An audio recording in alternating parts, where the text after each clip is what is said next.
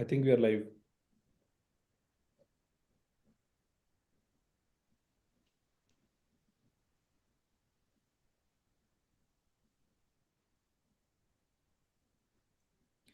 Hey guys, very good afternoon, good evening going to be, and I'm sure you guys must have completed the INICET exams, and we have a panel of educators here. Anusha ma'am, Vinish sir, Rishabh sir, Siraj sir, everyone is here, and we are just going to have a complete recall as usual as we do in MedEd. Starting with a simple paper analysis. You must have already seen Anusha ma'am and Vinish sir have an amazing paper analysis before. Both of them were in the center. Sir, how was the feeling of the exam? You both went to the center, and how was students feeling? Good, bad, ugly? How was it, sir? So they weren't very disappointed, but the point is, as usual, they were expected. It was on the expected lines. They did not say that it was going to be very easy. They knew that INI-CET is going to be slightly tougher than NEET PG. Everyone did say that. And but second thing was, it wasn't at the same time. November exams, what we used to think is going to be a little bit easy in terms of the May exam. That was not the case. So the point is, end of that, what we could gather was it is between moderate to difficult level only. Not that very easy. But yes, slightly difficult than NEET PG, and the way INI-CET is supposed to be there, but nothing out of the box also that's so difficult that they could not attempt, or something that they have not read. It was on the expected lines, slightly difficult. And sir, Moderate to difficult. another feedback was that this year we were all very focused on clinical, but this time INI decided no clinical. So there was very less. In few subjects, unexpectedly there were clinical correlations, such as you would know it better. Like I got the feedback that Path was more clinically integrated this time than before, and the other subjects were one liners. So that was image based heavy, one liner heavy, direct question heavy, as compared to clinical, which seemed to be the mood of this year's competitive exams, but a little bit different for INICT. Another thing was, which the students were the most sad about, because they really were expecting a lot of gynae. But obs and gynae this time they decided to hold back on and replace it all with paraclinical, especially first year subjects such as anatomy. So that was very much integrated. So that was the feedback we received. And a lot of students did go in thinking that November attempt is their attempt, but it felt like May inside the exam center. I think Vijay also said that he was holding a skeleton, saying that this was INI-CET paper Yeah, predominant, right? and I So told if I have to summarize, how was the INI-CET paper this time around? So it was all related to this. It is mostly related to anatomy. I think The whole, and if you have to summarize, how was the INI-CET paper this year? What response you got from the students? This was the INI-CET paper. because like INSD always wants to give us some surprise, either in the yeah. form of format or in the form of the question paper, news sections. I think this time the surprise was in the blueprint. The blueprint is a little bit here and there. And Rishabh, like, what do you think? Like, you have been looking at the INSD papers for quite some years. What is your take on it? You always used to say in every session, like pre-para holds 60% and the third and fourth year holds 40%. Is it true? Was there any real change what you heard from the students till now? Not really, sir. In fact, the 60% would be an moderate estimate only if we combine everything. So, more than 60%, I would say, then that holds true for INI-CET, and that has been the trend since the last 10 years or so, right? And so, this year as well, Vinesh sir mentioned that anatomy had a good weightage, and this is a stark contrast in response to NEET PG, because NEET PG usually has around 5-6 questions. INI-CET loves asking around 15 questions from anatomy. So anatomy is usually students' nemesis, but for INI-CET, we somehow have to conquer this nemesis of anatomy. Oh, great, Rishabh. Siraj sir, like over to you. Like pharmacology is one of the base subject which relates to many other subjects, right? So how was pharmacology questions, and was there any difference in the asking? Because when we come to pathology, one of the common thing what students are like, there's a question on this topic, but options I am not really able to recall. I know this is the option, this is the question, and most likely this is the right option. Rest options were either very big or they're like more than four, they're not able to recall it. That's one thing change what I especially felt in pathology, because most of the students will say, "There's a question. These are the four options." STEM will be difficult, but the same option is also being difficult. What's the change in pharmacology, sir?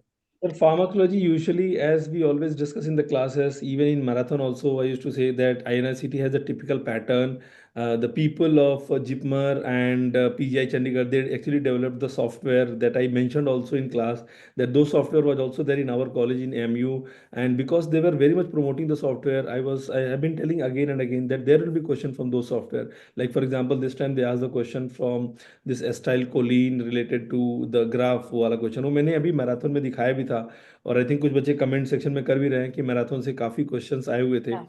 तो pharmacology का जो भी जो pattern रहा है कि भाई हमें कुछ नए क्वेश्चंस डालने हैं, कुछ बेसिक क्वेश्चन होगा जैसे general pharma and ANS.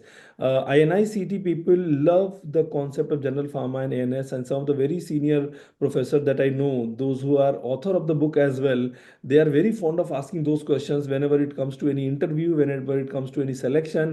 So those kind of experience always count, and that we always discuss in the class. Okay, these are the high yield topic, you have to read about this, and that's exactly what happens, right? A couple of new drugs that I actually discussed in marathon that was luckily being asked, and the basic question of ANS and general pharma, we got lucky this time that it was also asked. तो on an average जहाँ तक देखा जाता है clinical की बात, तो देखिए क्लिनिकल तो ज़्यादातर एक तरह से जो सौतेला वाला व्यवहार है, वो थोड़ा बहुत कभी कभी एफएमजी वाले बच्चों के साथ हो जाता है और नीट पीजी के साथ होता है। But INICET it's never, I mean आप पिछले कोई भी पेपर उठा के देख लीजिए, इट्स नॉट 100% क्लिनिकल। हाँ, कुछ क्लिनिकल क्वेश्चन ऑफकोर्स रहेगा क्लिनिकल सब्जेक्ट से, बट एक जो एफर्ट होता है ना कि चलो मैं ना एनाटॉमी को भी क्लिनिकल बना देता हूँ, चलो मैं ना फॉरेंसिक को क्लिनिकल बना देता हूँ, या लेट्स मेक ना pharmacology at lot of clinical question, तो वो चीज़ें नहीं हो पाती हैं।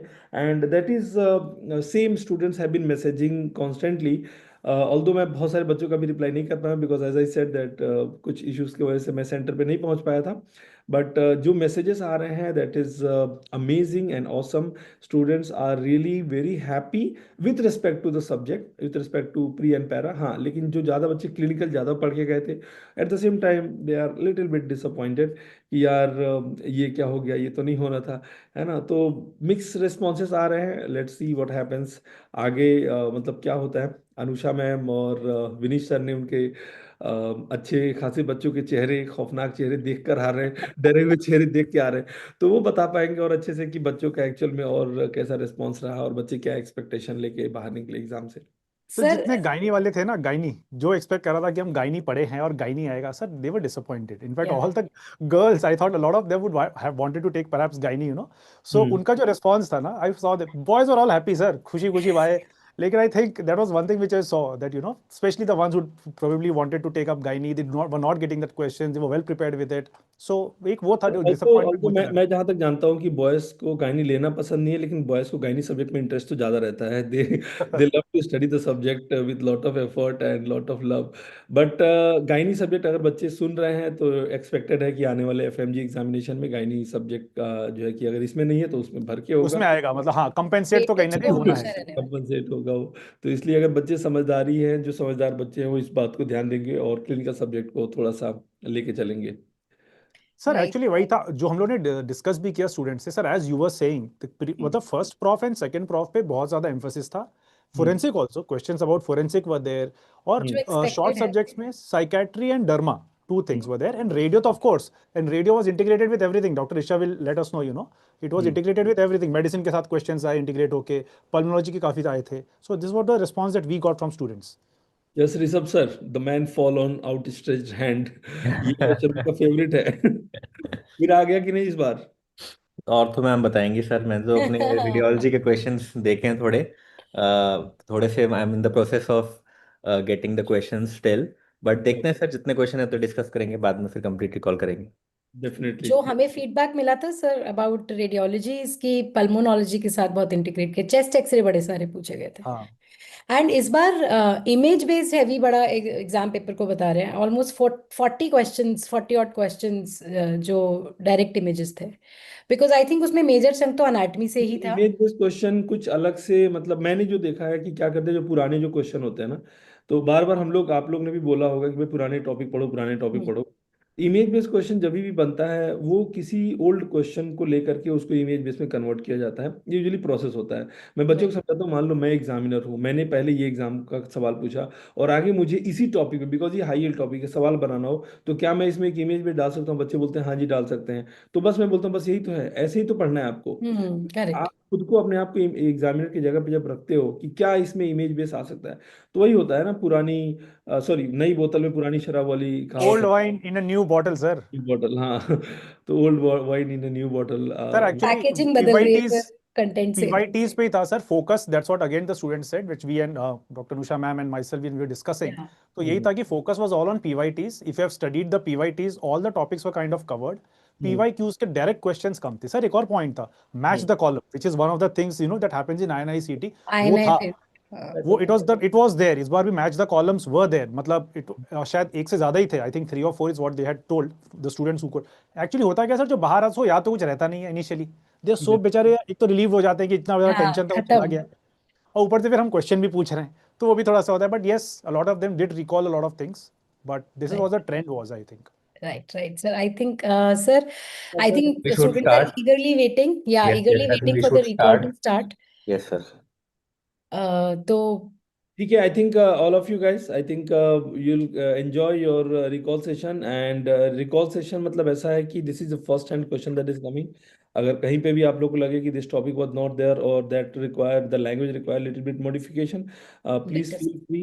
क्योंकि वो रिकॉल है, रिकॉल का मतलब जो आपने बताया और हम तक जब आते आते हो सकता है उसके स्ट्रक्चर में, उसके फॉर्मेट में थोड़ा चेंज हो गया हो, तो feel free to let us know. And of course जैसे कि हमने पहले भी किया है कि after a couple of days maybe we can upload the final recall in the app as well. So all the very best for your examination and enjoy the recall session. Thank you very much. Thank you, sirs, and thank you, ma'am. Hey, guys. So it's starting with pathology.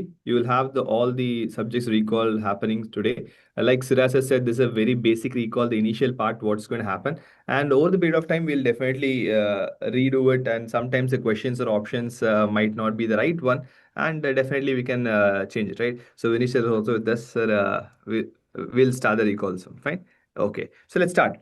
So these are the questions. What are the first-hand questions which came from the students, right? So there might be some issues with the exact options or exact framing that might also affect the answer, right? So if you guys have given the exam and if you know if there are any drastic change in the question which changes the answer per se, please do let me know, right? The first question, if you can guys can confirm, was this an appropriate question? Which of the following are the right regarding special stains, right? They said that it was multiple options were given and to choose which is the right one, right? I'll tell what exactly is wrong here. And if this is the exact question, if these are the exact options, the answer will be straightforward, right? Perspiration blue is by default right for your iron, right? There's no problem in that, but it's not red in color. As the name says, see, I always used to say most of the special stains, the answer is in the question. It's perspiration blue, right?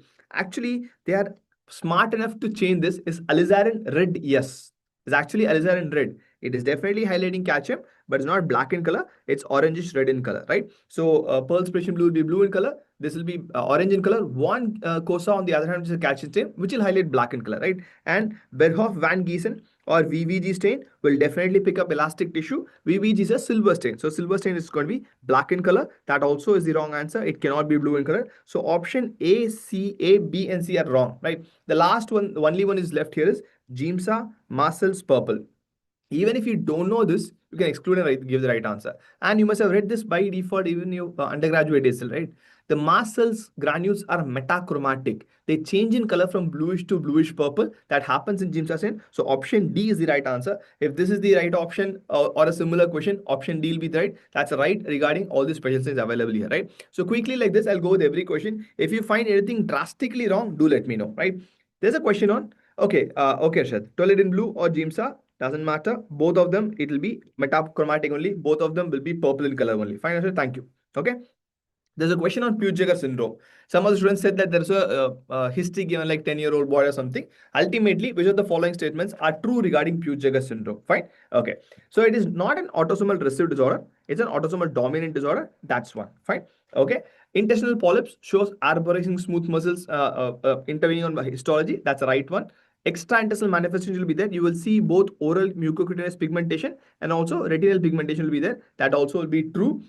Presence of numerous intestinal hematomatous polyps too. Some students say that there was an option of STK11 also. I'm not sure whether STK11 was there or not there. If it's there, that also is true, right? So can you guys help me that is it all of the following are right except If it's right, except this is the only statement which is false, rest everything actually are true. If it's multiple correct option, B, C, and D was true. Okay, fine. How many options was there high? Retinal pigment epithelium. How many options was there high? Okay, if these are the options, option A is the false statement, B, C, and D all are true statements regarding these options, right? Loss of heterozygosity of STK11, fine. Loss of heterozygosity is a classical finding for almost every cancer syndrome which has an autosomal dominant pattern. Loss of heterozygosity is a true statement then B, C, D, and E, loss of heterozygosity will also be true, fine. Okay, the only concern, like I said, now the options were a bit lengthy. The topics were known. The options were either more than 4 or 5 or 6 also in some places, but the topics were very easy, right? Revised major and minor criteria regarding Jones. I'm not sure whether the right or wrong was asked, but yes, you will see carditis by default. You will have fever by default. Will you have erythema nodosum? Just price, we'll just recall, we'll definitely recap about all the disorders later, fine. You will have erythema marginatum, not a nodosum. This definitely we have discussed this already, right? It's marginatum, not nodosum. Prolonged PR interval is a finding in modified Jones criteria and the minor criteria. Some of them say shorten, or some of them say prolonged. Prolonged is the right one. I'm not sure what came in the options. If it's shorter, it's wrong as well, right? Sydenham's chorea or chorea will definitely be the right answer, right? Which are the following? If the answer is choose true, then I have to go with A, B, D, and E. If the answer is choose false, you have to go with erythema nodosum. This is the wrong answer. Erythema marginatum will be the right answer here. Fine. Perfect. Okay. The next question. Students said that an image like this was given. Some epithelium with a virus involvement, so and so, right? So most of the students said it is something comparable to HPV. See, since I am not sure of what exactly the option or the image was, can you guys confirm that was this the image? If this is the image, then it's very easy for us to extrapolate things, right? If this is the image, we can definitely confirm I am discussing with respect to an HPV virus.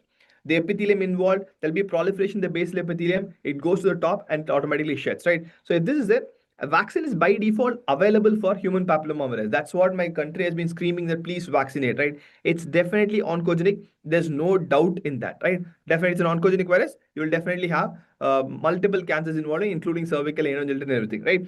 Generally, they don't produce a painful lesion. Painful lesion is a characteristic of herpes simplex virus, right? They produce what? What are not painful lesions? Malignancy also is not a painful lesion. RNA virus. HPV is an RNA or DNA virus?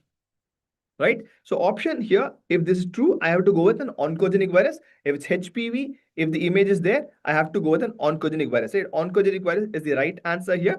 Right? Perfect. So Satyajit, if you have an better image, do let me know. This was the image students shared, which looked like an epidermis with proliferation of something written. So this is obviously from the Google, and L1, L2, E2, E3, 4, everything are viral proteins of HPV, right? So taking into account, it's a viral HPV virus. Oncogenic virus seems to be right answer, right? Great, guys. Fine. Let's go to the next question. Simple one. I'm not sure whether the exact history was there, but it was a fungating mass from the mitral valve. GMS stain was shown below. Which of the following is the organism, right? This is something which I'm sure you must have read a lot. GMS stains fungus. And if you see the fungus here, you have the classical 45-degree branching and a septate hyphae, right? So you have an acute angle branching, septate hyphae. It's classical for one thing, like Arshad said, it's nothing difficult. It's an aspergillus by default, right? I'm sure Anisha will also talk about aspergillus. It's an aspergillosis which is happening in the myocardial biopsy, right? Perfect, right? Let's go to the next one. Was this question there? See, again, they are not changing the topics. They are stuck with rheumatic heart disease, 2 questions in rheumatic heart disease. But the way of asking the question has been different, that's all. Rheumatic heart disease, ash of bodies by default stream, right? It's group A, beta hemolytic streptococci, not a group B streptococcus. Only myocarditis, no. You will know by default that ash of the rheumatic heart disease causes pancarditis, bread and butter pericarditis, and it will be pancarditis, not only myocarditis. Endocarditis and pericarditis also will be involved. It's not associated with an aortic valve rupture, right? It's not with an aortic valve rupture. Great, so hopefully the starting was always good for you, right? So it will not, it might involve aortic valve, though not the first valve involved, but rupture is not likely feature of a rheumatic heart disease. So option A is the right answer with a simple PYQ. Rheumatic heart disease, you will see ash of bodies by default, right? Perfect. Okay, let's go to the next question. This is again a similar one, an easy one, which have been discussed lots of time. A microcytic hypochromic anemia. There are 2 important differential diagnoses for us. One is iron deficiency anemia, and the next one is thalassemia. The next finding is increased RBC count.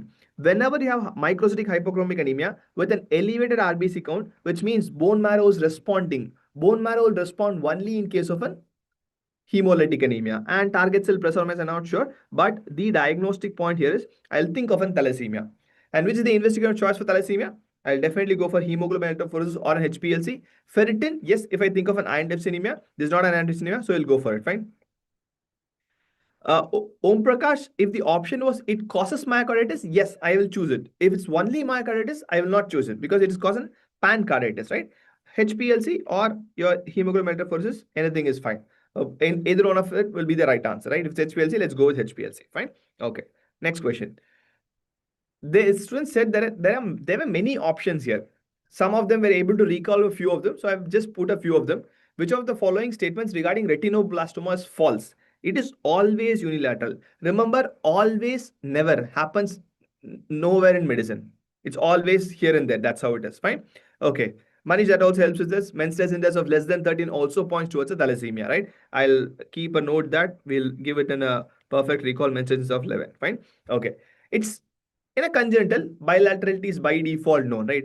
It is the gene involved is causing guardian angel of the genome. Can we call it guardian angel? No, we cannot call it a guardian angel, right? P53 is the guardian angel and not retinoblastoma. Retinoblastoma is a governor of cell proliferation.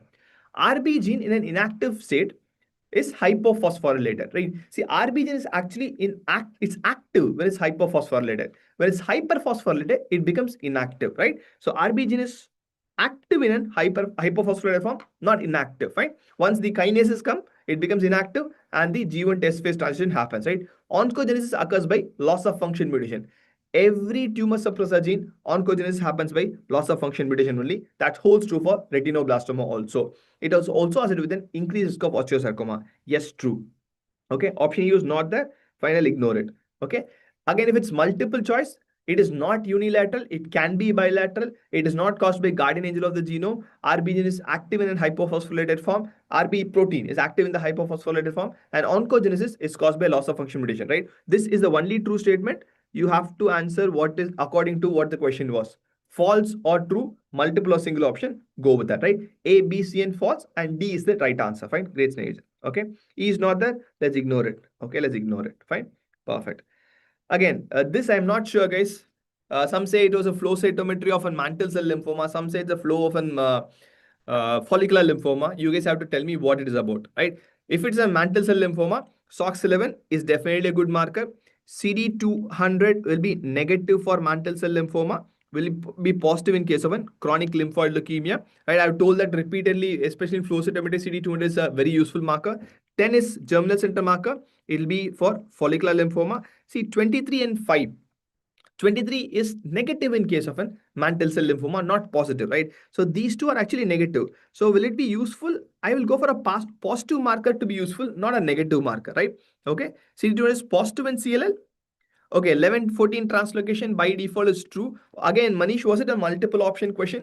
11-14 translocation is definitely seen in case of mantle cell lymphoma, which everyone knows here, right? So 11-14 is positive. Clinical information was given. SOX11 was positive. Option D, SOX11 is right. 11-14 is right. 223 will be negative in case of mantle cell lymphoma. 10 is for a germinal center, might be a follicular, not for mantle cell. Okay, Asher, if cyclin D1 was also there, can anyone then give me a brief input of what was the question? This also is right. This also is right. 11-14 is also right. Is it not? Because if it's markers, then there are again multiple choices. It's a multiple correct answer or single correct answer. You should be able to tell, right? This is right. Cyclin D1 is right. Translocation is right. CD200 will be negative for mantle. It will not be positive. Obviously, 23 will be negative for mantle cell lymphoma, right? Multiple correct option. Then 11-14 translocation, SOX11 and cyclin D1 are the right answers, right? Options here, fine. Okay. History might differ a little bit, but I'm sure you guys must have answered this correctly. Sudden cardiac death and in a gross, it's a repeated question, right? Having a hypertrophied muscle and a banana-shaped ventricle and asymmetrical hypertrophy is nothing but an HOCM, right? It's not difficult, it's simple. Okay, Manish, got it. Got it. Then the option, I would go for cyclin D1 or SOX11, whatever is there. If it's multiple option, both of them are right. Okay, it's a simple one, not a difficult one. Multiple recall, it's actually an exact recall. It's been asked already in AIMS exams in this, right? This, I need your guys' help. So if the question was only restricted to this information without a history of obesity or hypotension or hypogonadism, it is very difficult to say what it is. It is not Credo chart. It is not Fragile X. Ignored. Angelman versus Prader-Willi, I need clinical history because in both I will have for XX or XY is based on the gender, deletion of 15 in the same locus, different genes, right? You should have some input here. If it's no history, at least I should have what deletion, mom deletion or dad deletion.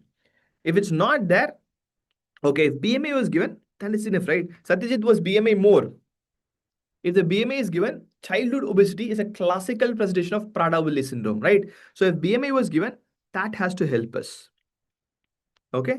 Ghrelin level was given. That also is enough, no? If ghrelin level is given, ghrelin level will be elevated in case of Prader-Willi. BMI being elevated, ghrelin reason is the obesity. Obviously, the answer is Prader-Willi syndrome. Okay, Pato will take it into account, Manish, but obviously you know that it's not the right answer, right? Perfect. So obviously the answer is Prader-Willi. Without history, that's the same location of deletion for both Angelman and Prader-Willi because both of them are chromosome 15 imprinting disorders. Fine. Perfect, guys. Okay. And I'm coming to the last session here. Rishabh sir will be talking about it next. I was told that there's a question on neuroendocrine tumor. Quite a few of them couldn't recall the options exactly. Some of them said there are 4 images. Some of them said there are 4 images given which didn't have an endocrine activity, right? So carcinoid, I'm not sure about it. If you guys can give us a recall, better recall later after the session, we'll definitely come back with that. So I've just got like 11, 12 questions. That is comparatively less for the number of questions which used to come with respect to pathology. Hopefully, we'll discuss more again after a complete recall. Since it's the first, obviously, it might get a slight hit, right? Rishabh, you are ready? If you're ready, it's your call. Arshad, neurosecretory granules was given. Okay. Anything else? Yeah, this was many students said whatever Om Prakash said, there are 4 images given, but unless and until we are told about what these images are, it's difficult to say which is not endocrine, right? So 4 images given, which is not endocrine, you should be able to exactly tell what are the 4 images. That's the only way I can say which is not endocrine, which is endocrine.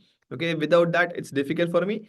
I'm sure that you'll be able to recollect in the near future. We'll be able to give it back again for you. Fine. Okay. Rishabh sir.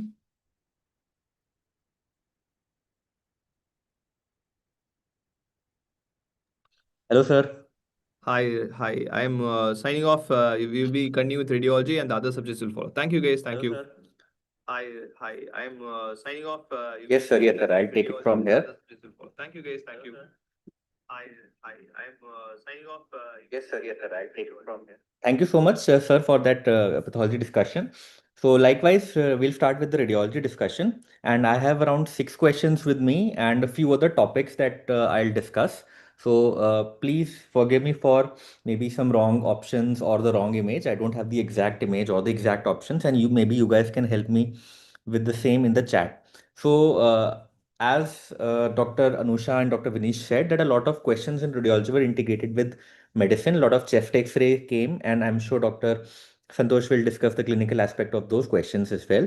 So let's see few of the radiology questions that came, and then obviously we'll put up the entire recall of on the app, the proper recall. So the first question was a retropositive patient presented with the low-grade fever and 1 episode of hemoptysis. What is the likely diagnosis? Now, a lot of students said that this was not the image or this was the image. I'm not sure. Let's look at the question. What can be the possible answers? So if the options were correct, let's say abscess, pneumothorax, metastasis, and tuberculosis, low-grade fever will not be really present in pneumothorax and it's not really seen in metastasis. So we are dealing with either a tuberculosis or an abscess. Now, low-grade fever with episode of hemoptysis favors TB more than abscess. Now, in retroviral patients, HIV positive patients, both lung abscesses, staphylococcus bacterial abscesses can be there. Tuberculosis can also be there. So yes, if you had an abscess, obviously the chest X-ray would be very characteristic. You would have a thick-walled cavity with an air fluid level. Whereas in a tuberculosis, you would have a radio opacity typically in the right upper zone. So if that was the image, the radio opacity in the right upper zone, the tuberculosis will be the correct option here.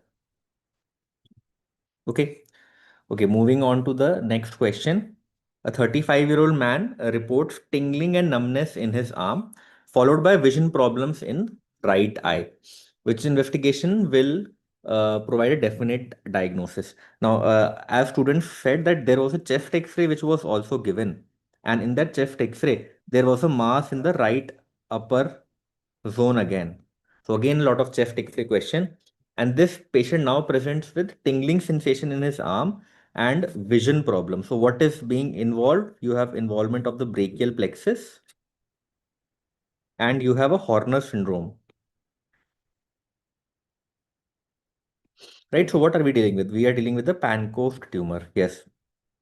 Okay, Pancoast tumor was given in the question. Okay. Pancoast tumor given in the question.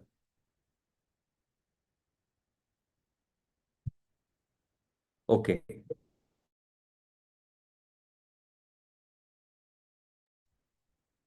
So if you're dealing with a Pancoast tumor and the chest X-ray shows your right opacity, what will be the next step? You want to know what type of tumor it is, right? Because you want to either give a chemotherapy before surgery, since it's involving the brachial plexus, you will not directly go for surgery. Treatment will be chemotherapy first, right? So you need to know the histopathology of this question of this tumor. So the next best answer will be a CT guided biopsy. Right, this will give a definite diagnosis, which will provide a definite diagnosis. Obviously, for definite diagnosis, CT guided biopsy will be the gold standard. Okay, what is NCV? NCV stands for nerve conduction velocity. Nerve conduction velocity. When do we do nerve conduction velocity? Whenever we are suspecting a neuropathy. So as you said that in this question, there was tingling and numbness in the arm. So that's why, to confuse you, they had given NCV as an option so that you mark that thinking that it's a neuropathy. But since vision problems are also there, Pancoast tumor question में दे रखा है, the definite diagnosis will come from a biopsy. ठीक है? Any doubt in this question? I think most of you got this question correct. जितना students ने मुझे बताया है. Okay. Next question. A term neonate develops respiratory distress that resolves spontaneously within 48 hours. So let's highlight the keywords. Term neonate है. Respiratory distress at birth था, but it resolves spontaneously. Chest X-ray shows a bulging interlobar fissure. What is the most probable diagnosis? So what have you guys marked? So term baby है. So RDS is a little unlikely. Preterm infants में होता है. So meconium aspirate, pneumonia, TTN, all of them can happen in a term neonate. Now, what else is given in the question? It resolves spontaneously. This is a good mark. This is a good buzzword.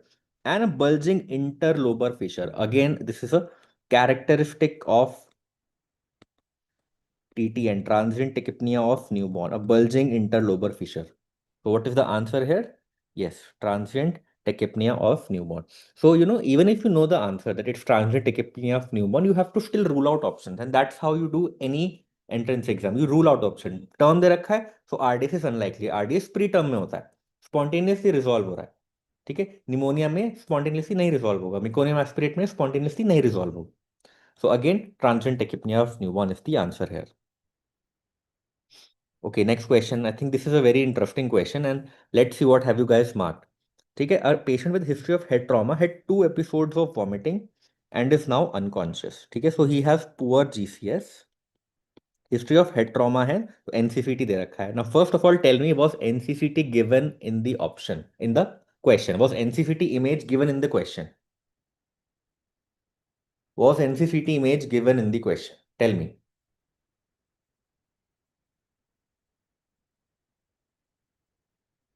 Okay, so Satyajit, if the NCCT image is given in the question, if NCCT is available, and you are asked what is the most appropriate management, right? So what are we dealing with? We are dealing with an extradural hemorrhage. This is a lentiform or biconvex shape bleed not crossing the suture. We are dealing with EDH. And there is some midline shift also. Again, tell me in the chat whether midline shift was seen on the CT. And he is unconscious. That is, he has poor GCS. So this is an indication for decompressive surgery. Decompressive surgery करेंगे हम.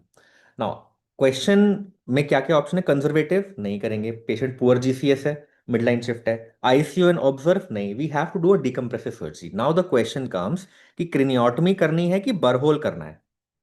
ठीक है, and for that matter let's write craniectomy as well. Craniectomy भी लिख लेते हैं। ठीक है, अब इनमें से बरहोल करोगे कि क्रेनियोटमी क्रेनिएक्टमी करोगे? सी, अगर डेफिनेट सर्जरी होनी है तो definite surgery is never burr hole. Definite surgery is never burhole because you cannot completely evacuate a hematoma using burhole. If you're asked a definite surgery is either a craniotomy or a craniectomy. So if the OT facility is available, if OT is available, you always do a craniotomy, never a burhole alone. Burhole कब करते हैं? Burhole is a temporary measure. Burr hole is done in situation जहां पे neurosurgeon OT नहीं है, general surgeon ने बरहोल करके pressure release कर दिया. If you have to do a definite surgery, the answer is craniotomy and it is not burr hole. ठीक है, I am sure surgery faculty will also agree that अगर आपको क्रेनियोटमी वर्सेस बरहोल में choose करना है, you will choose craniotomy not burr hole. ठीक है, typical AIIMS question है. बरहोल बरहोल पढ़ते हैं सब लोग, but answer is craniotomy. Next, a 13-year-old child presents with swelling and pain in the upper arm. Imaging shows a diaphyseal lesion in the humerus. So we are dealing with a child. Bone tumor की बात हो रही है तो buzzwords क्या होंगे? Child, pain and swelling in upper arm. Location is arm. Imaging shows a diaphyseal lesion. Diaphysis arm है. So बच्चे में diaphysis में क्या होता है? Osteomyelitis या फिर Ewing's. ESR is high. There is mild neutrophilia. Symptoms are intermittent. What should be the next step? So what are we dealing with? Either it is an Ewing's sarcoma, more likely Ewing's, less likely osteomyelitis. ठीक है, why? Because diaphysis is given. Osteomyelitis is typically a metaphyseal lesion. Right? So what is the next step? So next step, if you are to choose before doing a biopsy, I would like to do an MRI. I would like to do an MRI. Why? Because I want to see what is the extent of the tumor first. Extent of tumor. And I also want to know the soft tissue component of the tumor. Soft tissue component of the tumor से भी चलेगा पता मुझे. Why? Because I can then do a targeted biopsy. If I know the soft tissue content of the tumor, I can then do a targeted biopsy. So if you have to choose the next step, directly jumping to a biopsy versus doing an MRI first, I would always do an MRI first. Why? Because you want to see what is the extent of the tumor and also see whether it is an infection or a tumor. Right? A tumor will have a soft tissue component from which you can take a biopsy. So the answer here will be MRI. Okay, the answer here will be MRI. Now, this is the last proper question that I have, and it's a very interesting question. And let's see what were the options and what is the correct language of the question. For a patient with chronic abdominal pain with elevated amylase and lipase. So we are dealing with pancreatitis, but there is normal exocrine pancreatic function. So first of all, tell me whether this was given in the question, a normal exocrine pancreatic function. Is this given, normal exocrine pancreatic function?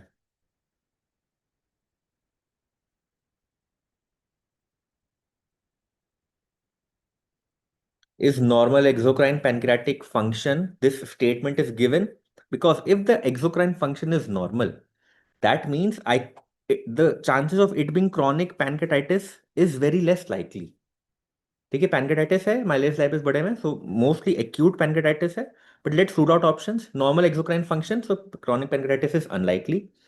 Ultrasound appears normal. And MRI is shown. Let me show you the MRCP. So we are dealing with either choledochal cyst, annular pancreas, or pancreatic divisum. Now tell me, guys, in the image MRCP, what was the sort of image that was given? And this is everything that makes a difference. So if you see a cyst, if the CBD shows cystic fusiform dilatation like this, then it is a choledochal cyst. It is a choledochal cyst. If the MPD, main pancreatic duct, is dilated, okay, then maybe we are dealing with something like chronic pancreatitis, right? Or if you have two ducts, two pancreatic ducts opening separately, then maybe we are dealing with pancreatic divisum. ठीक है, so tell me what was the language of the question, or what was the image? Was it image like A, image like B, image like C? ठीक है, this is very very important. And let me also tell you the psyche of the examiner. So a patient, or let's say it's a child, let me also say it's a child, because all of these things happen in a child. So in a child, choledochal cyst usually does not present as pancreatitis. Choledochal cyst either presents as an abdominal lump or as obstructive jaundice. कि surgical obstructive jaundice infantile jaundice के साथ present करता है, not really as pancreatitis. Pancreatitis, these two things present as pancreatitis, right? And if you, for annular pancreas to be the answer, you need to see pancreatic tissue around the CBD also, right? Both of them can cause pancreatitis. Pancreatic divisum, I think, is a better answer here. Why? Because it is a known cause of pancreatitis in children. It's a rare cause of pancreatitis in children. And the MRCP typically shows a two pancreatic duct, the main pancreatic duct opening via the minor papilla and the unfinite process opening via the major papilla. ठीक है, so depending upon what the sort of image is, अगर cyst नहीं दे रखी है, choledochal cyst is out. And I would also like to think choledochal cyst is not the answer. Why? Because that does not really cause pancreatitis, it causes obstructive jaundice. So I think the answer here is pancreatic divisum. Okay, now few other questions which also came. I don't have the complete stem of the question or the options. So I think, if I'm not wrong, image of HRCT temporal bone also came in the exam. And you were given the options of IAC, carotid canal. So Dr. Sanchit will cover this in ENT, but I'm just giving you the questions. So this is the internal acoustic canal, this internal auditory canal. This is the external auditory canal. ठीक है, ये बाहर वाली. This is the carotid canal.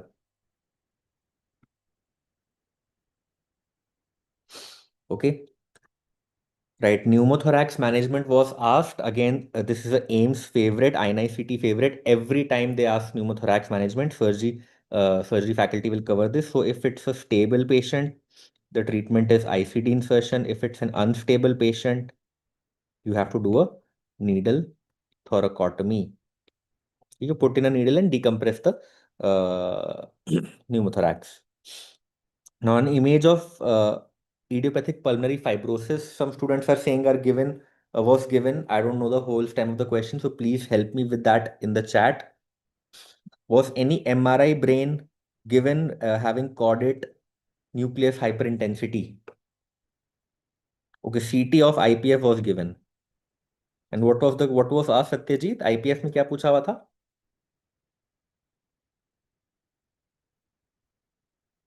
चलो, so I'll come up with a detailed recall as well. We'll upload it on the app. But I think these were the questions. I'm yet to confirm whether this MRI brain was asked or not, having a caudate hyperintensity. Okay, so I think I'm done with the radiology recall, whatever questions I had.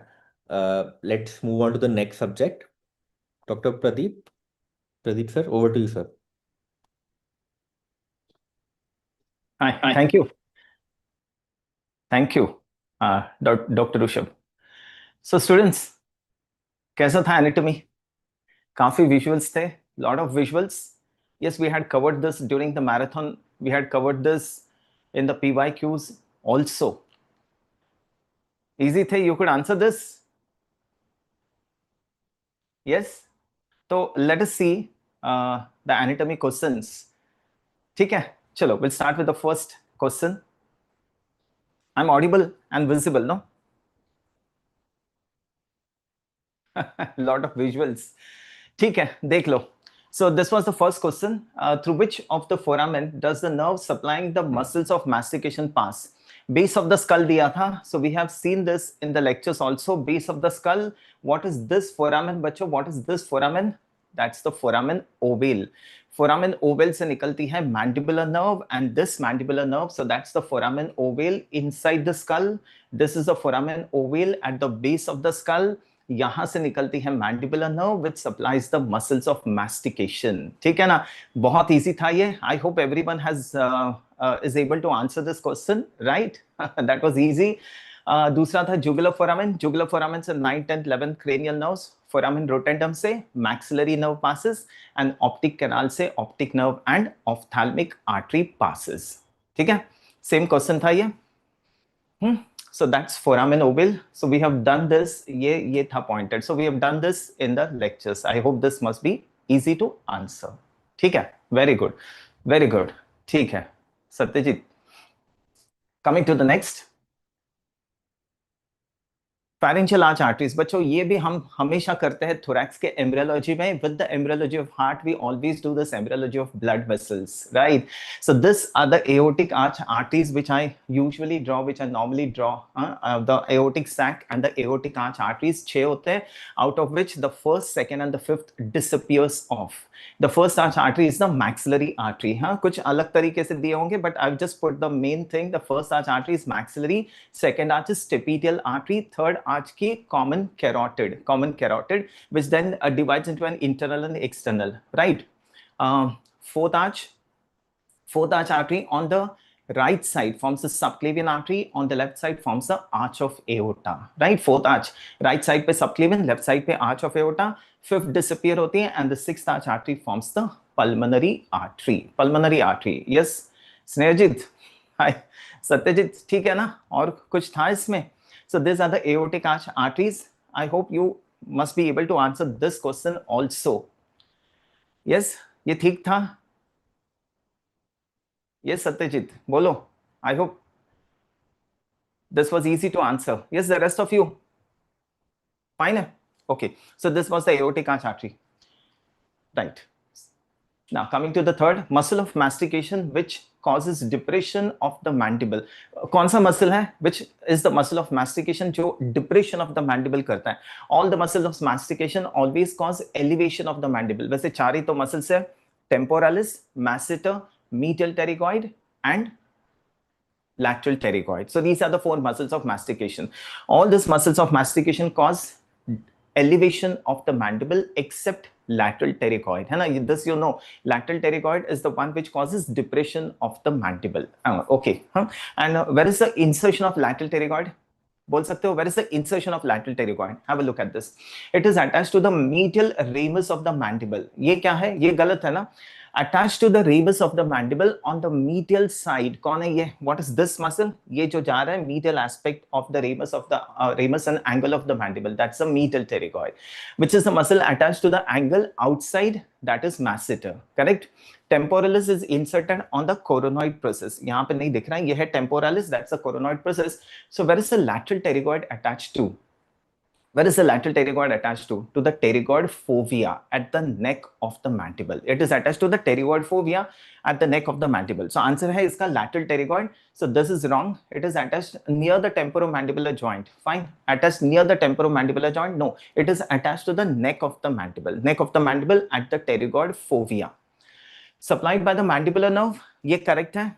Helps in protrusion of the mandible. ये भी correct है. दोनों correct है option. I think कुछ anything else was the option in this. So lateral pterygoid के 2 heads हैं, upper head, lower head. जो upper head है वो depression करता है mandible का, depression, and the lower head causes protrusion of mandible. So any option difference was there? Yes, क्या बोल रहे हो? Any difference in the option was there? So first, second is right. Mandibular nerve, वो भी बराबर है. I think there must be something else in the options. एक correct होना चाहिए इसमें. So the best answer would be this, supplied by mandibular nerve. So one head of lateral pterygoid also causes protrusion of mandible. Right है ना वो? ठीक है बच्चों, fine है. So this is what we had discussed in the lectures also about the muscles of mastication. Fine. Okay, let us go to the next MCQ. Structure not related to the marked area. Students, come on, answer this. ये मैं हमेशा बोलता हूँ. We always discuss this in an orientation to pelvis and perineum. ये lectures में हम ये हमेशा discuss करते हैं. What is this structure? ये structure mark किया था ischial spine, right? This is the ischial spine. And याद है structures related to the ischial spine. This I always tell you in the form of PIN, pin, right? What's P? Pudendal nerve. What's I? Internal pudendal vessels. And what's N is the nerve to obturator internus. ये जो structures हैं ये pelvis से निकल के perineum में जाते हैं. They get out of the pelvis through the greater sciatic foramen and they enter the perineum through the lesser sciatic foramen. जब ये pelvis से perineum में आते हैं, they wind around the ischial spine. So 3 structures related to the ischial spine. So this is 1, 2 and 3. So this won't be there. Ischiococcygis नहीं होगा. Right, that's pin. This is very easy. I hope this was clear to all of you. हाँ, ये सबने answer किया ही होगा. We have discussed this in the marathon also, right? So I put the same photos. ठीक है. कुछ doubts है? Ischiococcygis नहीं है बच्चे. Ischiococcygis नहीं है. It is attached to the coccyx and the ischial tuberosity. Coccyx and ischial tuberosity. Ischial spine पे नहीं होता है ये. ठीक है. ऑब्चुरेटर एक्सटर्नस ऑप्शन में था. ठीक है, ऑब्चुरेटर एक्सटर्नस अगर ऑप्शन में था तो ऑब्चुरेटर एक्सटर्नस होगा. इस्चोकॉक्सिजस नहीं था, ऑब्चुरेटर एक्सटर्नस था तो ऑब्चुरेटर एक्सटर्नस होगा. But see we know 3 structures are definitely related, right? So जो चौथा ऑप्शन होगा वो डेफिनेटली आंसर होगा. which is not related to the ischial spine, right? So 3 structures, that is pin. ये तो आपको पता है. So 4th option अगर वो obturator externus है तो that would be the answer. अगर वो ischiococcygis है तो वो आंसर होगा. ठीक है ना? Anyway, we know the answer now. Fine, right? So this was the lecture explanation that we had explained in the lecture. ठीक है. See the next, the muscle which causes extension of hip and the knee joint. अगर extension of hip and flexion at the knee दिया है, so what is that? Yes, extension at the hip and flexion at the knee. अगर वो question होता, so answer था hamstring. Extension at the hip joint and flexion at the knee joint कौन करता है? Hamstring muscles. But which is that muscle which causes extension at the hip and extension at the knee joint? क्या लिखा आपने? Tensor fascial lata. और कुछ हो सकता है? और कुछ था? उसमें ऑप्शन दूसरा था. उसमें option was this. Answer for this is gluteus Maximus. Gluteus Maximus उसमें ये ना बोनी पेल्विस दिया था एंड इट वाज मार्क किया था. So this is the gluteus maximus का origin. Gluteus maximus causes extension at the hip joint and the gluteus maximus also causes extension at the knee joint through the iliotibial tract. Through the iliotibial tract, it causes extension at the knee joint. ठीक है. सो answer for this would B gluteus Maximus. Tensor facial Lata extension नहीं करता, वो abduction करता है. Answer में था gluteus Maximus. हाँ, वो पॉइंटेड था इमेज. यस, ठीक है. Clear to all of you? So answer for that is gluteus maximus. कुछ अलग है, कुछ चेंजेस है, कुछ दूसरे ऑप्शंस थे तो बोलो. हाँ, fine. Okay, see the next. So this is the labelings of peduncle and inferior colliculus. एक fourth ventricle का floor दिया था. This was the floor of the fourth ventricle and the structures were marked in this. So this is very easy. ये हम हमेशा discuss करते हैं. This is the lecture which we had taken for discussion of this fourth ventricle and the structures. So what is this here? ये क्या होगा? What is this? That's the superior cerebellar peduncle. ये क्या होगा? Middle cerebellar peduncle. Superior cerebellar peduncle connects the midbrain to the cerebellum. The middle cerebellar peduncle connects the pons to the cerebellum. And medulla से आएगा, this is the inferior cerebellar peduncle, right? So this cerebellar peduncles were pointed and told to be identified. I hope this is clear to all of you. ये सबने किया होगा identify, right? तो ये superior, ये middle, ये inferior cerebellar peduncle जो medulla से आएगा, right? And inferior colliculus was asked. तो ये है अपना inferior colliculus. Inferior colliculus कुछ अलग था इसमें, कुछ changes थे इसमें. So that's the inferior colliculus. This is what we have been discussing in the lecture. That's the inferior colliculus, superior, middle, and यहाँ से आएगा ये inferior cerebellar peduncle. Fine है? Easy था. This was also easy. हाँ, a majority of them I hope you could answer this. सब हमने discuss भी किया था lectures में. Fine. So 6 questions हो गए. एक और है visual tracking. What is visual tracking? With the occipital lobe, there's a coordination of the extraocular muscles. हाँ, the recti and the oblique, they coordinate. And इसका center होगा visual cortex में. So visual tracking का lobe involved, answer for that is visual cortex, occipital lobe. उसका answer था occipital lobe. That's the occipital lobe. हाँ, so the occipital lobe which is concerned with visual tracking. उसमें वो सारे muscles का coordination होता है along with cerebellum and the visual cortex. That is what we call as visual tracking, and that is occipital lobe. I hope this was clear to all of you. This were the anatomy questions. और कुछ था बच्चों? तो let me know. Yes, easy tha. I'm very happy looking at the questions. I'm sure that all of you must have answered this, right? और कुछ था? Visual scanning. Visual scanning भी वैसी है. Visual scanning.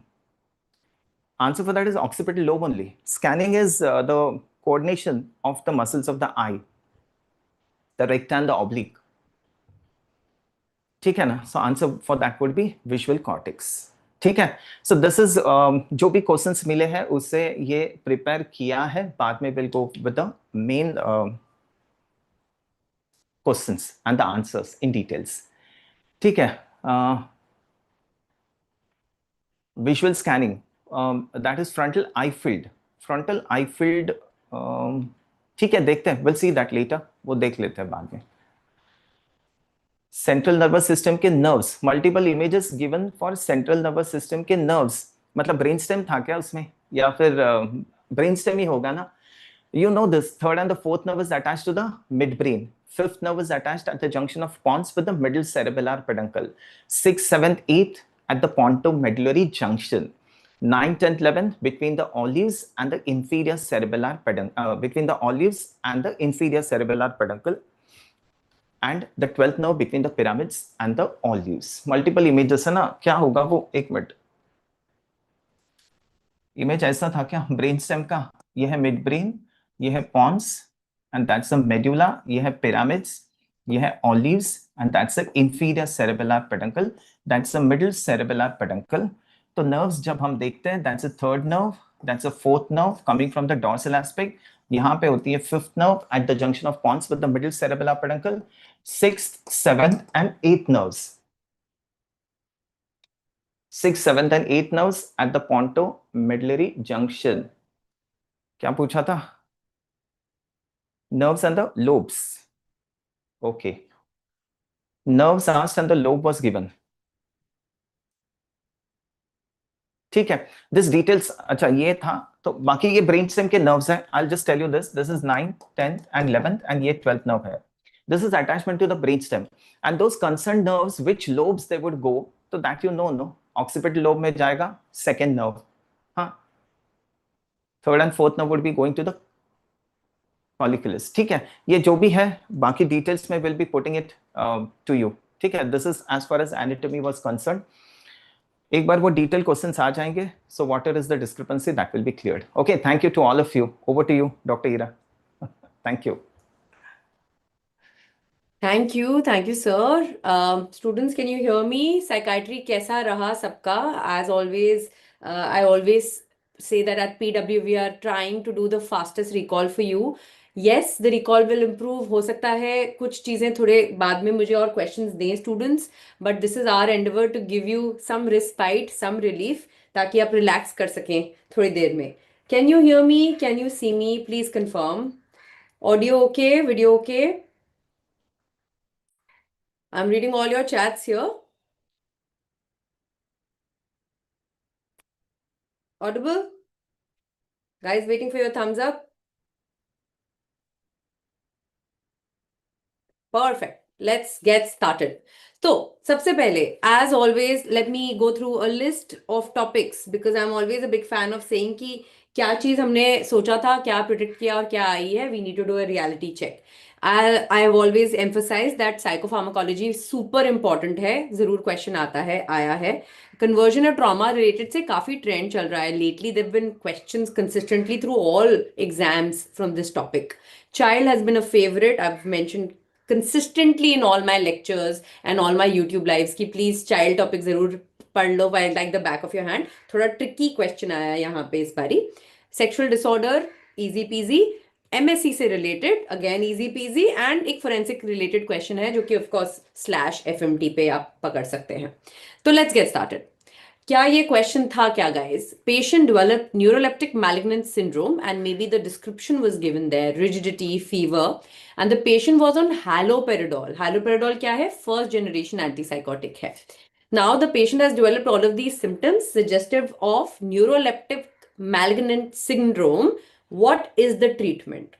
And the options were stop the antipsychotic and give bromocriptine, give acetylcholine, atropine, or IV fluids and continue the antipsychotic. What I want to ask you guys was, क्या dantrolene options में था अलग या यहाँ पे ही dantrolene add किया हुआ था? I really want this from you all before we go ahead with the answer. क्या डैंट्रोलिन ऑप्शन में था अलग से या इसी के साथ? डैंट्रोलिन था अलग था कि टुगेदर था गाइस ब्रोमोक्रिप्टिन के? Because the answer is extremely tricky, while as you know कि obviously you will discontinue the antipsychotic, atropine और acetylcholine का कोई रोल नहीं है. You will stop the antipsychotic and give bromocriptine plus dantrolene. This is the best outcome scenario. However, if you tell me कि एक dantrolene था option और एक ब्रोमोक्रिप्टीन था, so in that case this gets priority, dantrolene over bromocriptine. Bromocriptine नहीं था तो सिर्फ डैंट्रोलिन था. In that case dantrolene is the right answer. अगर यहाँ पे डैंट्रोलिन था अकेला भी तब वो ड्रग ऑफ चॉइस है. अगर ब्रोमोक्रिप्टिन प्लस डैंट्रोलिन था तो वो आंसर करेक्ट है. अगर डैंट्रोलिन ब्रोमोक्रिप्टिन दोनों था, स्टॉप एंड गिव डैंट्रोलिन. चलो ठीक है guys, I will fix this one later. Thank you for confirming. Dantrolene था, ब्रोमो नहीं था. Great. All right. Let's given the same option. Fantastic. Let's move on to the next one. तो ये almost सबका हुआ है. ये PYT है. मैंने I think as recent as the recent जो PYQs किए थे हमने तब भी मैंने डिस्कस किया है और मेरी लेटेस्ट मैराथन में भी डिस्कस किया है. So you must have gotten it. Give me a thumbs up if you got it right, please. I'll be super happy कि हमने जो टॉपिक पढ़ा है वो आया है. अगला क्वेश्चन बहुत ही सिंपल है, बहुत ही स्ट्रेट फॉरवर्ड है. Sudden onset loss of vision in a young person after a traumatic event. The examination reveals there is no physiological problem and they are not concerned about blindness, what we call la bella indifference. इसका answer इतना straight forward है कि आप लोग ही मुझे बताएंगे that conversion disorder सबने mark किया है कि नहीं. हिस्टेरिया / कन्वर्जन डिसऑर्डर / लाबेला इंडिफरेंस, ये चीजें हमने बहुत बार रिवाइज कर ली हैं. अब पीवाई मतलब हर एक उस चीज में. फैक्टिशियस डिसऑर्डर था ऑप्शंस में, सोमैटोफॉर्म था और क्या था? Okay, but conversion disorder is the right answer because this person is not making up symptoms. Factitious में मेकअप करते हैं, इधर उसको इनडिफरेंस है, उसको फर्क नहीं पड़ता है. सो this is the conversion of a psychological manifestation into a physical manifestation after a major traumatic event and the patient is not concerned. That is the clincher word. La bella. मैं बार बार बताती हूँ, फर्क नहीं पड़ता है हमको. Conversion disorder is the right answer, guys. Okay? Factitious नहीं है. Conversion is the right answer. Alright? अगला. Sexual pleasure by non-living inanimate objects. ये ऐसा क्वेश्चन था. Yes or no? First I'm waiting because मेरे पास सारे options भी नहीं है तो मेरे को पक्का नहीं है कि ये क्वेश्चन था कि नहीं. 2 out of 2 तो थे जो हमने डिस्कस किए हैं. ये क्वेश्चन था क्या guys? Sexual pleasure. Can you fill in the options और क्या क्या था? What were the other options and what did you all mark? और क्या ऑप्शंस थे? फ्रोइचरिज्म था, that is rubbing of private parts without consent. Exhibitionism, that is showing और flashing of private part. और voyeurism, that is peeping Tom. So clearly अगर बाकी सारी ये ऑप्शंस थे तो the correct answer is fetishism. Fetishism like foot fetish होता है, किसी इनएनिमेट चीज के लिए फेटिश होता है. We have talked about this properly in most of the PYT topics that we have discuss sexual वाले में. तो आई होप सबने आंसर सही मार्क किया है guys. Give me your strike rate. कैसा आप लोगों का रहा है? आपने सही किया है, फेटिशिज्म मार्क किया है. We have often discuss the definitions of the various sexual disorders of which Froicherism, exhibitionism. I think marathon में भी हमने sexual वाले part किए थे. Fantastic. All of you have marked fetishism. Great. This question is getting people slightly mixed up. इसको हम अच्छे से solve करेंगे, ठीक है? Important है. चलो, ये वाला important है. Sorted सब everybody? Okay. 7-year-old child, पहले बताओ ये क्वेश्चन था कि नहीं. 7-year-old child with anger outbursts since about 1 year, and his anger is out of proportion for his age and developmental stage, and he is having irritable mood most of the time, even between the episodes. The options were oppositional defiant disorder, ODD, conduct disorder, disruptive mood disorder, or an intermittent explosive disorder. था ये. Fantastic, thank you guys for confirming. क्या mark किया आप लोगों ने, इससे पहले कि मैं आंसर बताऊं और बताऊं कि क्यों वो आंसर था? आप लोगों ने क्या मार्क किया? ऑफ कोर्स गाइस, रिकॉल को हम बाद में फिर से प्रॉपरली डालेंगे आपके लिए, पूरा डिटेल में डिस्कस करेंगे क्यों, क्या, कैसे. आज मैं आपके ऑब्वियसली मन की शांति का आंसर देना चाहती हूँ. आप लोगों ने क्या आंसर किया है? ओके, वोरा श्रेया से C C C with a crying smiley. Don't cry, उसको प्लीज हैप्पी स्माइली में बना लो. C is the right answer. Disruptive mood disorder, अगर एक लाइन में बोलना चाहूं तो mood in between is continuing to be irritable, इसलिए डिसरप्टिव मूड डिसऑर्डर है. इंटरमिटेंट एक्सप्लोसिव डिसऑर्डर में बीच में मूड नॉर्मलसी या यूथाइमिया में आ जाता है. ऑल्सो 3 months मिनिमम चाहिए होता है. यहाँ पे 1 year लिखा हुआ है. That is also more suggestive of disruptive mood disorder. Thank you for making it into a smiley. So, yes, sigh of relief, disruptive mood disorder is the right answer. Fantastic, guys. Great. Next one. Match the following types of delusions with their following descriptions. ऐसा question था क्या? Of course, मेरे options ऊपर नीचे हो सकते हैं, but there was ADHD option में नहीं था as per me, and ADHD is not the right answer anyway, Faiza. So ADHD मेरे हिसाब से था नहीं उसके अंदर. आप प्लीज मुझे करेक्ट कर सकते हैं. I'm here to improve the recall as we go along. Types of delusion: persecution, grandiosity, nihilistic, and influence.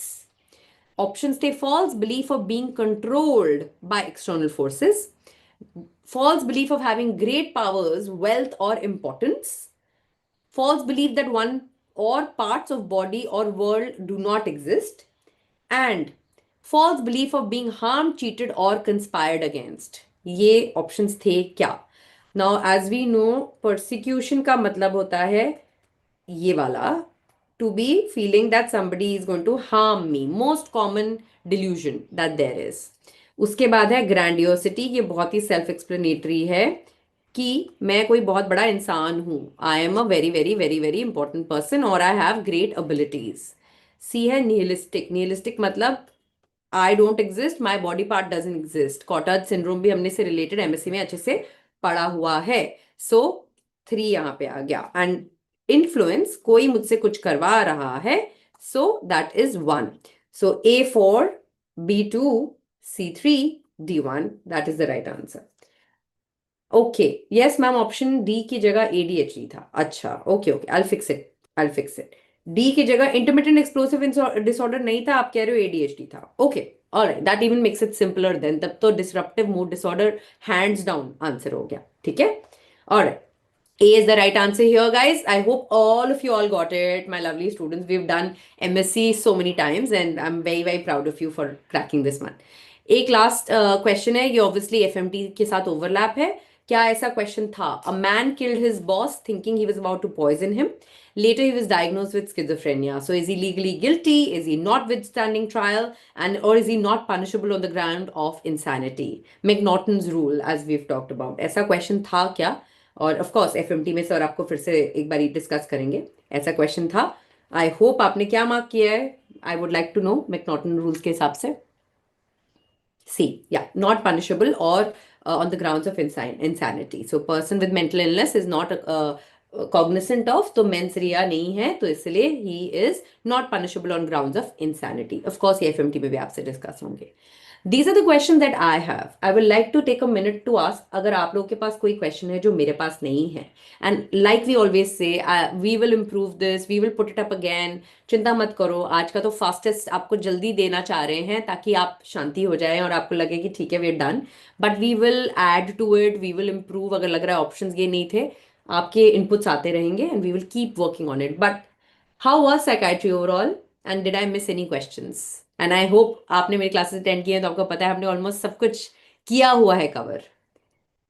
कैसा था स्ट्राइक रेट गाइस? आप लोग का कैसा है? अच्छा था psychiatry? All right, waiting for another 30 seconds to see if there are any more questions, to hear feedback from you कि आप लोगों का कैसा था, and then we'll pass over the baton to the next teacher. All right, guys. Chalo, over to the next subject. I hope you did great, and keep just, making sure that you take care of yourself now for the rest of the day. Bye.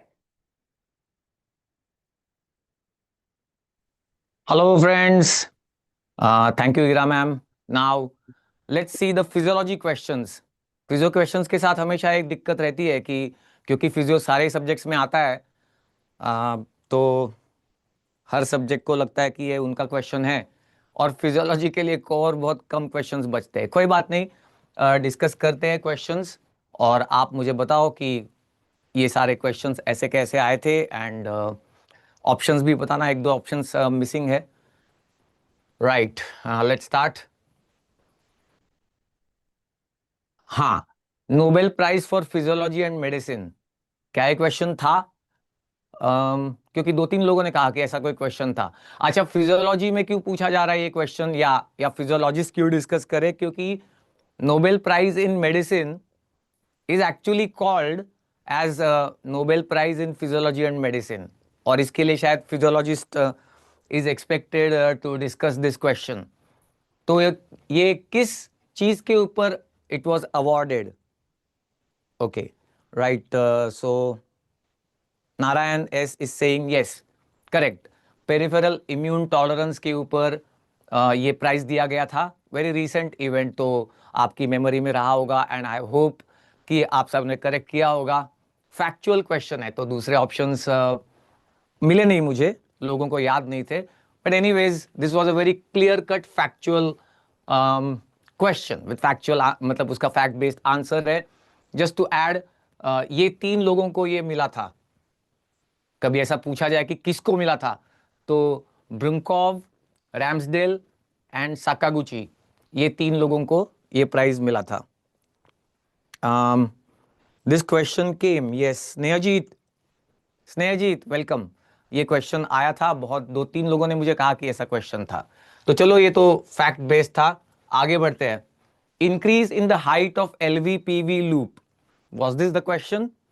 अच्छा, इसमें LVPV loop बताई गई थी. So let's draw it. और आप मुझे बताओ, exactly ऐसी थी ना? वर्टिकल एक्सिस पे प्रेशर है ऑब्वियसली, एंड हॉरिजॉन्टल एक्सिस पे वॉल्यूम है, विच वी ऑल नो.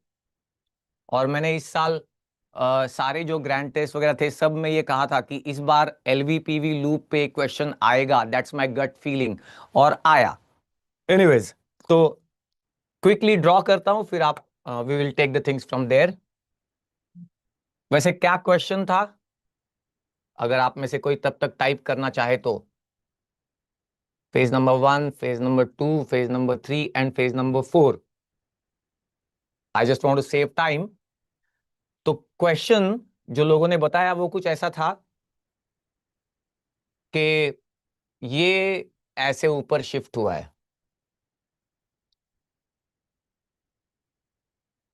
हाँ, ऑप्शंस मुझे यही मिले थे, but is this the correct recall of that LVPV loop? I hope so, क्योंकि स्टूडेंट्स ने बताया कि राइट टू, मतलब राइटवर्ड शिफ्ट या लेफ्टवर्ड शिफ्ट ऐसा कुछ नहीं था, सिर्फ ये ऊपर गया था. ओके ओके, करेक्ट है ना? That's right. सो अगर ये राइटवर्ड शिफ्ट है,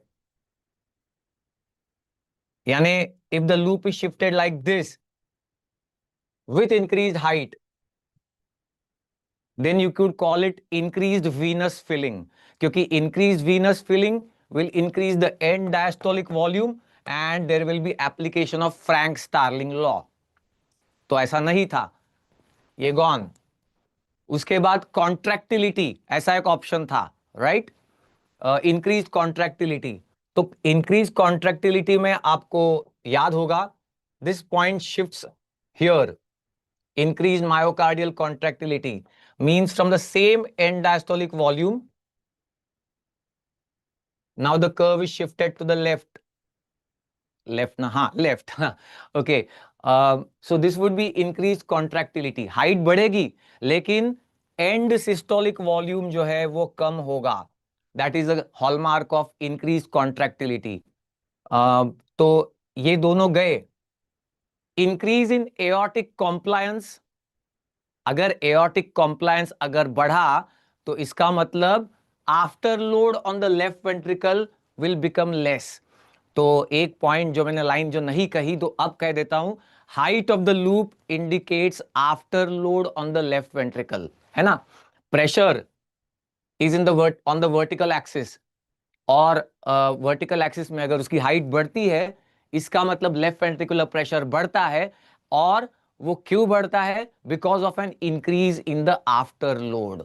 सो दिस इज, अगर सिर्फ इतना हाइट इंक्रीज बताया है that means it was increase in the after load. Aortic compliance अगर बढ़ेगा तो क्या होगा?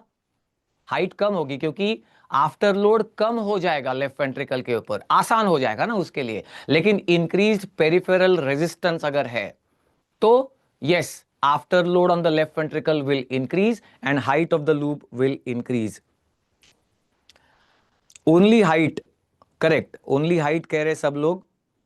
और ESV shifts leftward, स्नेहजीत कह रहे हैं yes yes yes correct. So only height increases when there is increase in the afterload. मतलब उतना ही बताना था, उतना ही पहचानना था आपको कि इंक्रीज्ड आफ्टर लोड इनमें से कब होगा. सो ऑब्वियसली क्या इंक्रीज होने पर इंक्रीज आफ्टर लोड होगा? पेरिफेरल रेजिस्टेंस इंक्रीज होने पर. And therefore that was the answer. इसमें अगर आपको कोई ऐड करना है कुछ या anything that you would like to say from your end, आप कह सकते हो. लेकिन अगर यही क्वेश्चन ऐसा का ऐसा ही आया है, सिर्फ हाइट बढ़ी हुई दिखाई है, इसका मतलब increase in the after load बताने की कोशिश की गई है और इसलिए इसका आंसर होना चाहिए इंक्रीज पेरिफेरल रेजिस्टेंस. यस, चलो नेक्स्ट देखते हैं. Which of the following is not seen in the Conn syndrome. अभी मेडिसिन में भी ये डिस्कस होता है और मुझे स्टूडेंट्स ने फिजियोलॉजी के लिए भेजा तो आई थॉट कि I will add it here. Which of the following is not seen in the Conn syndrome. क्या ये क्वेश्चन था? और ऑप्शंस भी चार ऐसे दिखे. ये था ना, करेक्ट. हाइपरटेंशन, हाइपरनेट्रेमिया, हाइपोकैलेमिया और अल्कलोसिस. तो क्या यही चारों ऑप्शंस थे? किसी ने मुझे कहा कि हाइपरनेट्रेमिया और हाइपोनेट्रेमिया था. तो क्या आप में से किसी को याद आ रहा है? Anyone can remember this? Can anyone remember this कि हाइपरनेट्रेमिया तो था, hypokalemia, metabolic alkalosis, alkalosis. Okay, अगर यही था तो देन हाइपरनेट्रेमिया, आपको पता है कौन syndrome? Primary aldosteronism. Adrenal cortex will primarily increase the secretion of aldosterone और उसकी वजह से सोडियम रीएब्सॉर्प्शन बढ़ेगा. So there would be hypernatraemia और potassium will be secreted and lost into the urine. So hypokalaemia and okay, hyponatraemia नहीं था. So hypernatraemia, hypokalaemia, alkalosis and hypertension. अभी honestly speaking medicine में फिर से एक बार ये डिस्कस होगा क्वेश्चन, लेकिन मेरे हिसाब से ये चारों चीजें दिखाई देती है. तो और कुछ भी पूछा गया था इसके साथ, खास करके हाइपरनेट्रेमिया होगा, हाइपोकैलेमिया होगा और अल्कलोसिस भी होता है. तो अगर आपको सिंगल बेस्ट रेस्पॉन्स था तो maybe you can go with hypertension. So tell me the exact question, या मेडिसिन का जब तक नंबर आता है तब तक आप एग्जैक्ट क्वेश्चन और एग्जैक्ट ऑप्शंस बताओ. तो क्या ये सिंगल बेस्ट था, मल्टीपल आंसर्स थे, क्या था, ये सब आप बता सकते हो.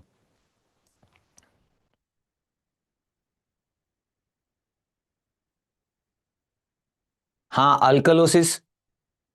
Question was which of the following options were not a hallmark of Cone syndrome? And hypernatremia is the answer because sodium and water reabsorption दोनों होता है. ओके अच्छा, अभी दे सत्यजीत कह रहे नो सर सेम क्वेश्चन यही था और यही ऑप्शन था। ओके ठीक है, हाइपरनेट्रेमिया की वजह से हाइपरटेंशन होता हुआ दिखाई देता है। आपने किसी ने कहा है ये कि हाँ पैराडॉक्सिकल एएनपी इफेक्ट, बिल्कुल ये सब कुछ होता है। तो एक बार मेडिसिन का आते आते आप फिर से एक बार इसको डिस्कस कर लेना properly. In my opinion, hypernatremia is the primary effect. Sodium reabsorption increases और हाइपरटेंशन जो हो रहा है वो ये इंक्रीज सोडियम रिटेंशन और उसकी वजह से increase water reabsorption, these are causing hypertension. तो best is that it can be discussed in the medicine. सारे ऑप्शंस एक बार देख लो। Serum magnesium is mainly maintained by, क्या ये क्वेश्चन था? Serum magnesium is mainly maintained by dietary intake, renal absorption, intestinal absorption या बोन मेटाबॉलिज्म। ऐसे चार ऑप्शंस थे। अच्छा ये मुझे थोड़ा लेट आ रहे हैं मैसेजेस। द डार्क सीक्रेट्स ने लिखा है पैराडॉक्सिकल एएनपी रिलीज। ओके तो आप ये पिछले वाले क्वेश्चन का बात कर रहे हो, sorry I just saw it just now. Okay correct है आपका। तो एक बार फिर से पूरा क्वेश्चन और पूरा उसका सारे options which one was not there ये आप मेडिसिन में डिस्कस कर लो। But what I believe is what happens in the Conn syndrome is hyperaldosteronism, so sodium is reabsorbed, water is reabsorbed, so hypertension does occur in the cone syndrome and hypokalemia and alkalosis भी होता है। Okay चलो, hypertension always occurs, yes hypertension does occur. तो चारों options कभी ना कभी दिखाई देते हैं कौन सिंड्रोम में, इसलिए मैं कह रहा हूं कि थोड़ा प्रॉपरली याद करके बताओ कि what was the question. Anyways serum magnesium is mainly maintained bye, serum magnesium is mainly maintained bye now physiology books में मैं फिर से एक बार जस्ट चेक कर रहा था कि serum magnesium, serum level of magnesium is mainly maintained by what mechanism? तो physiology books कह रहे हैं it is mainly maintained by renal handling of magnesium। magnesium के बारे में कुछ चीजें आपको बता दूं। magnesium is a divalent cation, most of the divalent cations are absorbed, मतलब डायटरी जो है वो स्टमक से absorb sorry first part of the duodenum से एब्सॉर्ब होते हैं, not stomach I beg your pardon, first part of the duodenum से absorb होते हैं, लेकिन except magnesium which is from the terminal ileum जहां से विटामिन B12 एब्सॉर्ब होता है। तो एक, और दूसरा किडनी में से जब रीएब्सॉर्प्शन होता है ना, रीनल रीएब्सॉर्प्शन, तो मेजॉरिटी ऑफ द चीजें पीसीटी में से मेजर फ्रैक्शन रीएब्सॉर्ब होता है, लेकिन ये अगेन एक्सेप्शन है। इसका मेजॉरिटी ऑफ द रीएब्सॉर्प्शन जो है किडनी में से वो thick ascending limb of loop of Henle और थोड़ा सा डिस्टल नेफ्रॉन से होता है, अगेन एक्सेप्शन। और फिजियोलॉजी बुक्स आर सेइंग कि सीरम मैग्नीशियम लेवल्स को एक लेवल पे रखना, मतलब मेंटेन्ड रखना, is the job of kidney, primarily renal handling of magnesium. So yes, paracellular transport, absolutely right. ये कौन है? Hep show. Yes, magnesium is absorbed by the paracellular pathway and renal handling is primarily responsible for maintaining the serum magnesium levels. Again, थोड़ा factual है। और ये question एक दो लोगों ने बोला है, एक दो लोगों ने बोला नहीं है। Systemic arterial pressure decreases in inspiration due to, systemic arterial pressure decreases during inspiration due to which of the following? ये क्वेश्चन है, आया था। तो अगर आया था तो इसके ऑप्शंस ये मिले मुझे, डिक्रीज्ड एलवी फिलिंग या इंक्रीज्ड आरवी फिलिंग या इंक्रीज्ड पल्मोनरी कॉम्प्लायंस। और भी कोई ऑप्शन अगर आपको याद आ रहा हो तो आप बता सकते हो। कोई ऑप्शन, चौथा ऑप्शन आपको याद आ रहा है क्विकली तो बता दो, so that we can complete this PDF and make it available for you. Decreased feeling of, हाँ अच्छा, द डार्क सीक्रेट्स ने आंसर बता दिया. Correct correct correct. The answer is decrease left ventricular feeling. जब deep inspiration करते हैं तो मतलब जितना करेंगे डीप इंस्पिरेशन उतना निगेटिव इंट्राथोरेसिक प्रेशर और ज्यादा निगेटिव होगा. उसकी वजह से venous return to the right side of the heart will increase and right ventricular filling will increase. अभी ये मेडियास्टेनम में बहुत लिमिटेड स्पेस है तो हार्ट ऐसा दोनों साइड से ऐसा इंक्रीज नहीं हो सकता और इसलिए जब राइट वेंट्रिकल का वॉल्यूम बढ़ रहा है तो लेफ्ट वेंट्रिकल का वॉल्यूम थोड़ा कम हो जाता है और लेफ्ट वेंट्रिकल की फिलिंग थोड़ी कम हो जाती है नॉर्मल से और यही कारण है कि उस वक्त systemic arterial pressure decreases. Increase RV filling कह रहे हैं Vinayak ji, Vinayak Nigam. Increase RV filling होता है ड्यूरिंग इंस्पिरेशन, लेकिन क्वेश्चन ये पूछा गया है कि सिस्टेमिक आर्टीरियल प्रेशर क्यों कम होता है. तो उसका कारण है डिक्रीज्ड एलवी फीलिंग. आपको वो याद होगा ना, A2P2 सेकेंड हार्ट साउंड के दो कंपोनेंट्स होते हैं. A2P2 कहते हैं ना उसको. एओर्टिक वाल्व पहले बंद होती है और पल्मोनरी वाल्व बाद में बंद होती है. क्यों? क्योंकि लेफ्ट वेंट्रिकुलर फिलिंग पहले ही खत्म हो जाता है, राइट वेंट्रिकुलर फिलिंग बाद में खत्म होता है और उसका जो इजेक्शन है वो इनटू द पल्मोनरी आर्टरी वो बाद में खत्म होता है. इसलिए एओर्टिक वाल्व पहले बंद होती है, पल्मोनरी वाल्व बाद में बंद होती है. याद रखना इसको. देयरफॉर लेफ्ट वेंट्रिकुलर फिलिंग कम होती है during the inspiration and because of that उसका इजेक्शन भी कम रहता है during the next stroke volume and it decreases the arterial pressure. Yes, it's called as splitting of the second heart sound. So therefore इसका answer left ventricular filling का कम होना ये है. आप लोग थके होंगे तो हमें जितने क्वेश्चंस मिले I tried to collect those questions and put up the best that I could. बाकी आपको क्वेश्चंस अगर याद आ रहे हो तो आप जरूर भेजो अगले 1-2 दिन में. अभी थोड़ा आराम करो. आई एम श्योर कि आपने अच्छा परफॉर्म किया होगा. So all the very best to you and over to Alekhya ma'am. Next faculty will take over from me.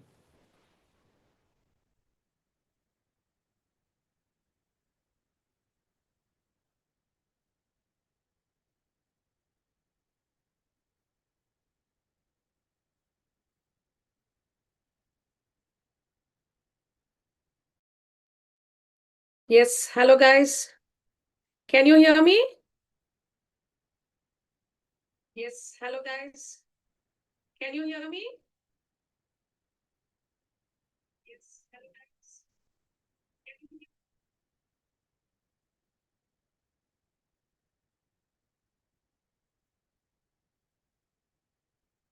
Yes, I was about to change this question. So I have heard that there are questions which have come from the, deformities. So cavus was there. So what do you mean by cavus, guys? Yes? What do you mean by cavus? So cavus is nothing but flattening of the arch, right? So there is a flattening of the arch. So the answer is cavus is flattening of the arch, right? And what was next? What was given? Yes, let me write it here. So first, I've heard there is equinus, and then there is planus, and then there is cavus, and then there was calcaneus, right? So these were the options. So as you all know, what is equinus? Yes, correct. Equinus, cavus, planus, calcaneus. Yes, I think you all know the answers as well. So what is equinus? Equinus is nothing but the plantar flexion, right? Equinus is nothing but the plantar flexion, as we see in the CTEV directly, right? What do you mean by planus? Planus is nothing but your flat foot, right? Planus is nothing but your flat foot. That is flattening of the arch, right? And then what do you mean by cavus? Cavus is again your CTV, high arch, arched foot. That is high arched, right? Cavus is arched. Then finally, what is calcaneus? Calcaneus is nothing but it is again the dorsiflexion of the foot. So they have given you both CTEV in the opposite of it, right? So hope you have all marked it right. So that is the answer. So equinus is plantar, planus is flat foot, cavus is high arch, and calcaneus is dorsiflexion. Yes? Yes, equinus is toe walking. Okay, so that is the option on the answer for the first question, all your deformities. Anything to add or delete? Okay, that comes your first question. So second question, I think this is pretty easy. What is this deformity? So as the image suggests, there is flexion at the PIP, right? So there is a flexion at PIP, and you can see the opposite, that is extension at the DIP. So this is nothing but this was not there, this is Bottigneus deformity. So yeah, the answer would be the Bottigneus deformity. Yes, this is Bottigneus deformity. This was given or not? Is this question there?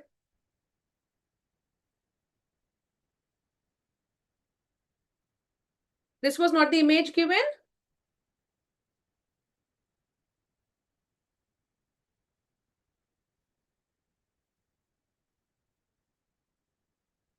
Yes, is somebody confirming me this? Is this image was given or not?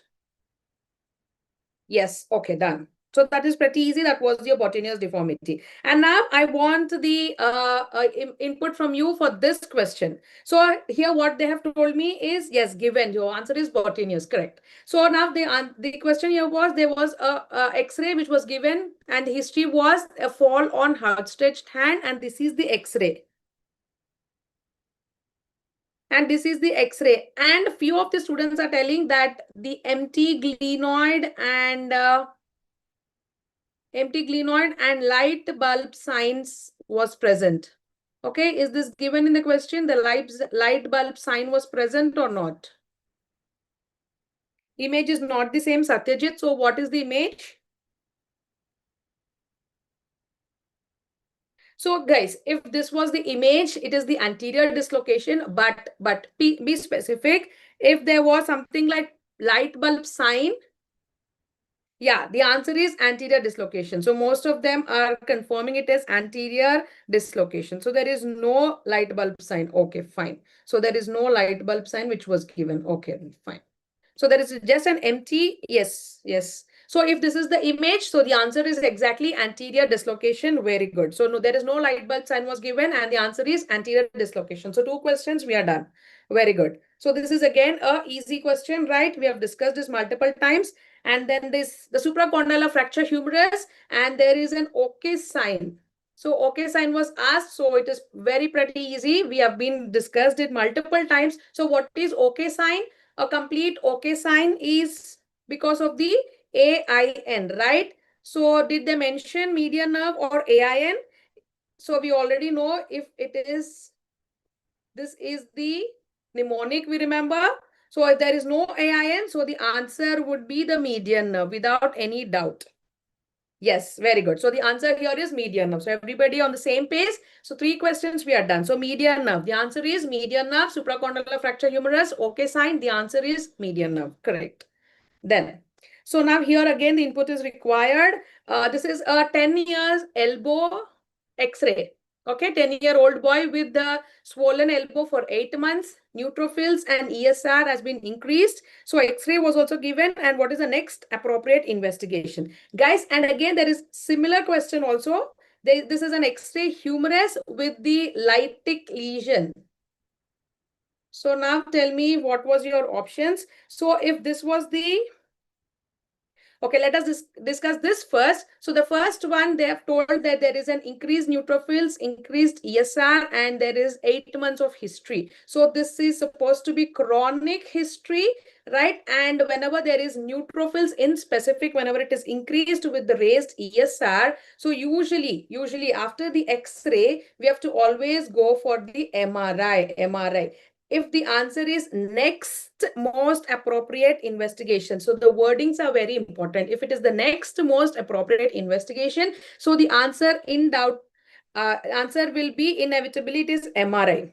Okay, if it is the next most appropriate investigation, once the history is done, once the primary X-ray is done, so next investigation of choice would be your MRI to confirm whether it is a tumor or infection or whatever it is. Right? So the next appropriate investigation is MRI. Okay. So that completes one more question. Now, what about this? Here they have told you, they have given you that humerus and the image was given. So humerus image with a lytic lesion, and again they say that there is pain, swelling, and fever for 3 months. This is 3 months of history, and the ESR is raised. So what is the next step in management? What is the next step in the management? So here there is no mention of the MRI, right? So whenever there is a lytic lesion and there is no mention of the MRI, usually we are supposed to tell whether this is a tumorous condition, right? So we would usually go for a bone biopsy, right? So we would go for a bone biopsy. Clear? Anything to be added? So even though there is pain, swelling, and fever for 3 months, but bone biopsy is important to rule out whether it is a tumor or a chronic infection again. So that is why the rule in orthopedics is all the tissues has to be sent for biopsy and culture and sensitivity, right? So both biopsy and culture and sensitivity is important. But if they ask you, the next most appropriate investigation after an X-ray is always an MRI, right? But if they ask you what is the investigation of choice or what is the good step in the management, so it is the bone biopsy for the diagnosis. Okay? Yes, clear? Anything to add? Yes. And the last one, so this is not exactly your ortho question, but a mix. That is, yeah, X-ray of upper limb is given. That I am, yeah, even I knew that. So X-ray of upper limb was given, a humerus X-ray, right? And a lytic lesion was shown. So the answer is again a bone biopsy. Okay?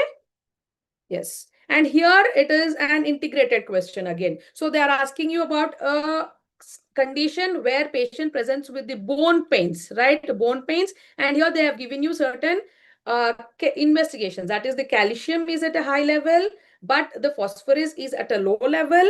Yes, and then the patient is with generalized osteoporosis. So why actually this is all related? So if you go back to our history of PTH, primary hyperparathyroidism, where there is increase of PTH. We already knew that there is a love for calcium, right, for PTH, and there is a dislike. There is a dislike for phosphorus. Hence, these two are matching, and there is a resorption to increase the calcium. Hence, there is a generalized osteoporosis. So it is confirmed that they are talking about the hyperparathyroidism, which is usually for the adenomas, right? The parathyroid adenoma, the primary adenoma. So this is the sesame scan. And I know this is very, very important question. And I think you have revised multiple times in your surgery as well. So the answer is here is the sesame scan. Okay. I think this will be discussed by the general surgery faculty as well. Right. Yeah, so that's it. Anything? Any other questions did I miss? Or anything to confirm again? Is there almost up to 5 to 6 questions from orthopedics? I think these are pretty easy questions we have discussed in the PYQ sessions and the marathon as well. Yes, so that is for ortho. Thank you so much. If anything is missed, you can always let us know. Thank you. Over to Dr. Manjunath sir for your forensic discussion.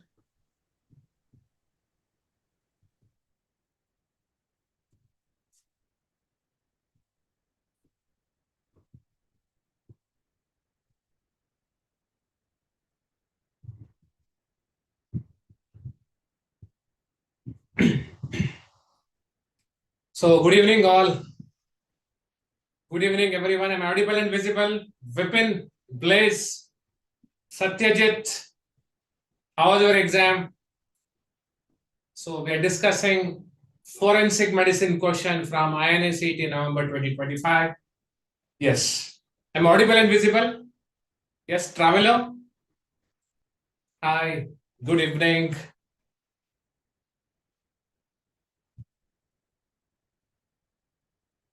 Can anyone reply me in chat box? लाश एक मुंह गवाह है, वो कभी झूठ नहीं बोलती. So with this introduction, so we are going to start FMT Recall questions. So the first question. So we discussed many times. Mechanical asphyxia is very commonly asked, especially in 3.0 videos as well as our marathon session. Hanging is one very important favorite of INI-CET exam. Either complete hanging, partial hanging, lay face sympathetic, drowning, very commonly asked. So, as usual, the question asked, during autopsy examination of a case of hanging showing dribbling of saliva. Dribbling of saliva is a feature of antemortem hanging. So ligature mark, one eye is open, other eye is closed, like this. So one eye is open, other eye is closed. The pupil is more dilated. So what is this known as? Or what is the reason for this? So that is the question asked. Options are vagus nerve, aorta, intrajugular vein, cervical sympathetic chain. So, what happens actually in case of hanging. Say example, this is a ligature mark. So this ligature mark compresses cervical sympathetic chain. So on the same side of knot, so or any side also. So eye remains open and pupil is more dilated. So this is known as left face is sympathetic.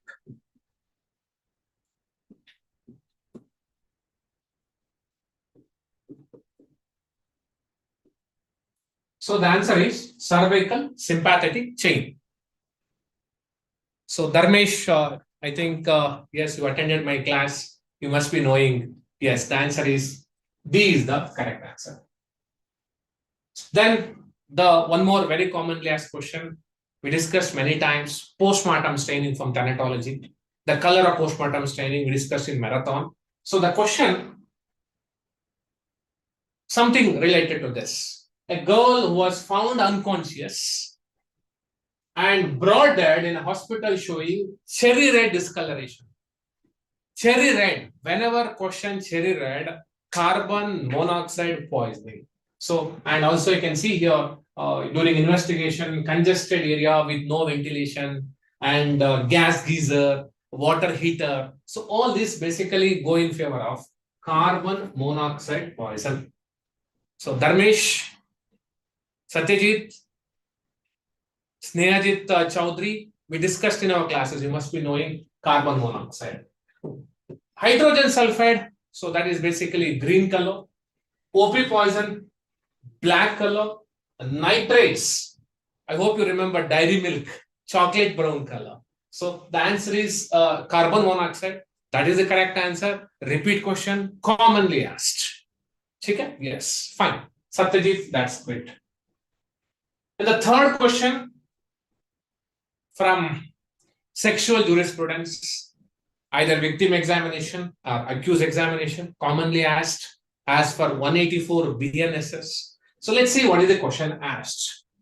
So the question is 18-year-old. 18-year.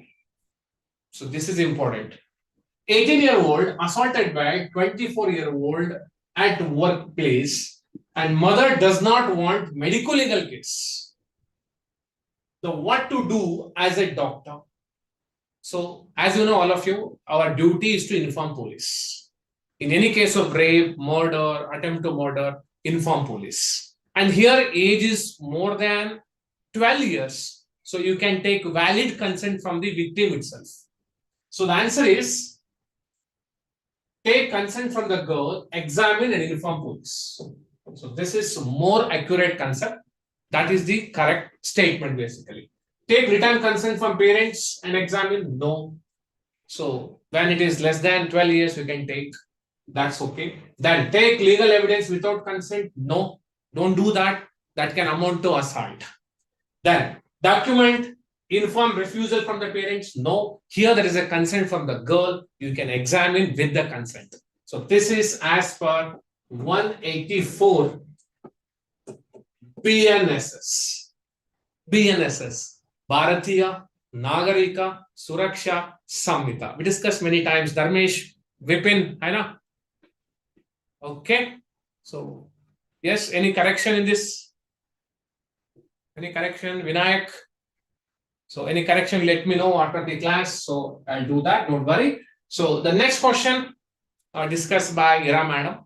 So, that is 22 BNS or McNaughton's rule. So, very simple question. Or 80 for IPC. So, he is basically McNaughton. So, let's see, man killed his boss. Man killed his boss thinking he was about to poison him. So, this is delusion of persecution. Delusion of persecution. Later diagnosis schizophrenia. Schizophrenia, as you know, it is split personality. It is an example for psychosis. So the best answer is not punishable in terms of insanity. That's very important. As for 84 IPC, or 22 BNS, or McNaughton's rule, Durham's rule, Curran's rule, any rule. Okay. So answer is B. Legally guilty? No. Sane person guilty? No. Rule out revenge? No. Revenge should be ruled out in any case of McNaughton's rule. That's okay. None of the above. The answer is B is the correct answer. Yeah, that's great. Question format different, but the same concept basically. So many questions, I think around 10, 12 questions from forensic medicine this time.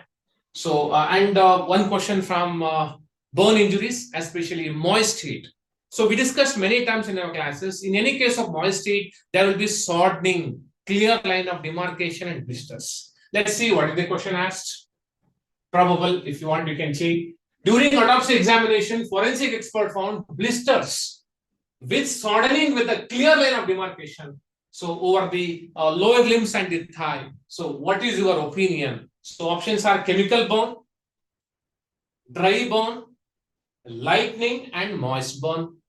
So as you know, in case of lightning, you will see filigree burn, dry burn. So you will see charring and other features. Chemical burn, that is also different. So the best answer is moist burn. Moist burn. And dry burn nahi hai. This is basically moist burn. That is the correct answer. Sure. Next question. So next question, I think there was a question from crocodile skin burn. So brownish nodules over the body, crocodile skin burn. Yes or no? Dharmesh, Vipin, and others. Can just help me about the options? Crocodile skin lesions are seen in.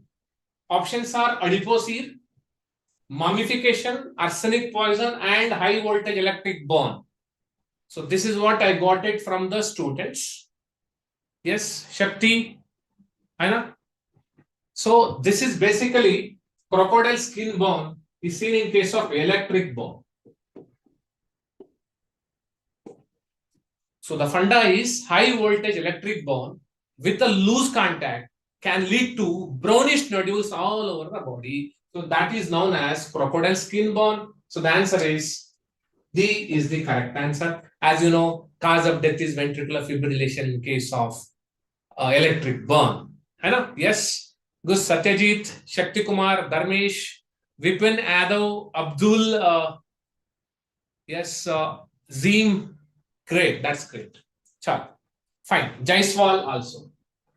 See, why not adipocere? Because in adipocere you will see whitish discoloration.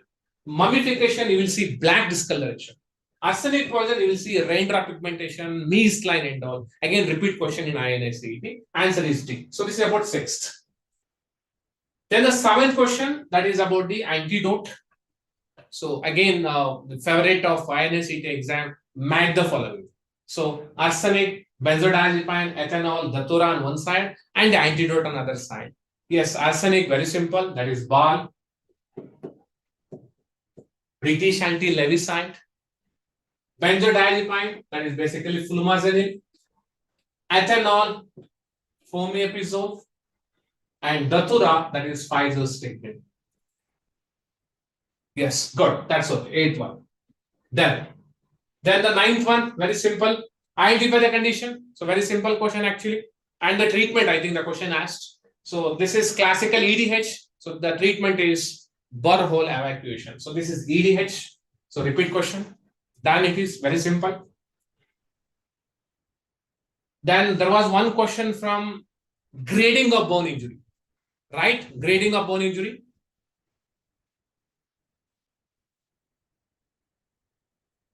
Identify the grading of bone injury: superficial burn, deep burn, full thickness burn, partial thickness burn.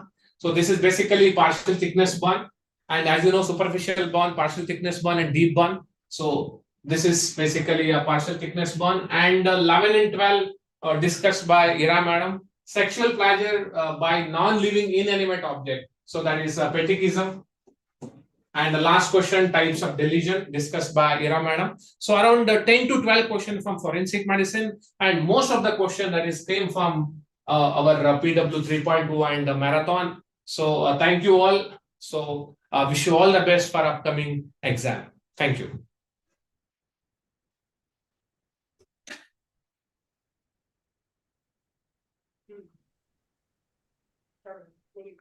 Hello, everyone. Very, very good evening to all of you. And I hope you guys have done well in your INI-CET today. As far as my subject is concerned, ENT this time was straightforward. इस बार बहुत easy questions आए थे. If you have done my previous marathons PYQs, तो इस बार बहुत आसान questions मिलेंगे. तो इस बार का ENT scoring था. Let's go one by one very quickly about what were the questions in ENT. I got around 8 questions of ENT which were given. Right? अब उसमें सबसे पहला क्वेश्चन था, which of the following is not a neonatal hearing screening tool? Very straightforward. एक ही चीज जो हम अडल्ट्स में करते हैं, it is a subjective test. Obviously वो बच्चों में नहीं कर सकते. It has to be pure tone audiometry. The most common tools that we utilize are otoacoustic emission as well as brainstem evoked response audiometry. PTA adults में करा जाता है. ये मैं अपने lectures में भी बता चुका हूं. I've told you the screening procedure straight away, in which the first two procedures frame the most important one. So PTA would be the right answer. PTA बच्चों में नहीं करते as a screening method. चलते हैं. Let's move on to the next question. Muscle of mastication which causes depression of the mandible. अब अगर आपने मेरा previous TND किया है और या आपने even PYQs अटेंड किए हैं, I have told you about one muscle of mastication which is very very important. और मैंने आपको यह भी चीज बताई थी that this muscle is a potent depressor of your mandible. It has to be what? It has to be lateral pterygoid muscle. Now, if you see these options, it is attached to medial pterygoid, so this makes no sense if this is an option, or if they have also mentioned medial ramus of the mandible, that does not count for it, because they are talking about lateral pterygoid over here. Yes, it is a potent depressor of the mandible, that has to be right, and it also helps in protrusion of the mandible. It is supplied by the lateral pterygoid nerve, which is a branch of mandibular division of trigeminal nerve, so this also is right, and it is attached to the fovea, pterygoid fovea, as well as the joint or the articular disc of the temporomandibular joint. So answer इसका हो जाएगा A, which has to be wrong because we are not talking about medial pterygoid in this particular one. चलो. Now let's move on to the third question. Now the third question is, 45-year-old male presents with progressive hoarseness of voice for 6 months. Now I told you, मैंने आपको आपके पिछले PYQ और marathon में बताया था, एक क्वेश्चन आएगा ही आएगा in your laryngeal malignancy, and same question aya in your laryngeal malignancy. Now what they have told that there is cord fixation. I told you a mnemonic, agar cord fixation hoga to answer hai T3, and agar kabhi bhi ye 4 P bataye, pre-epiglottic, paraglottic, perichondrium या inner cortex of thyroid cartilage या postcricoid area, answer will be T3. And that is also, I have told you, unless and until they tell you gross involvement of outer cartilage या फिर strap muscles या skin, तब तक answer T3 ही रहेगा. So the answer here would be straightforward, not T4A, क्योंकि बहुत लोगों ने इसमें गलती करी है. They have told about the inner cortex, not the outer cortex. So the answer becomes T3N0M0 without a doubt in cases of carcinomas. ठीक है, चलो आगे बढ़े. Now let's come to the another question. Now this was a mixed bag among what was asked in anatomy as well as what was asked in ENT. अब हो सकता है image दी हो सकता है ना दी हो, because many of you were confused in telling about the recall. But what they have asked is, basically they have asked about the mandibular nerve which passes through what? So mandibular nerve again is a branch of what? It is a branch of trigeminal nerve. And in my lectures I have told you, I've drawn the same diagram also of the base of skull. और इसमें मैंने आपको बताया भी था that the mandibular nerve passes through what? Mandibular nerve के लिए मैंने आपको एक simple mnemonic बताया था. यहाँ पे 3 foramen होते हैं, R, O और S. Rotundum, ovale और spinosum. Right? So what are the branches of trigeminal nerve? Ophthalmic division, which passes through the superior orbital fissure, maxillary division, which passes through the foramen rotundum, and mandibular division, which passes through the foramen ovale. Same diagram, same concept, but a very, very easy framed question. If they have not given you the diagram, that also doesn't matter, because here, what they are asking you is about foramen ovale. So the answer would be foramen ovale. Okay, fine. चलो. अगर maxillary division पूछा है then it would be foramen rotundum, मैंने अभी बताया. ठीक है, चलो अब आगे बढ़ते हैं. 65-year-old male. So again 65 is the age. Obviously it has to do with hearing which is related to age related hearing loss, which is presbyacusis. Now 65-year-old male reports difficulty in hearing at high frequency. The most important catch point. right? Now, but they can hear low frequency sounds normally. Which part is affected?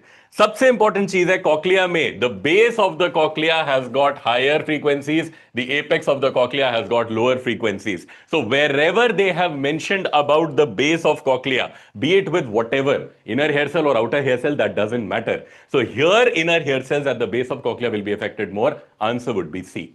Straightforward. Okay? चलो आगे बढ़ते हैं. Next.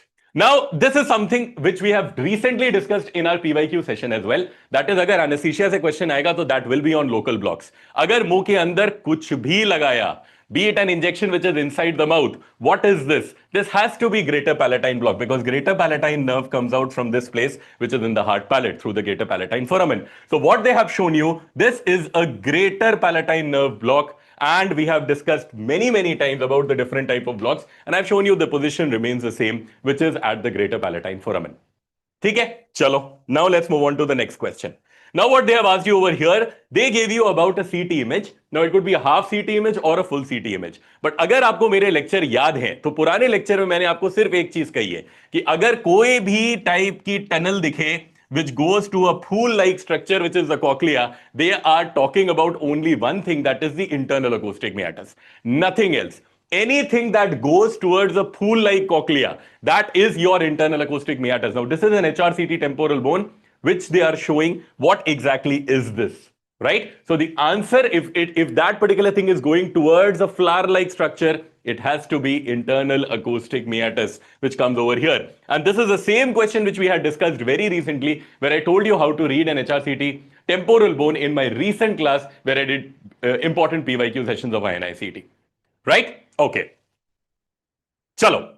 Now, there was a one question of FES. मुझे नहीं पता इसमें आप लोगों के लिए exactly क्या frame किया था, but whatever I got from the recall, there was a question of FES over on different types of, what we do in FES, or functional endoscopic sinus surgery. So was it the question in the same sequence कि आपको options दिए गए थे या आपको image दी गई थी? Right? So in FES, what exactly was asked? What I got from the recall was that there were certain options like this, और इसमें हमें बताना था what is the correct sequence what they are trying to ask. Right? So सबसे पहले, whenever we do FES, I already told you before, सबसे पहले we remove uncinate, that is called as uncinectomy. उसके बाद we widen the middle meatal anterostomy, that is widening of the maxillary sinus ostium. उसके बाद we remove the bulla, that is called as ethmoidectomy or anterior ethmoidectomy. उसके बाद we remove ground lamella. उसके बाद भी remove posterior ethmoid, क्योंकि वो उसके पीछे होते हैं, दैट इज पोस्टीरियर एथमॉइडेक्टमी. उसके बाद कम स्फीनोइडोटमी एंड एंड में फ्रंटल साइनोसोटमी. तो ये सीक्वेंस ऑफ इवेंट्स रहेगा. If you have mark this, then this would be the right answer. इसी सीक्वेंस हम लोग चलेंगे whenever we are doing any face surgery. Okay, fine. Identification of maxillary ostium कह लो, or you can even widen the ostium, that means the same thing. That's called as middle meatal anterostomy. Okay, fine. So this would be the right option. This would be the correct way, or the sequence, there would be some kind of a mismatch, but doesn't matter. Okay. Now this is the same thing which has been asked. So this was the diagram which I taught you in your lectures as well, कि FES कैसे करते हैं, and what are the different ways in which we go from anterior to posterior end. चलो. So this finishes about the 8 questions of ENT, very straightforward, and I hope you guys have gotten all correct, because it was very easy, and it was all from the previous things which we have also discussed, right? So moving on to the next faculty, and I hope you guys will do well. Thank you very much. Hi, sir. Thank you for handing over. Hi, guys. Very nice to see you all. It was very nice to meet you all at the center also. And as per your feedback, microbiology was not unexpected at all. It was very it was a little, the questions were framed a little twisted, but it was all from everything that we have always read. So now each and every question that we got from microbiology, such a good news for all my students, that marathon covered so much of it, and so did the PYQs, the INI-CET PYQ session and the INI-CET marathon covered so much of it. And even the main lectures, and even if you had not read the main lectures, even if you have read or seen the RR part at the app, then you would have gotten 100% of the questions from that. So let's start with the first question without much wastage of time. So of course, most common cause of viral diarrhea in adults. So adults was the catch here. Even if you did not know that Norwalk virus or the norovirus causes these most common diarrheas in adults, you know rotavirus causes in infants. Adenovirus 4041 has been discussed so many times because it is one of the PYQs also, and we know that it causes diarrheas in children and infants. Again, astroviruses also have discussed in RR as well as in the main videos that also causes diarrhea amongst children. So all of the other things got ruled out. So of course you got norovirus even if you did not know it directly. Correct, right? So then filarial larva is not seen in peripheral smear. Oh God, so many times discussed, even discussed in Furray, live batch, RR batch. 3.0, so many times it's been discussed. What are they talking about? When you don't see filarial larva in peripheral smear, what is it? Occult filariasis. So occult filariasis is tropical pulmonary eosinophilia. So where will it go? It will go into the lungs. So of course, in the capillaries of the lungs, you will find it. Right? So answer was lungs, not even a problem. Where was the doubt? No doubt, nobody had. Candida albicans identified in lab by demonstrating which of the following? My God, germ tube formation, such an easy question. This is a NEET PG PYQ also. This has also been discussed during INI session so many times. I mean, germ tube test, students tell it, wake them up from the sleep, they tell germ tube formation. Obviously, nothing else. What hypha are they talking about? What capsule are they talking about? Yeast budding with pseudo hyphae. Now, albicans is what they were focusing on. So I think most of you have definitely gotten it correct. Okay. Then fungal infection of mitral valve shows. Now this a little bit students might have felt that, okay, what are they talking about? Mitral valve, why are they talking about a fungus? But just think yourself, okay, mitral valve, it is all of the things that they have mentioned. Anything can cause, right? Depends on the immune status of the patient. Now based on this, most common is actually candida, because you think yourself, whenever it's mitral valve or any kind of endocarditis infection, I always tell you infection has to go through the blood. In the blood, what can be there? There can either be dimorphic fungi or yeast or the spores of the little small aspergillus. Now, most common is candida followed by aspergillus fumigatus. Then what was the catch? The gomori-methamine silver stain. Obviously, all of them will take it. So now you have to tell me, what was the question exactly? Did they give you an image? Did they give you an image? Please let me know in the chat box. Okay, Dharmesh, you are saying options were different. Then do you remember the germ tube image was given? Okay, then we will update it. We will add an image over here. The germ tube image was given, not a problem. You all know it. This is yeast with an extended cell wall. You will see it very, very nicely. Not a problem. Picture, image given, image given. Okay, so the students have told me that the answer was Aspergillus fumigatus. So they had given the image of septate hyphae. Okay. Both image. Okay, correct. So image of septate hyphae was given to you, a black colored fungus with septate hyphae. I'm assuming then that septate hyphae image was given to you, because otherwise it could have been any of these four options. All answers were correct. Correct.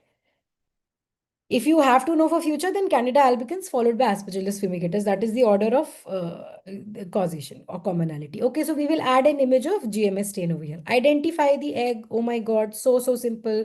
You can see the four blastomeres. Of course, discussed in the INI PYQ session also. So many times it's been discussed in PYQs and marathons that you see these four blastomeres. What are you talking about? Hookworm. Who are the two hookworms? The one who drink all the blood, the great American killer Nicator americanus, and the other dude, the ankylostoma duodenale, the other dude. Okay, so ankylostoma duodenale, no problem.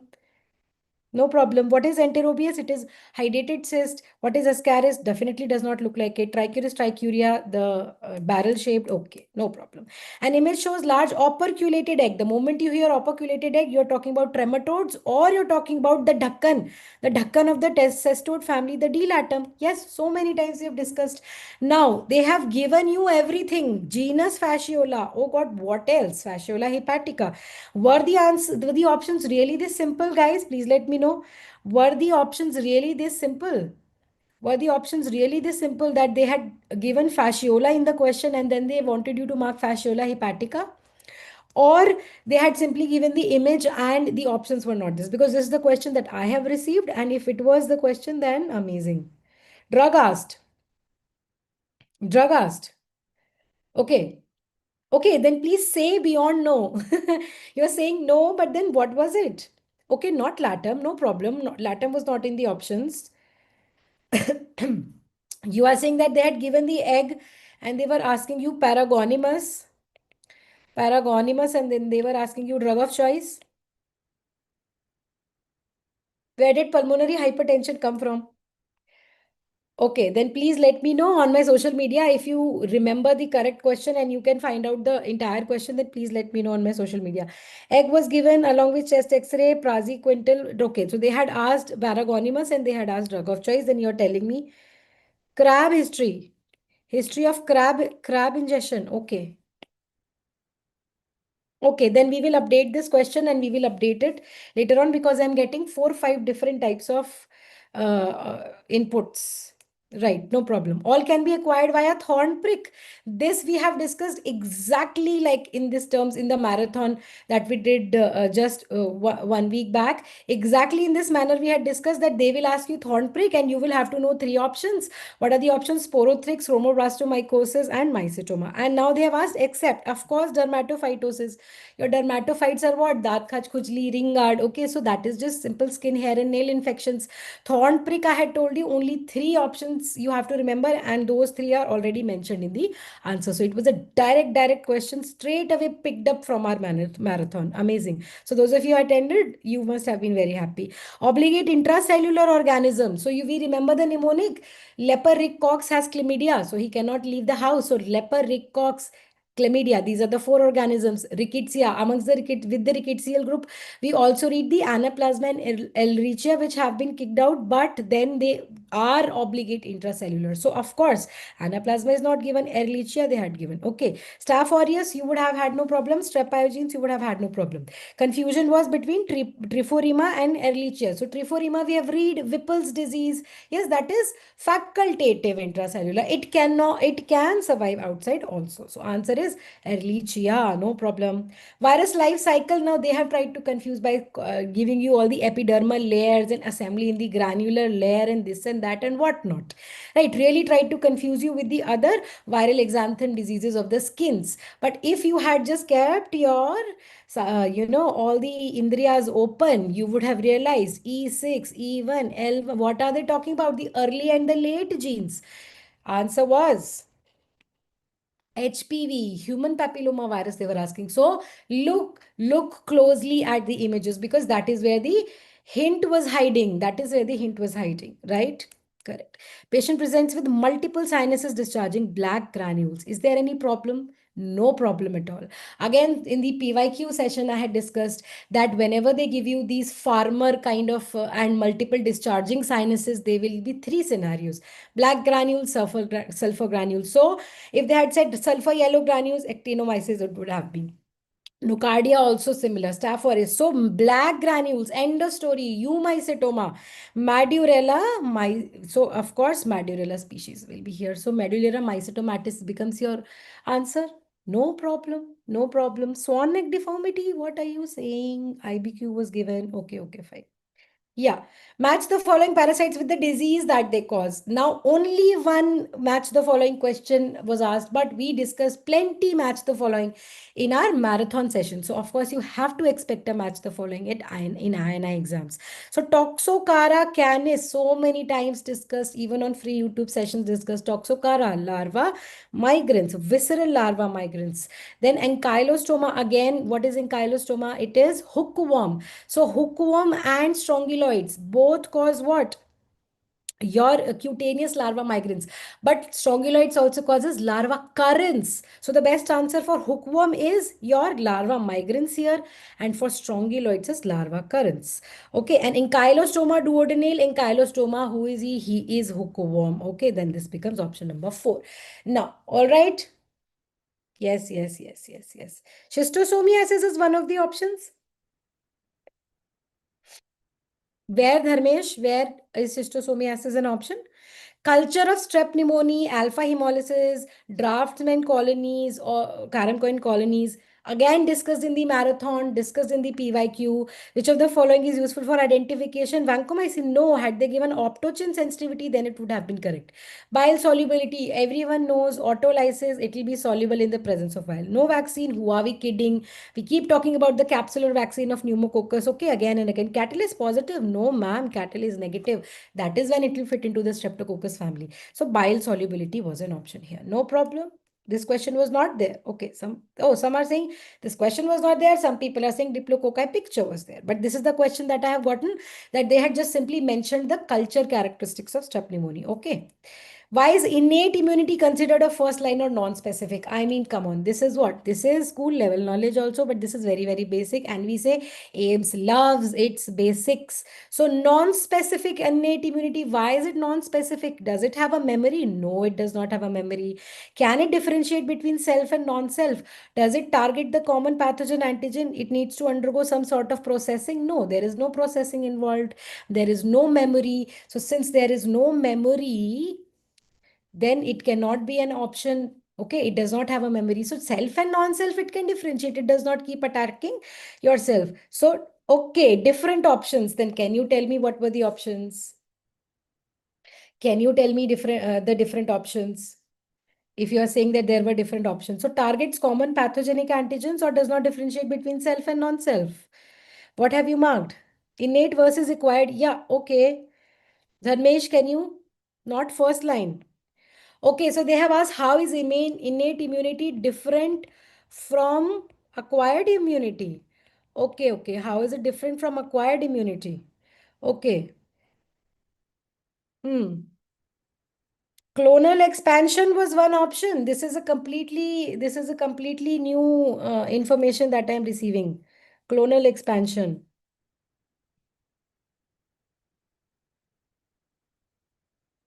What?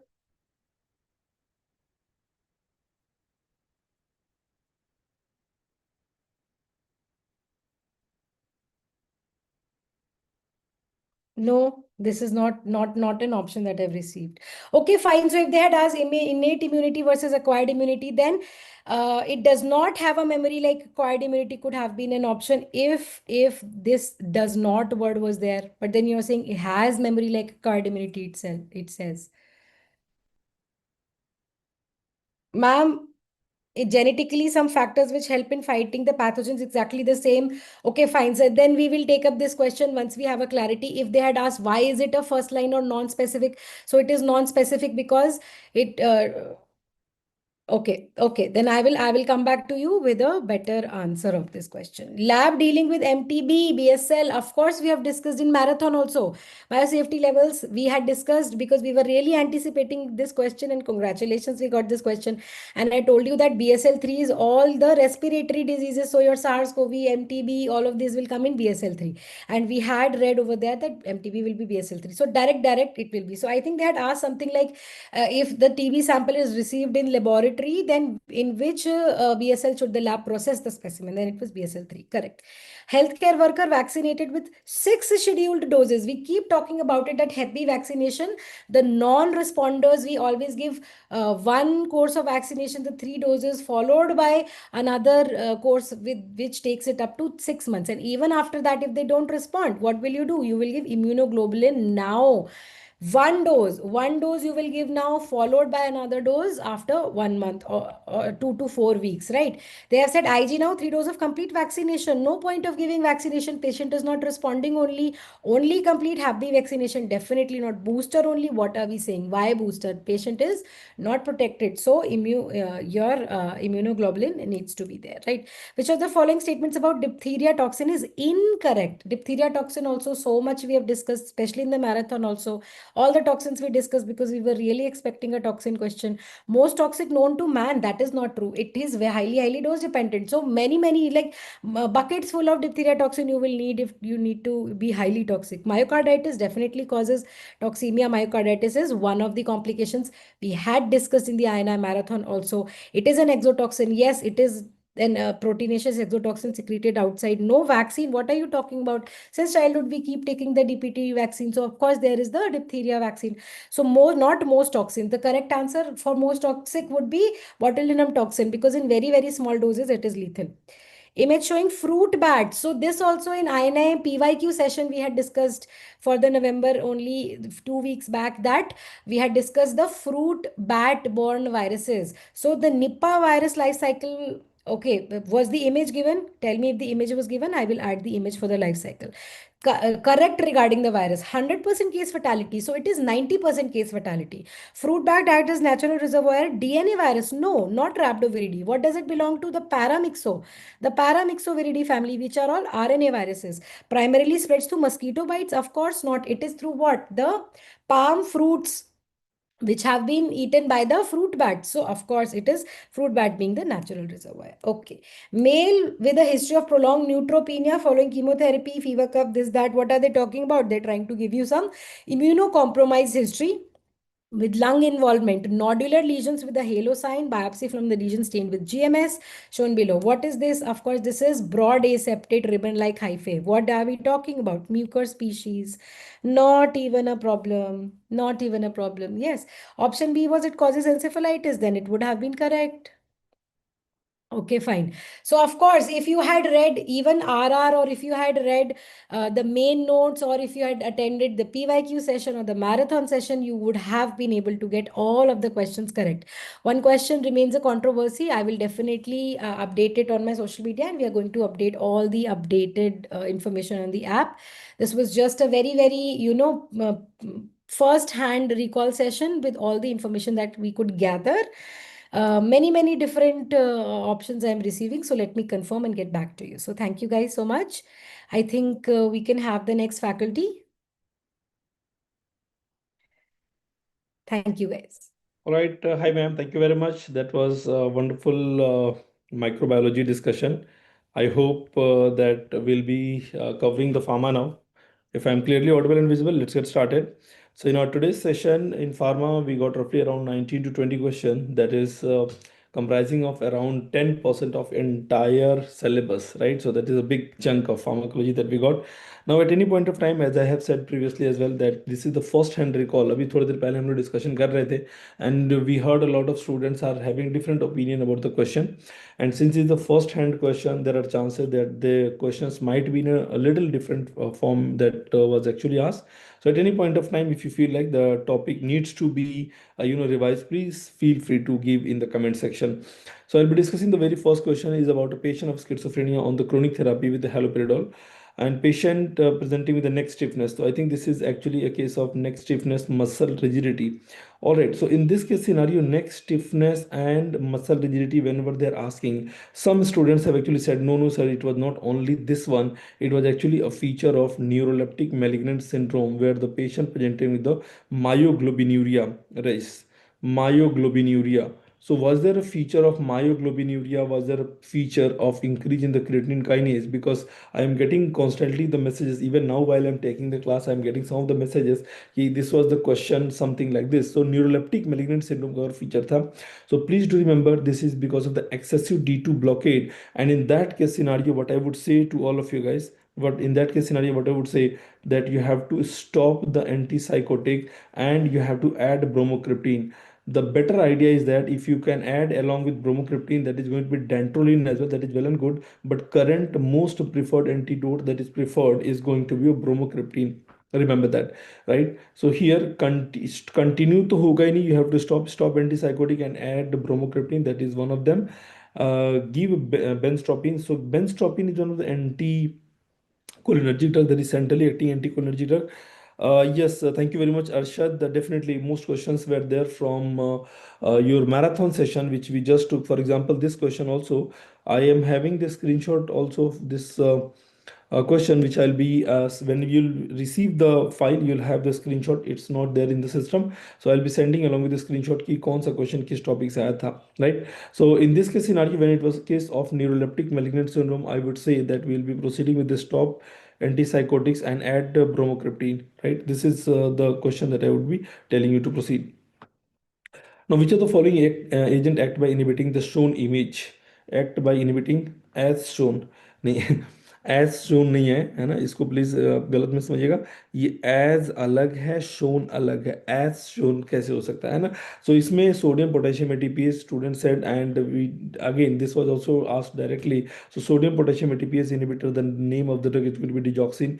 इवाब्राडीन it's a funny current blocker, amlodipine is a calcium channel blocker, trimetazidine, ranolazine, they are the fatty acid oxidation inhibitor, right? So correct answer for this one is going to be your D. Dantrolene also in the first option. So add bromocriptine. Yes, so we add dantrolene. As I said, कि dantrolene is was used earlier, but now we are preferring more bromocriptine. तो अगर dantrolene है, तो it is still going to be the same. अगर dantrolene था तो भी यही ए इज द करेक्ट आंसर, उस कंडीशन में भी यही होगा, ठीक है, उस कंडीशन में भी यही होगा। I will just add it here, ठीक है। All right, so if we see here, we can take the next question as well here. We are going to take the next one. Sodium potassium ATPase inhibitor. So match the column. If you look at the match the column here, so this was also all-time favorite, and this is the first topic that I taught in our marathon also. So marathon में दो topic मैंने सबसे पहले पढ़ाया था, एक तो serotonin histamine, serotonin से माइग्रेन वाला मैंने बोला था आया था, CGRP वाला भी इस बार आ गया, and antidote wala. So I think this was a pretty simple, no need for us to even spend time on this one. We know opioid के लिए naloxone, तो B का हो जाएगा 4. Now B का 4 कितने ऑप्शन में है? Okay, that is going to be this. Benzodiazepine, that is going to be flumazenil, that is C का 3. C का 3 is mainly there in the B and A. Arsenic will be ball, but D का हो जाएगा 1. So 1 methanol का हो जाएगा 2 formazole. So 2 4 3 1, 2 4 3 1, correct answer is going to be A. So I think a question like this, whenever it is asked, जब भी ऐसा match the following question रहता है, मुझे ऐसा लगता है कि although it looks very difficult, but these are very easy to solve, because अगर आपको एक से दो ऑप्शन भी पता है, so there are high chances you are going to mark it very very correctly. Now this was a little bit confusing for all of you guys.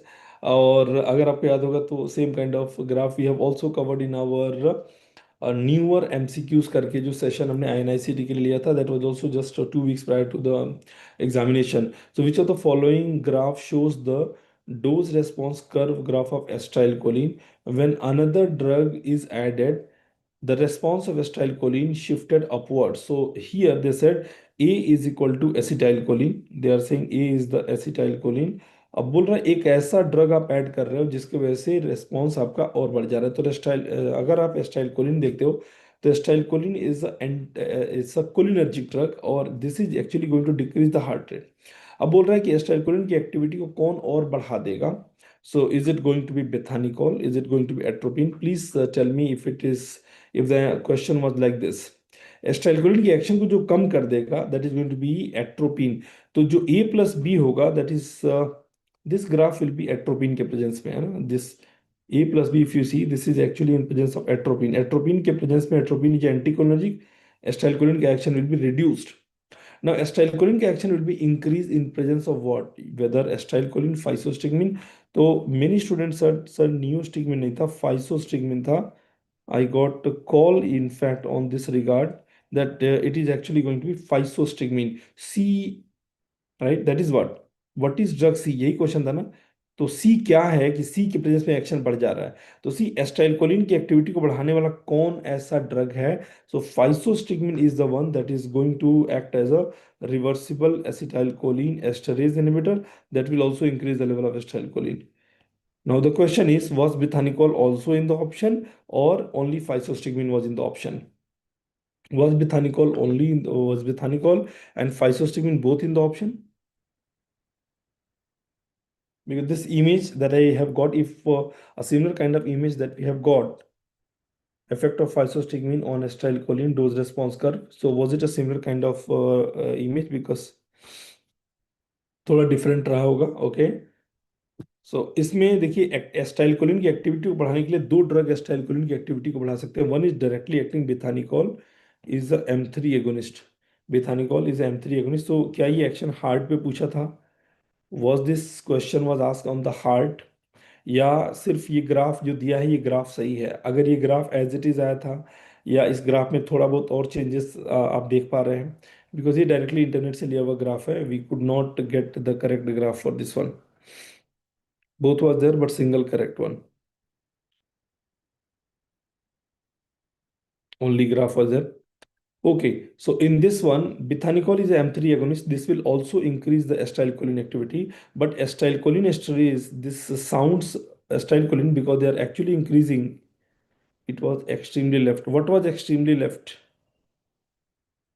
What was extremely left? So यहाँ पे अगर देखा जाए तो A plus C extremely left ही है एक तरह से. ये वाला ग्राफ चूंकि ना क्लियर नहीं हो पा रहा है, so we were not able to comment on this graph because we need proper graph, because इसमें कोई सम स्टूडेंट सेट की सर इसमें डी भी था. So you guys can let us know कि कैसे ये ग्राफ आया था, and it will be better if you could just draw it on a paper, then I would be in a better position to answer, because at this point of time I'm getting two possible answer. One is physostigmine, that would be the more preferred, followed by bithanicol. Atropine तो होगा नहीं, adrenaline has no interaction with acetylcholine. ठीक है, तो अगर आप इसका draw कर पाए तो please send me across, and the language of the question please let me know at this point of time. अगर ए प्लस सी पूछा तो ए प्लस सी का रेस्पॉन्स एस्टाइलकोलिन की वजह से बढ़ रहा है, तो physostigmine could be one of the answer. ठीक है. Which of the following DPP-4 inhibitor required dose adjustment, right, when co-administered with ketoconazole? Where do we get past year paper? Past year paper is there in the PW MedEd app. Past year paper was also discussed in the INICET PYQ series. तो it is freely available also on the YouTube, जहाँ पे मैंने पिछले 4 PYQs के पूरे पूरे video lectures दिए हुए हैं INICET के, एक ही वीडियो में है, तीनों चारों साल के पेपर, राइट. तो ketoconazole, remember guys, it's one of the very very potent enzyme inhibitor, therefore they will have interaction with one drug that is having a substrate of CYP3A4. So among the given one, this is the one that is a very important substrate of CYP3A4, and therefore they will have more interaction. Previously what they have asked, on the same drug. See, कैसे मैं बोलता हूँ कि topic important है, इसी topic पे पहले क्या क्वेश्चन पूछा हुआ है कि which one is safe in renal failure. So linagliptin is the one that is actually safe in renal failure. Linagliptin is going to be safe in the renal failure. Lina का excretion होता है liver से, तो gliptin is a DPP-4 inhibitor that is definitely going to be very very safe. ठीक है. Among the given one, B is the one. Which of the following falls about rifampicin? Rifampicin is a RNA polymerase inhibitor.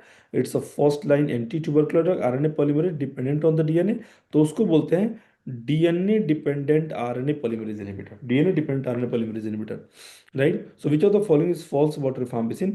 Resistance is due to RPA-B gene mutation. Remember RNA polymerase B, ये भी मैंने बार बार discuss किया है. That is also going to be a correct statement. It's not a false. Undergoes enterohepatic circulation, that is why they are causing hepatotoxicity. Safe in renal failure also. P glycoprotein inhibit blood-brain barrier crossing. Was this question there? Yes. P glycoprotein, so they are efflux pump. Definitely they will not allow the blood-brain barrier crossing. Should be given with the fatty meal. No. Fatty meal will always interfere with the absorption, or rifampicin among the first line antitubercular drug, highly hematogenic. So I think you can understand D is the correct one. This was a very ready to go kind of question. Now, in a patient with HIV blood diagnosed with cryptococcal, preferred management. Now, this was the multiple option. Preferred management अगर पूछ रहा है तो ध्यान रखिएगा. Amphotericin B plus flucytosine, single best drug. Single best is amphotericin B या liposomal amphotericin B, the drug of choice. लेकिन single अगर जाना है तो you go with the A only. That is going to be the management. But please do remember, if the question is asking prophylaxis of cryptococcal meningitis, if the question is asking prophylaxis of cryptococcal meningitis, तो उसके लिए prophylactic agent आपका सबसे बेहतर होता है fluconazole. ध्यान रखिएगा. तो कैन फ्लूकोनाजोल भी also be utilize? Yes, in the cryptococcal meningitis. But here preferred management सबसे बेहतर कौन सा है, right? P glycoprotein efflux rifampicin is option. Yes, तो वही बात हो गई ना, P glycoprotein inhibit blood brain barrier crossing, तो बात वही हो गई. पी ग्लाइकोप्रोटीन अगर वो बोल रहा है, आप बोल रहे हैं पी ग्लाइकोप्रोटीन इफ्लक्स रिफाम्पिसिन, तो वही बात होगी ना. तो रिफाम्पिसिन को इफ्लक्स करता है, doesn't allow the blood brain barrier crossing, तो बात वही हो गई.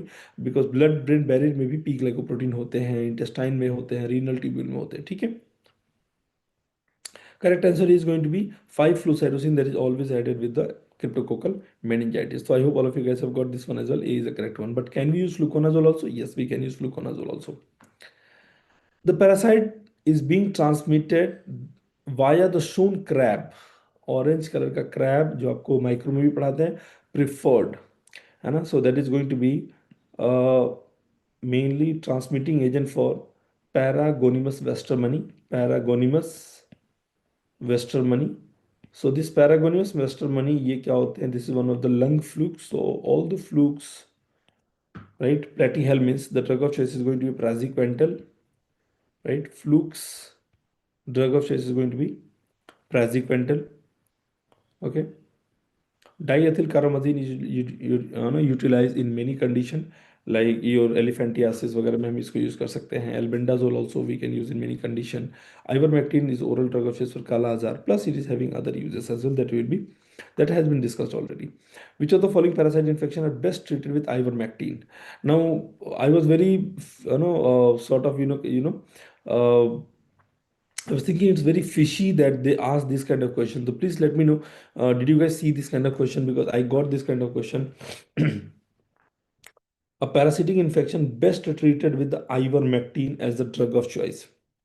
Wuchereria bankruptcy Brigia malai. Can we use ivermectin? Yes, but इसके लिए सबसे preferred जो होता है diethyl carbamazine.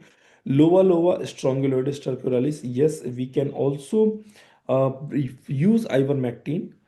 ऑन्कोसर्का volvulus strongyloides stercoralis, onchocerciasis. तो अगर इसमें ऐसा कोई क्वेश्चन आया हुआ था तो I would go ahead with the C, because almost सारे क्वेश्चंस में, सारे ऑप्शन में you can use ivermectin, but preferred one would be your diethylcarbamazine. या I don't think, yes that, इसीलिए मैंने बोला कि इट लुक्स वेरी फिशी कि एग्जामिनर कभी ऐसा क्वेश्चन नहीं पूछेगा. Because if I would be examiner I would never ask this question, specially in INI-CET examination.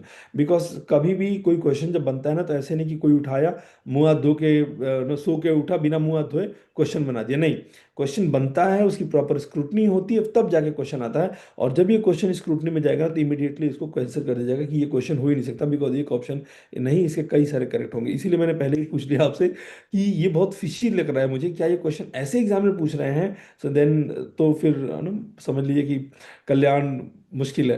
तो this was not a question. So let's say that this was not a question and I was given. Ivermectin का मे भी कुछ और question रहा होगा शायद. Dronabinol, that is one of the cannabinoid. It's one of the cannabinoid. It's one of the tetrahydrocannabinoid. All of the following are true except. So did they ask the question true except? Useful in the pain management? Yes, it's used in the pain management, right? Neuropathic pain के लिए off level we use them in neuropathies. Neuropathies में, neuropathic pain में हम इसको utilise कर सकते हैं. AIDS related cachexia, yes, weight loss management में they have weight gain property. So weight loss cachexia that is cause due to AIDS, उसमें भी हम इसको यूज कर सकते हैं. तो ये भी ट्रू है, ये भी ट्रू है. Agonist at cannabinoid, as I told you the cannabinoid agonist, ये भी ट्रू है. तो it's saying it is true except. I think this kind of question is expected from AIMS because experimental drugs are always going to be asked, है ना. So it is excreted unchanged in the urine. Unchanged तो नहीं urine में होगा, है ना. Always do remember cannabinoid is highly lipophilic compound, and any drug that is having lipophilic property, they will always and always undergo, right, metabolism. And metabolism के बाद से this lipid soluble will undergo water soluble, and only the water soluble form will be excreted in the urine. Unchanged form में तो urine में excrete नहीं होगा. ठीक है. A patient on HIV infection newly diagnosed with tuberculosis. Now this is one question that has been asked a number of time, है ना. HIV plus TB मैंने मैराथन में भी बताया था, RR में भी बताया है, यूजुअल क्लासेस में बताया है, that you start anti-tubercular therapy first, and after 2 weeks you start antiretroviral therapy. Add antiretroviral therapy. What is the reason? We wanted to prevent immune reconstitution inflammatory syndrome. So start ART 2 weeks after ATT. Yes. Now many students have also said कि sir इसमें कुछ डोलूटिग्राविर का भी option था. तो was it a question on Dolu, I mean was it an option on डोलूटिग्राविर? क्या डोलूटिग्राविर इसमें add किया गया था? Start ART at the same time, start नहीं करेंगे same time, because antiretroviral drugs, they will boost the immune system and they can increase the risk of immune reconstitution inflammatory syndrome. Start ART after completion of ATT, उतना wait नहीं करेंगे. Start ART 6 month, right. तो अगर था start ART 2 weeks after Dolo ATT, तो देखिए दो question को एक साथ ऐड कर दिया. पहले ये same kind of question NEET PG और FMG में पूछा, एंड देन INI-CET में पूछा. अब दोनों क्वेश्चन को एक साथ ऐड कर दिया. पहले पूछा था कि किसके डोज को बढ़ाएंगे. तो अगर वैसा क्वेश्चन था तो क्वेश्चन ऑप्शन में क्या आएगा? Plus you are suppose to double the dolutegravir. Dolutegravir is one of the substrate of Dolutegravir is one of the substrate of CYP3A4 और वन डोज 50 मिलीग्राम मॉर्निंग कर देते हैं, 50 मिलीग्राम इन द इवनिंग, तो double the dose of dolutegravir अगर ये था तो definitely we will be doubling the dose, so that is going to be the correct one. You have to double the dolutegravir dose, remember that. Which of the following regimen is recommended for HIV pre-exposure prophylaxis? Now, this is something which require your feedback. Pre-exposure पे आया था कि post exposure पे था, या ऐसा कोई question था ही नहीं, है ना. HIV प्री एक्सपोजर प्रोफिलैक्सिस पे कोई क्वेश्चन था क्या? In a high risk individual, high risk individual मतलब someone who is handling the HIV patients, right. Tenofovir lamivudine, tenofovir emtricitabine, zidovudine lamivudine, tenofovir alone. Was it a question pre वाला आया हुआ था? Okay, so among the given one, high risk individual में the one that you are going to prefer, the one that is having better outcome, tenofovir alone plus zidovudin मान लीजिए, zidovudin. So correct answer for this one is going to be tenofovir plus emtricitabine. Tenofovir is the most preferred one, and pre-exposure prophylaxis में emtricitabine का role हमेशा हमेशा बेहतर पाया गया है. Even Goodman Gilman says that they are highly effective in pre-exposure prophylaxis. Tenofovir is the safer one, nucleotide reverse transcriptase inhibitor, and highly efficacious also. So correct answer for this one अगर यही option था तो we'll go with the tenofovir plus emtricitabine. Best describe the difference between finrenone and spironolactone. Remember, spironolactone is one of the aldosterone receptor blocker. Finrenone is one of the steroidal receptor blocker. So both are steroidal. No, this is going to be non-steroidal. This is non-steroidal. Okay? This is steroidal. Finrenone is a non-steroidal. Finrenone is a non-steroidal selective mineral corticoid antagonist with less endocrine side effect. Yes. Spironolactone they are more associated with the gift. और मेरी class अगर आपने कभी किया होगा तो gift का मतलब आपको पता है, गिफ्ट का मतलब gift of gynaecomastia, so that will be more with that. Finerenone blocks aldosterone synthesis, aldosterone receptor को ब्लॉक करता है, नॉट सिंथेसिस. ठीक है, so correct answer for this one is going to be B. B is the correct one for this question. ठीक है.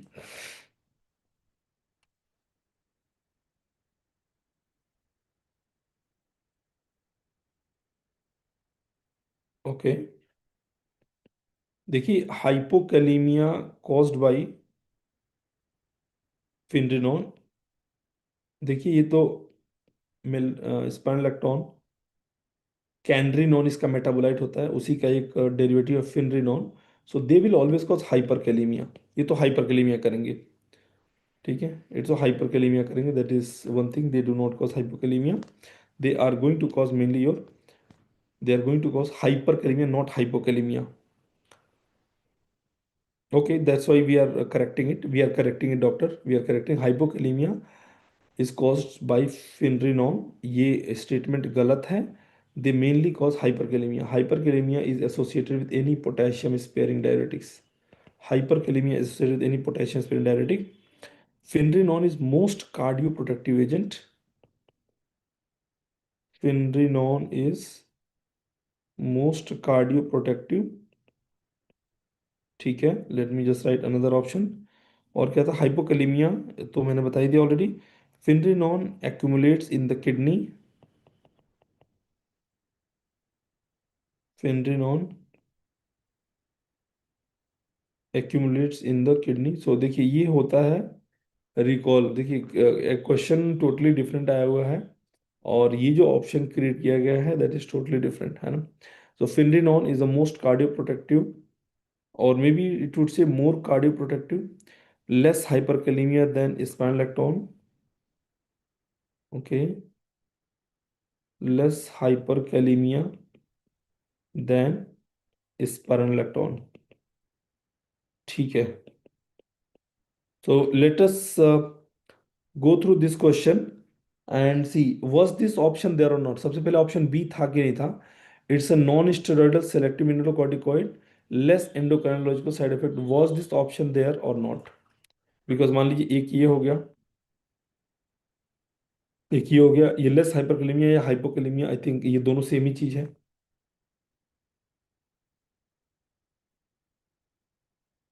So these are comparatively they are the metabolite having lesser hyperkalemia as compared to the spironolactone. That could be one of the correct one. अगर ये नहीं था then we could go, अच्छा ये भी आया था, they cause hypokalemia, was it there that they can cause hypokalemia, less hyperplasia,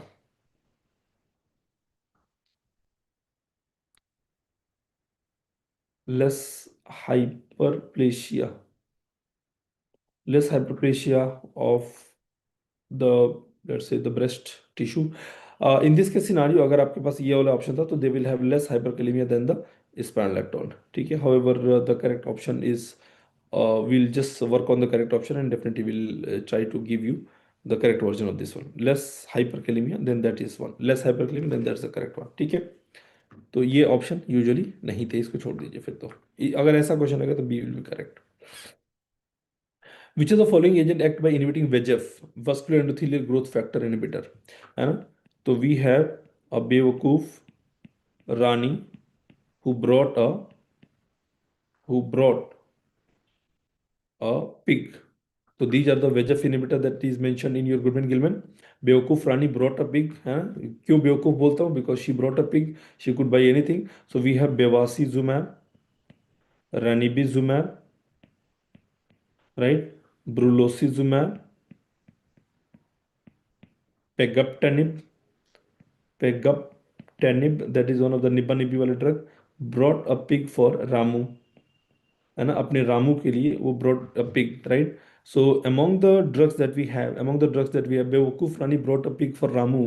तो रामू में देखिए सी आई है, सर्कुलेशन, तो they could be one of the VEGF inhibitor, atezolizumab, pembrolizumab, dostarlimab. These agents they are the PD-1 inhibitor, program death cell 1 inhibitor. Pembrolizumab पहले already पूछा जा चुका है। Ramucirumab is the one among the given choices. I hope this question was there and ऐसा student को ना लगे कि नहीं ये फॉरेन है, this question was also there, alright.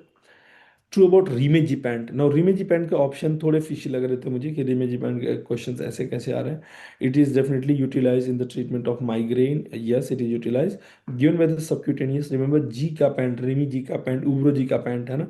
So rimegepant they are the CGRP antagonist, they are mainly utilized, approved for the prophylaxis of migraine, but now they are saying that we can utilize them in acute attack as well, ठीक है। Subcutaneous नहीं है ये, orally affective है। Subcutaneous वाले जो है एरेनुमैब, अगर आपको याद होगा तो this also we have covered in our rapid revision that marathon session. Erenumab, fremanezumab, ये हैं जो सबक्यूटेनियस वाले हैं, एरेनुमैब, फ्रेमानिजुमैब, गैल्कानिजुमैब, ठीक है। It causes vasoconstriction, okay, rimegepant, it is a CGRP agonist. See, CGRP agonist नहीं होते हैं, they are the CGRP antagonist. CGRP antagonist. So whenever you are going to look at the rimegepant among the given one, it causes systemic vasoconstriction that was mainly caused by triptans. It is given in the treatment of migraine. So of course they are utilizing the treatment of migraine. तो ये तो पहले सही हो गया। क्या इसमें multiple correct थे? It causes vasoconstriction. It could theoretically speaking, it could, because CGRP normally is a known vasodilating peptide.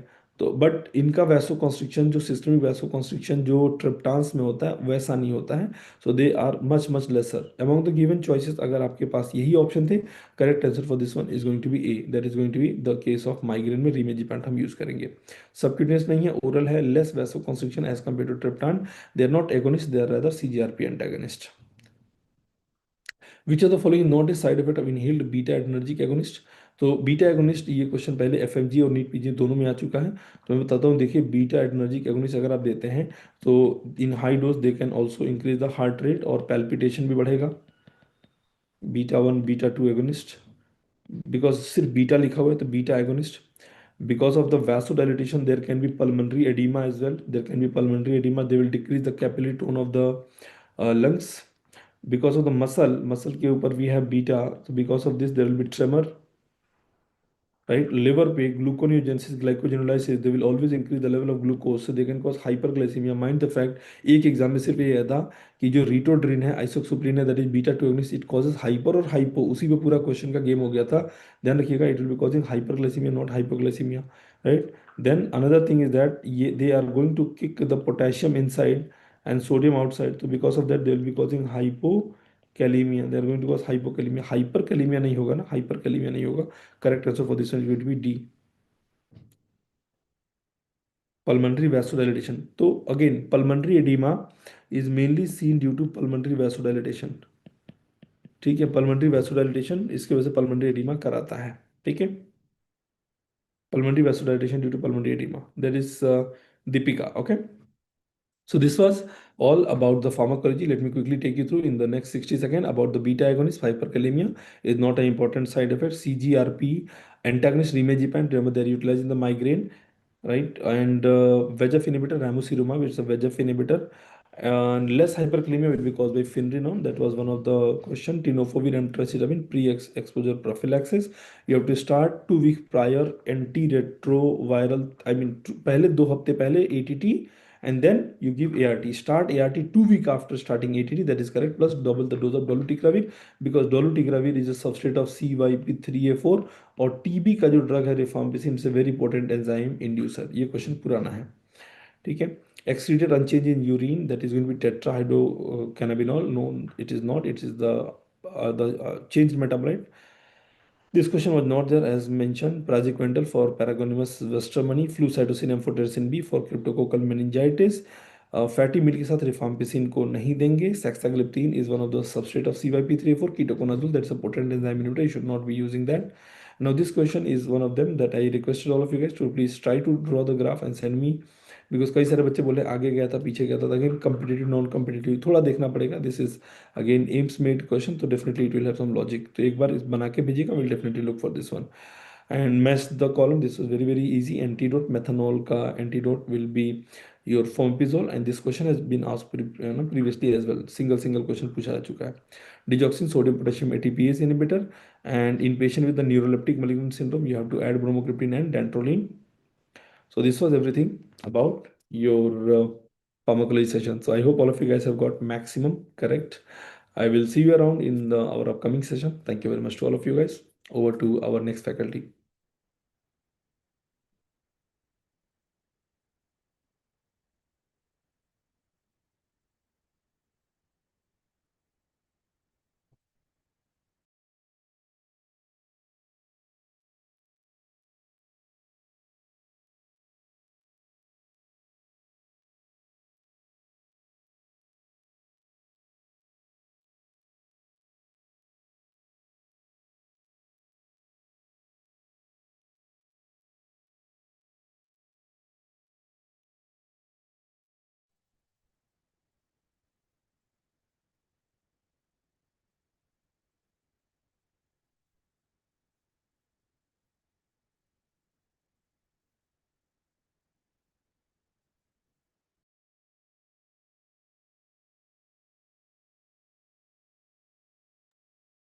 Sir आप लाइव हैं, स्टार्ट कर लीजिए.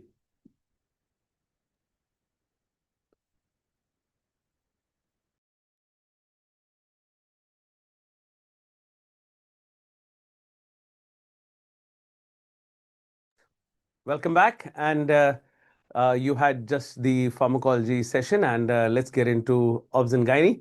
I'm so happy to see the questions. I'm sure all of you got all of them correct.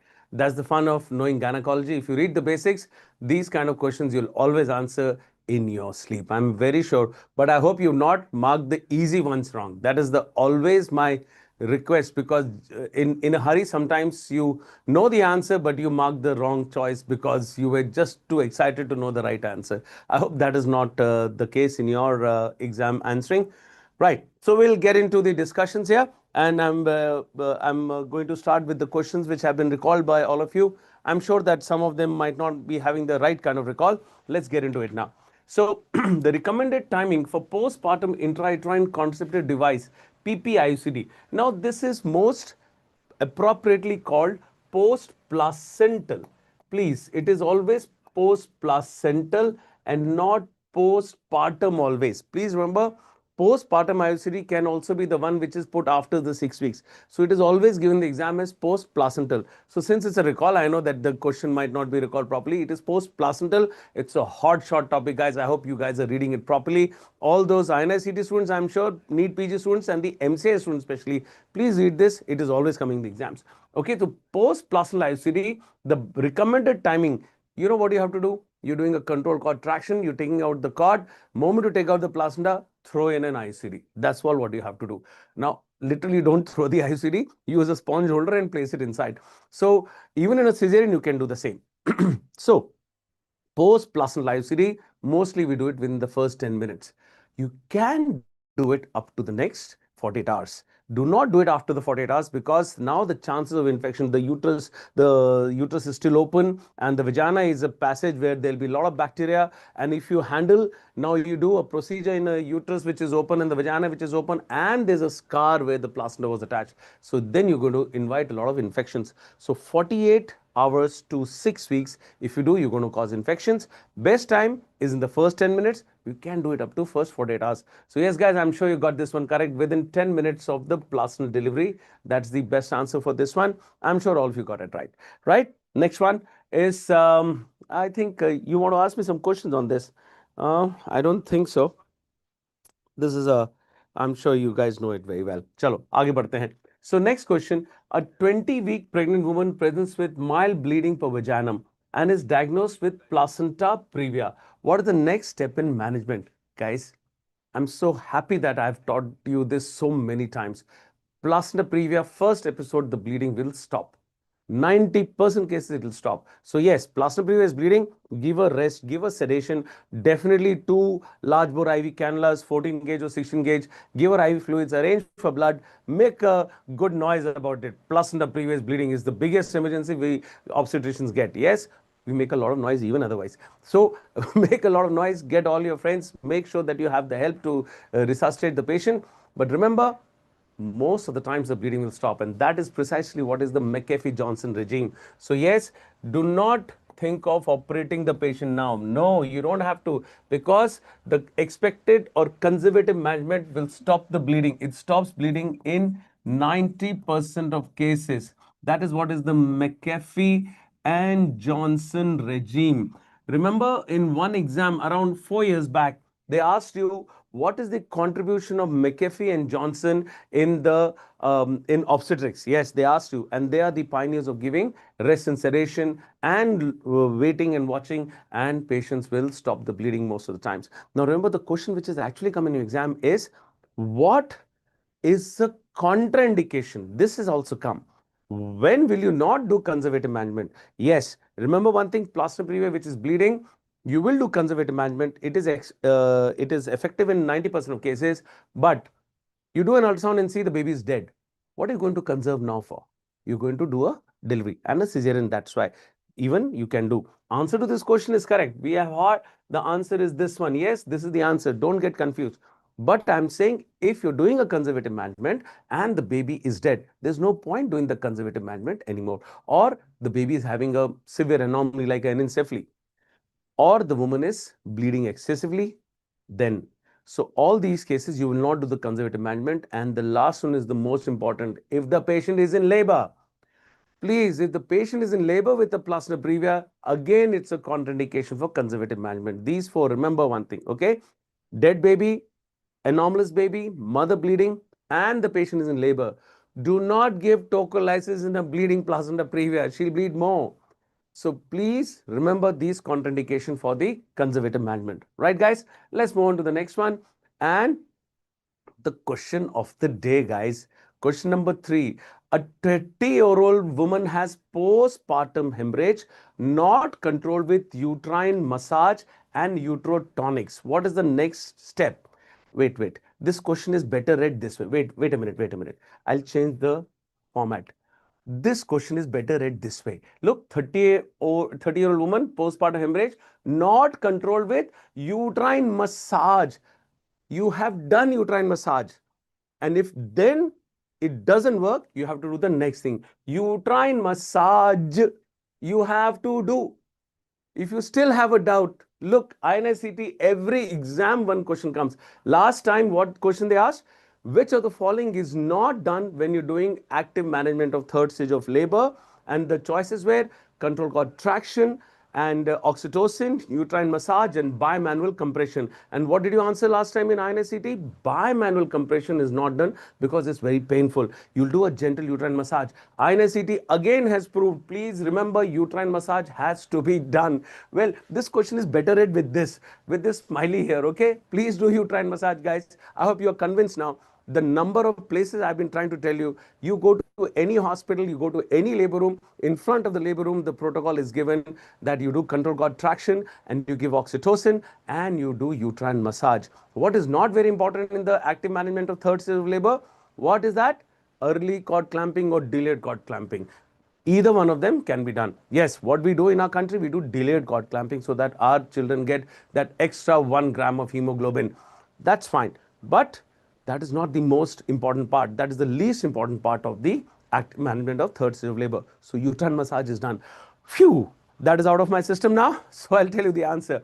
Remember, 30-year-old woman having PPH, uterine massage has not worked, then you go for the next step. And that first surgical step of management is the balloon tamponade or the Bakri balloon.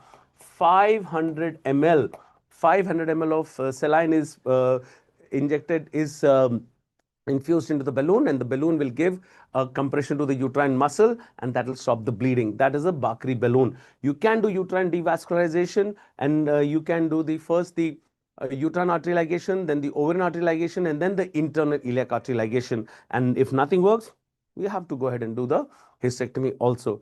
Remember the principle of internal iliac artery ligation, hot shot MCQ again. You are trying to reduce the flow, not to stop the flow of the internal iliac artery. And which artery you are ligating? The anterior division, not the posterior division. Right, guys? So let's move on. And wait, I want to see what you guys are asking me here.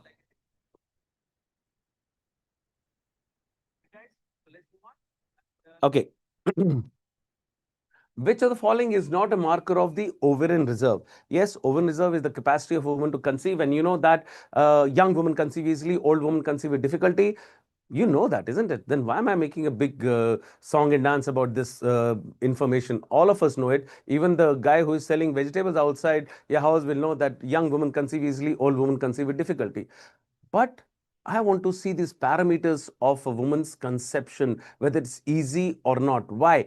Because there are a lot of young women who are not conceiving. So when women who are young not conceiving, why? Because the reserve is poor. So you can check the reserve by FSH values, AMH values. You can check by the ovarian size. You can also check it by the number of antral follicles in the ovary. Yes, those are the good tests. Now, which are the tests which are not used, which is not a marker? So AMH is 2 to 6 nanograms per ml. Yes. Then antral follicle count, it should be at least 6 to 7 antral follicles per ovary. And the exam question was, what is the less antral follicle count? So anything less than equal to 3 per ovary. Antral follicular count, it is done on the ultrasonography on the early 3-4 days of the periods. That's when on the ultrasound you will see 6 to 7 antral follicles per ovary. Now, if they are less than equal to 3 per ovary, less than 4 also is given in your many other sources. Less than 4 actually means less than equal to 3, not to get confused. Okay, 6 to 7 per ovary. So this is also good test. Early follicular phase FSH. Yes, if the FSH is high, that is telling that the high FSH means that the ovaries are not making enough estrogen. So the feedback to the brain of estrogen is less. So the FSH is increasing. That's essentially an old woman around 40 to 50 will have a high FSH. But if a young woman is having high FSH, bad news, bad reserve. Okay. Early follicular phase estradiol is not used. So yes, all of these 3 are used and this is not used. So that's the answer. D is the answer to this question. By the way, we also use the early follicular phase estradiol. That tells us a high estradiol is bad news. Yes. How does that work?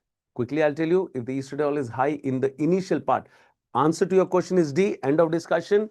But yes, being an IVF surgeon, let me tell you, we regularly do the estimation of estradiol also when we're working up. If the estradiol is high in the first few days of the menstrual cycle, 1, 2, 3, 4 days of the menstrual cycle, that means the FSH, the basal FSH is high. A high FSH in the previous few days, the days before the periods, in the previous few days, the FSH was high and it started recruiting a few follicles, and the estradiol is more than what you expect in the first few days. Because the basal FSH is high, in the first few days, the estradiol is already high. Estradiol should be high when?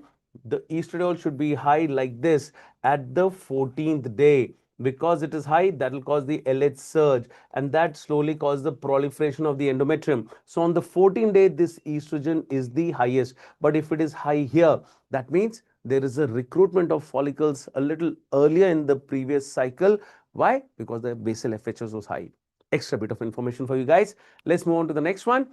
A 30-year-old woman presents with intermenstrual bleeding. Pap smear reveals atypical glandular cells. What is the next step? So many times in your pap smear reports, you see something written like atypical squamous cells of unknown significance. Ask us. So yes, we are not worried about it too much, but we don't ignore it. So what we do generally, we'll do a more frequent pap smear. We do a frequent pap smear, that is once in a year we do. Generally, pap smear is done once in 3 years. After 30 years, we do once in 5 years with the code test. That is basics. Now what happens if it is ascus and there's nothing else given? Then we do frequent pap smear. But the question is somewhat different here. The question is intermenstrual bleeding. She's a symptomatic patient. Then when it is symptomatic, you don't do screening test. Remember this. Symptomatic patient don't do screening test. That's why whenever I have taught you post-coital bleeding, please do a colposcopic biopsy. Post-coital bleeding, a pap smear is a screening test and it is sensitive only 48% to 62%. That's why post-coital bleeding, we always do a colposcopic biopsy. We gynecologists, what you get answers here and there. In so many of you students keep telling me pap smear. Arey bhai, you want to do a pap smear? Do. That is not the best test. It is not half as sensitive as the other tests. So the best test for post-coital bleeding is a colposcopic biopsy. Similarly, if the patient is symptomatic with atypical glandular cells, you will have to do a colposcopy with endocervical and endometrial sampling.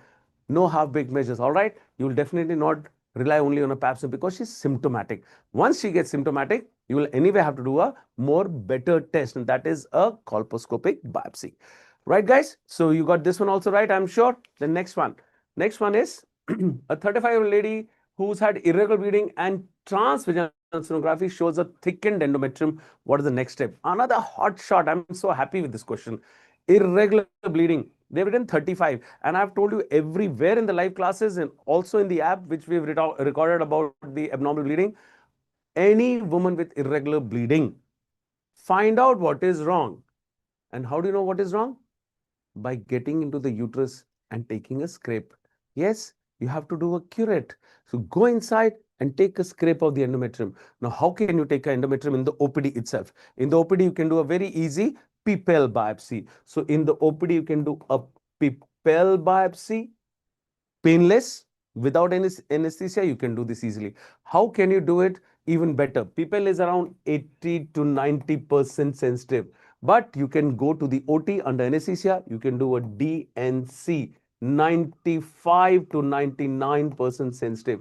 Or you are still better, you have a good instrument known as the hysteroscopy. So when you do a hysteroscopy, that is 100% sensitive in picking up if there is something wrong in this patient. So yes, always say endometrial sampling. How you do the sampling? I've given it to you once again. Never say I'll give progesterones or I will give, I'll do a hysterectomy. If this was written as, 45, if it was the choice, you guys would have said do a hysterectomy. Arey bhai, gynae does not do only hysterectomies. Okay, maybe you're right. Outside this room, maybe you do only hysterectomies, only cesareans. But yes, I'm in teaching you and I should teach you the right things. And we do hysterectomies only when it is required. That is what is standard teaching and standard practice in my hospital, at least. I work in St. Stephen Hospital, and that's a place where still managing patients the way they have to be managed. We are not in any hurry to do cesareans and hysterectomies for every patient who walks in. So please remember, never say hysterectomy first. Always find out the reason of the abnormal bleeding. So that's the answer, endometrial sampling. Which of the following are the signs of imminent eclampsia? You know the stages of hypertension, gestational hypertension. If there is proteinuria, we say it is preeclamptic toxemia or simply called preeclampsia now. Preeclampsia is the best term. And then with hypertension, proteinuria, we call it preeclampsia. Now, if the person throws a convulsion, a generalized tonic-clonic convulsion, then it becomes an eclampsia. Now, when a woman has had an eclampsia, what is The next thing, she's going to get hypoxic, the baby is going to die, and eventually the mother is going to die. So eclampsia is the worst case scenario. So do Maxelf, do IV labetalol, but deliver her. Delivery is the best management of eclampsia. That's the basic theory. Now, we are smart and we should be monitoring such patients before they throw eclampsia. We should prevent it. So hypertension, start the drugs. Hypertension with proteinuria, admit and start more drugs. Hypertension with proteinuria, keep her under a strict vigilance. And now I see the BP is 170 by 120. More than 110 diastolic, I'm worried. It is not getting controlled. Headache, nausea, vomiting, blurring of vision, exaggerated knee jerks, reduced output, and epigastric pain. Why epigastric pain? Gas, huh? No, man. Epigastric pain is because of subcapsular liver hematoma, stretching of the liver capsule. So, yes, all of this is the sign of imminent eclampsia. Yes, so answer to this is all of the above. I'm 100% sure all of the above would not be the choice. It would have been some variation of this information. All of the above, none of the above, two of the above. Like these choices don't come in the exam. If it has come, then I'm surprised. But I'm sure this would have not been the method of asking. So, I don't know. I'll see your questions. Pedal edema, pedal edema was given there. So pedal edema is not a method of saying that the patient has gone into preeclampsia. Also, edema is not the criteria. Proteinuria is always there. Edema can be there in normal pregnancy also, isn't it? You know that. So see, all above is not mentioned. Look, Darshini, I'm so happy you said that. You've just justified what I said. There is no exam. So that's why when you have these so many sources where you read all of the above, none of the above, I immediately tell you, please, that is not a proper recall. So even if some Q banks are writing all of the above, none of the above, that makes no sense. So this will not come in the exam. I'm very sure of it. So yeah, the first thing I've joined this organization, the first thing I've done is I've checked the Q bank to remove all these none of the above and all of the above kind of choices. All right, guys. So yes, this of course there must have been more symptoms. What are you guys telling me? Anything else? Any one of those is not a choice. See, again, it is option maintained. A, B, C, D, A, B, C, D, A, B, B, C, D, C. Yes, correct. That's how it would have come. I'm very sure. Chalo, good. You have just justified what I told you. Let's move on. In a case of uterine inversion, the shock is mainly due to, yes, the uterus has got inverted because it was a placental attachment here. See here, there's a placental attachment here. And what you've done, you've been in a hurry. You pull the cord like this and the uterus inverts. You know what? There was a very bad question. I don't know whether it was a bad recall. June 22, they asked a question. A woman has been delivered by an intern, and after the placental delivery, the patient goes into shock. I mean, it's assumed that interns are going to yank on the cord and pull it out. Guys, you interns are reading so well. You're reading regularly. All our students who have done MBBS, they do internship, they read so much and then get into PG. So interns know this, that you don't have to yank on the cord. Even the students who are coming from outside, those done the foreign medical graduates, they're also sitting for all the live classes. So nobody is stupid to just go and yank it. So if they had said it is cord has been delivered, I mean the woman has been delivered by an untrained person or in a village, I would have been happier. Anyway, forget the type of question. If you pull the cord, you should be always doing it gently. Gently tug on the cord and a counter traction. This is how you do the placenta delivery. So when you're doing this placenta delivery, the cord gets a little longer. Yes, that's a sign. The placenta separates. Fresh bleeding, that's a sign. And now the placenta totally separates and the uterus gets hard. So these are the three signs of delivery of that the placenta is separating. And the best sign is the uterus becoming a little hard. The uterus becoming a little hard. A suprapubic bulge, you feel a suprapubic hard mass. That is the best sign of separation of placenta. But if somebody holds and yanks the cord very fast, especially with a fundal implantation, see here, this placenta is going to pull out the uterus like this. So that is what is ultimately going to look something like this. The placenta attached here and the cord has come out. So that is what is known as a inversion. See, uterus has inverted. So it causes severe pain. Yes, severe pain. Neurogenic shock can kill. But remember, always, bleeding is torrential and the death is mostly because of the hemorrhagic shock. So that's always, we always have been taught that hemorrhagic shock can kill and the pain, the neurogenic shock can kill. But the more common cause is the bleeding. It can cause severe bleeding, this inversion. So please go ahead and don't say the neurogenic shock, always say the blood loss is the more common cause. Right, guys? So a cervix showing punctate hemorrhage. By the way, how do you reposit this? Yes. Remember, when you're pushing the uterus back inside with the fist of your hand, first you have to relax the uterus. Look, the uterus was like this, it has got inverted like this. So when you're pushing the uterus back, that will go back only when it is soft. So you have to first relax the uterus, push the uterus back inside, now contract the uterus. All right. So you relax the uterus by turbitalin, do a manual reposition with your fist. When it goes back inside, now you have to contract the uterus with oxytocin. And the next question, I know you're going to type and ask me whether the placenta is removed first or in the end. Look, we've always removed the placenta and then done it. But theoretically, good answer, correct answer is push the uterus back inside with the placenta if it is still intact. If the placenta is intact, don't try to remove it because the uterus is inverted and it will bleed more. So yes, ideally push it back inside. Once the uterus is reposited, you are giving oxytocin to contract it, and then with your hand you remove the placenta if it is still attached. So remove the placenta in the end. That is the right technical answer. Okay, what we do in the labor room is many other things, and we'll talk about that some other place. Okay, let's move on. So question number 9, a cervix shows punctate hemorrhages. Strawberry cervix, characteristics of which infection? Guys, strawberry cervix, I mean, there is always, I've told you, the chapter on vaginitis. I've given you in all my places where I've taught you, and wherever the online issues online classes I've taken, offline I've taken, I've given you the comparison of all these three together. The vaginitis, because of bacterial vaginosis, trichomoniasis, and candidiasis, all three together in one sheet so that you mug it up properly. And bacterial vaginosis is the one which is always coming. This time they asked you about trichomoniasis. Strawberry cervix or strawberry vagina, both are strawberry color. All right, please, strawberry type, red macules. So it is trichomonas, that is the answer. And the strawberry cervix, strawberry vagina, it is because there is intense inflammation because of trichomoniasis. It causes inflammation of the vagina. We call it colpitis. And then it makes red macules. So we say colpitis macularis. So this is seen not only on the vagina, it is seen on the cervix also.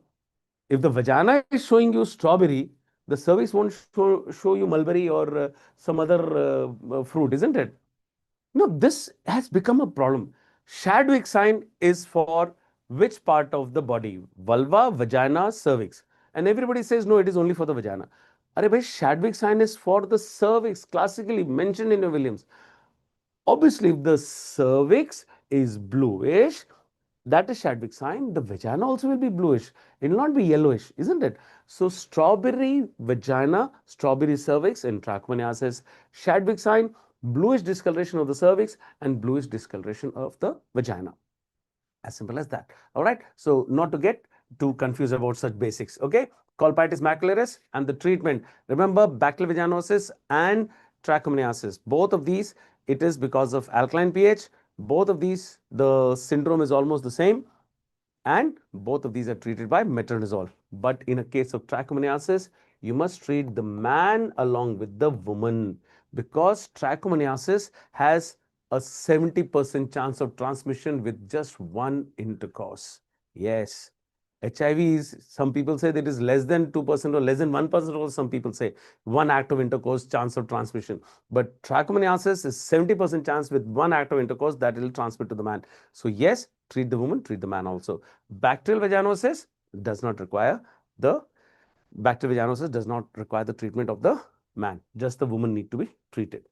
Right, guys? Anything else? Yes. Which of the following instrument is not typically used during a cesarean section? This also came as a, I think they gave you a list of 6-7 instruments and you had to pick up which one are used and which is not used. You had to give a combination type of an answer. Yes. But I'm sure you got it because you interns, Doyne's retractor is your best friend, isn't it?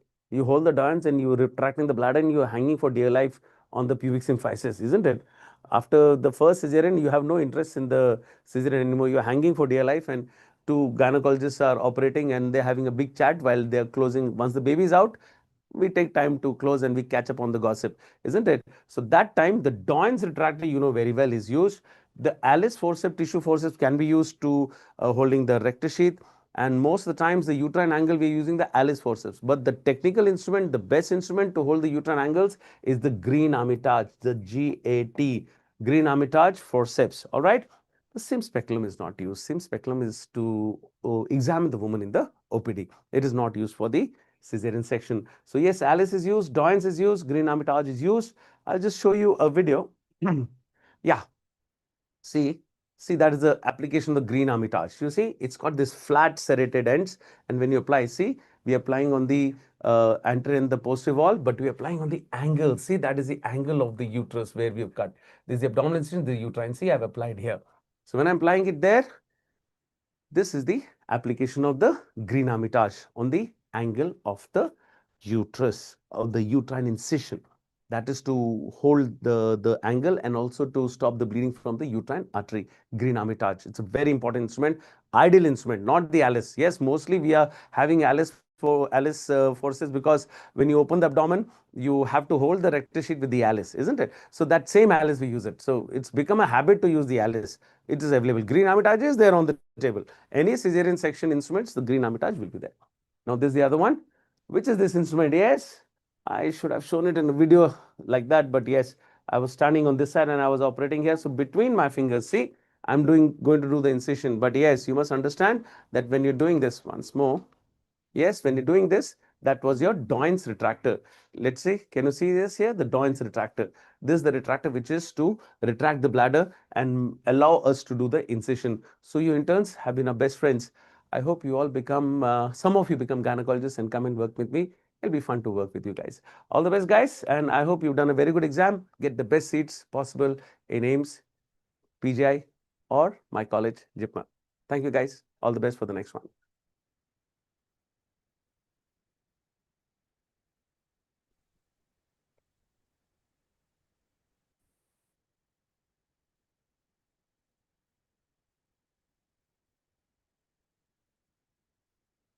Hello. Thank you very much, sir. Let's have discussion of biochemistry questions. A quick recall.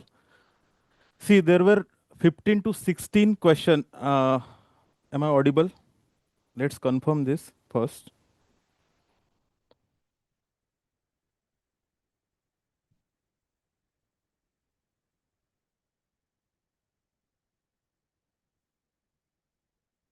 Yes, thank you. Thank you, Dharmesh.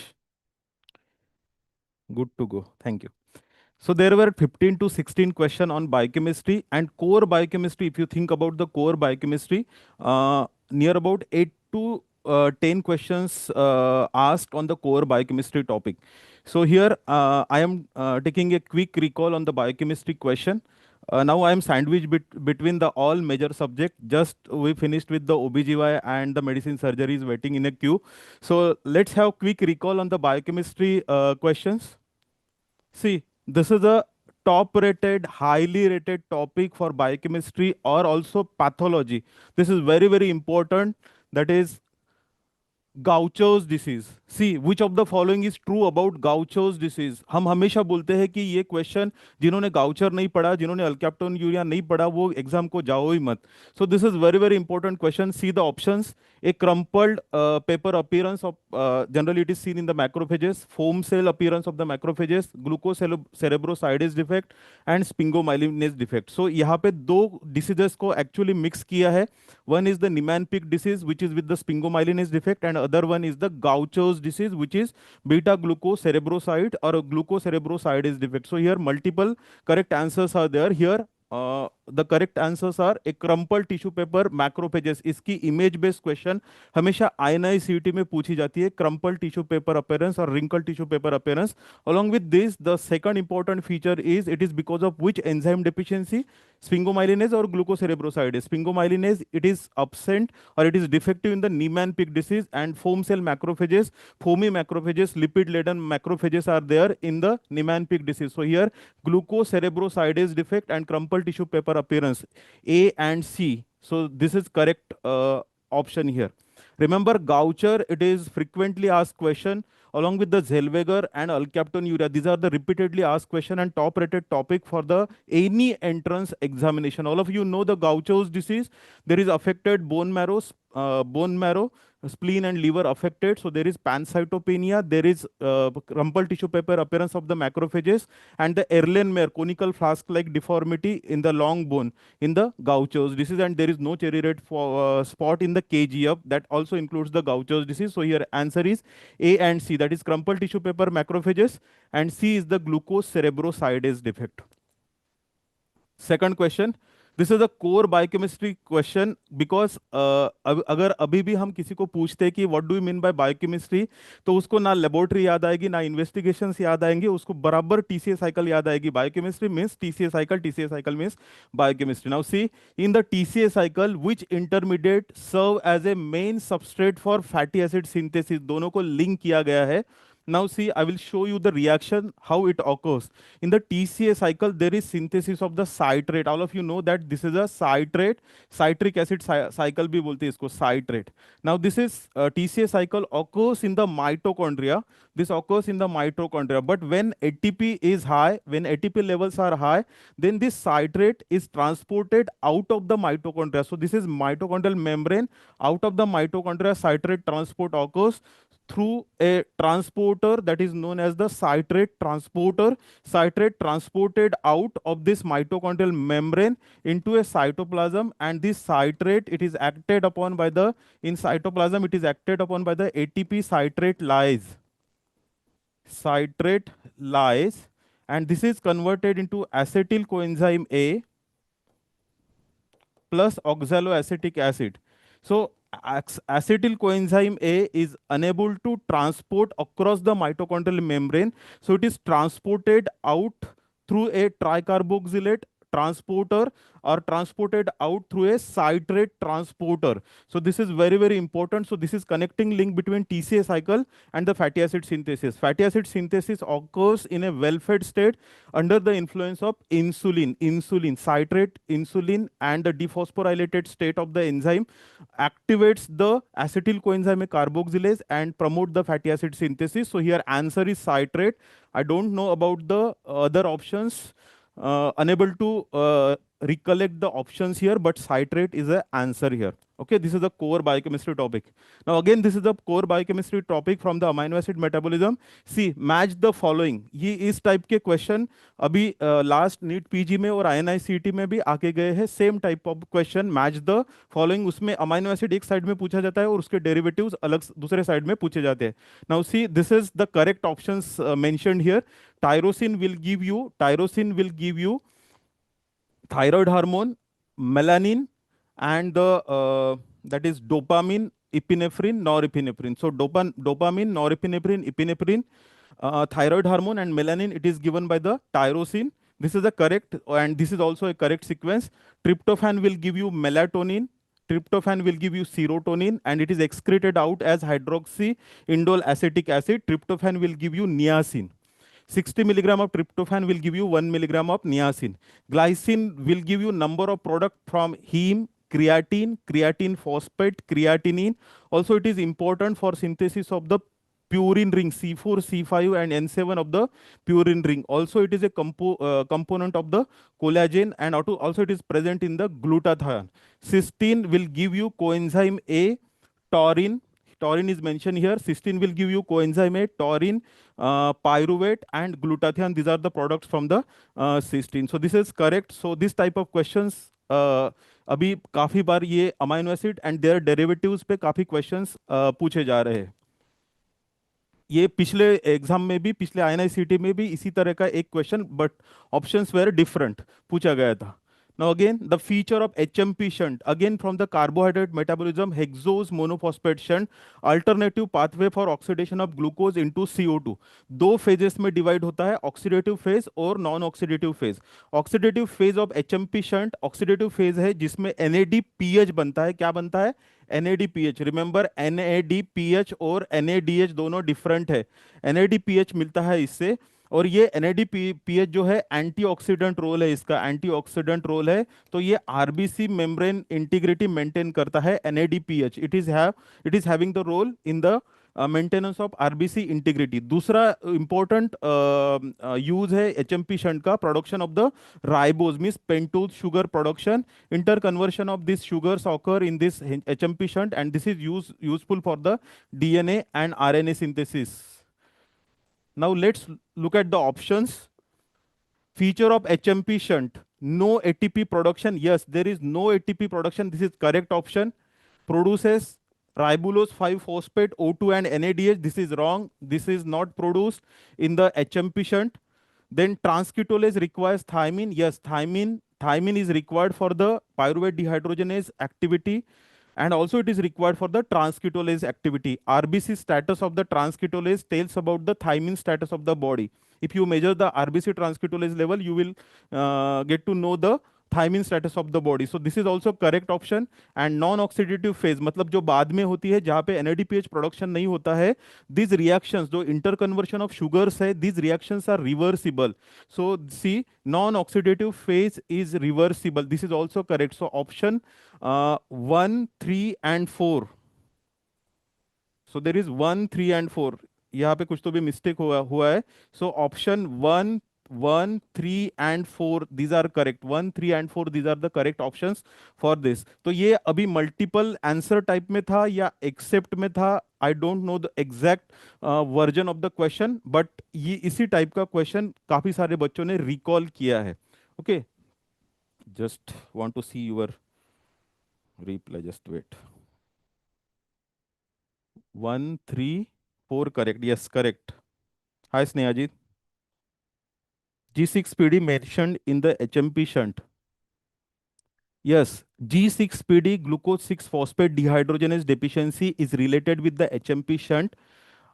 This is a disease generally asymptomatic, but when we give the oxidant drugs, for example, primaquine mainly, when we give the oxidant drugs, or whenever there is infection or the favabin consumption, that promotes the reactive oxygen species generation. As there is defect in the HMP shunt, there is decreased level of G6PD enzyme, there is decreased production of NADPH, so antioxidant role is hampered, and because of this there is hemolysis occur in the G6PD deficiency. G6PD deficiency is connected with the HMP shunt. The next question, glycogen and the glycogen storage disorders हमेशा पूछे जाते हैं, या तो regulation पे question रहता है या तो ग्लाइकोजन स्टोरेज डिसऑर्डर पे. जनरली वॉनगर्क और पॉम्पेज या मैककार्डल, ये तीन में से लास्ट ईयर कोरिस पे भी क्वेश्चन था. Okay, so the most common symptom with glucose 6 phosphatase. Glucose 6 phosphatase means von Gogh disease. This is von Gogh's disease. The most common symptom with glucose 6 phosphatase deficiency is, here the question is about the most common. Now see here, the fasting hypoglycemia. When there is liver involvement, the fasting hypoglycemia is a classical feature in the glycogen storage disorder. There is deposition of glycogen occurs in the liver, deposition of glycogen. In the von Gogh's disease, muscle and spleen, they are not involved. There is hepatoreinomegaly. As this enzyme is defective, there is defect in conversion of this glucose 6 phosphate into glucose. This step is common to two pathway. One is glycogenolysis, मतलब glycogen का degradation, and second one is the gluconeogenesis. So there is decreased synthesis of glucose from glucose 6 phosphate. So in this glycogen storage disorder, particularly von Gogh's disease, there is fasting hypoglycemia. There is increased glycogen in the deposition in the liver. There is no ketone levels are normal or low levels of ketones are there, and there is increased triglyceride. Cholesterol synthesis also increases, but this is not a common feature when it is compared to the fasting hypoglycemia. There is hypertriglyceridemia and hypercholesterolemia is also there, but ये multiple answer वाला नहीं है, तो we'll go with the fasting hypoglycemia. This is minimum when it is compared with the hypertriglyceridemia, because glucose 6 phosphate, when it is accumulates, it is diverted for the HMP shunt, and also it is diverted for the fatty acid synthesis. So it leads to the synthesis of increased triglyceride level, not the principally cholesterol level. Okay, this is also basic biochemistry question. Now see, this is a metabolism question, proper metabolism question. Tryptophan metabolism image shown, means this type of image was there, and xanthuronate excretion, बहुत सारे बच्चों ने क्या xanthinuria बोला. It is not xanthinuria, it is xanthorenic acid excretion in the urine. So xanthorenic excretion is shown. Which vitamin deficiency causes this?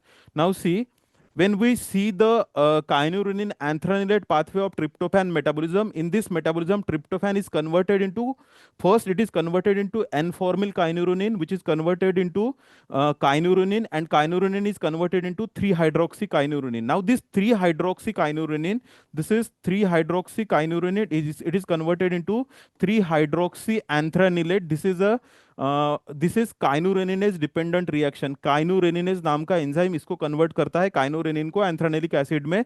और this tryptophan पे हमेशा question रहता है, generally it is related with the pellagra, क्योंकि tryptophan 60 milligram of tryptophan will give the 1 milligram of niacin. इस बार pellagra से related नहीं पूछा है, इस बार दूसरे विटामिन पे पूछा है. Now see, this is the normal pathway where NAD synthesis occur, and 60 milligram tryptophan will give you 1 milligram of the niacin. 1 milligram of the niacin. This is normal pathway. This is kynurenine anthranilate pathway. और दूसरा जो pathway है serotonin pathway, जिसमें serotonin बनता है और melatonin बनता है. Now, if there is deficiency of this kynureninase, मतलब kynureninase, this is a transamination reaction. This is pyridoxal phosphate dependent, vitamin B6 dependent reaction. If there is vitamin B6 deficiency, this activity of kynureninase decreases, and this kynurenin is diverted for the production of xanthorenic acid, and it is excreted in the urine. So in B6 deficiency, in pyridoxine deficiency, there is excretion of xanthorenic acid occurs in the urine. This is commonly asked MCQ. This is common question from the tryptophan metabolism. Now next again same, मतलब थोड़ा सा clinical touch दिया है इसको. A patient undergoing folate therapy has worsen neurological symptoms. What is the reason? What is the reason? The folate trap is reason. What is reason? Folate trap is reason. Now what is folate trap? See, this is methionine. This, in short, methionine is converted into, activated into S-adenosyl methionine, जो कि universal methyl group donor है. This S-adenosyl methionine is converted into S-adenosyl homocysteine after donation of this methyl group, which is accepted by an acceptor. It is converted into S-adenosyl methionine, and this S-adenosyl methionine is converted into homocysteine, and homocysteine is converted into methionine. For this reaction, for the conversion of homocysteine to methionine, B12 is required. B12 is required, and for this reaction, in this reaction, methyl B12, methyl tetrahydrofolate, it is converted into tetrahydrofolate. If there is B12 deficiency in this reaction, if there is B12 deficiency, this reaction get blocked, and this methyl tetrahydrofolate will accumulate. और ये reaction छोड़ के ये methyl tetrahydrofolate का दूसरा कोई काम नहीं है, तो इसको बोलते हैं functional folate trap. मतलब folate available है लेकिन कुछ काम का नहीं है. ठीक है, methyl, it is trapped as methyl tetrahydrofolate. When folate is given, it can cover the megaloblastic anaemia, it can cover the symptoms due to folate deficiency, but it will not cover the vitamin B12 deficiency manifestation. So B12 deficiency, it is means therapy has worsened the neurological symptoms. Big neurological symptoms means in B12 deficiency, there is subacute combined degeneration of spinal cord because of increased methylmalonic acid, and that hampers the myelin synthesis, and because of that, the neurological symptoms are there in the B12 deficiency. So these are the symptoms because of the folate trap reaction.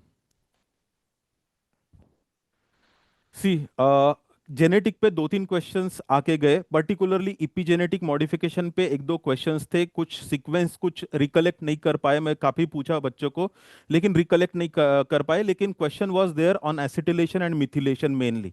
So remember, acetylation activates and methylation mutes. First will discuss this question.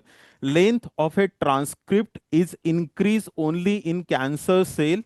This is most likely due to, now see here, differential polyadenylation and the alternate splicing. Gene amplification तो यहाँ पे सवाल ही नहीं आता।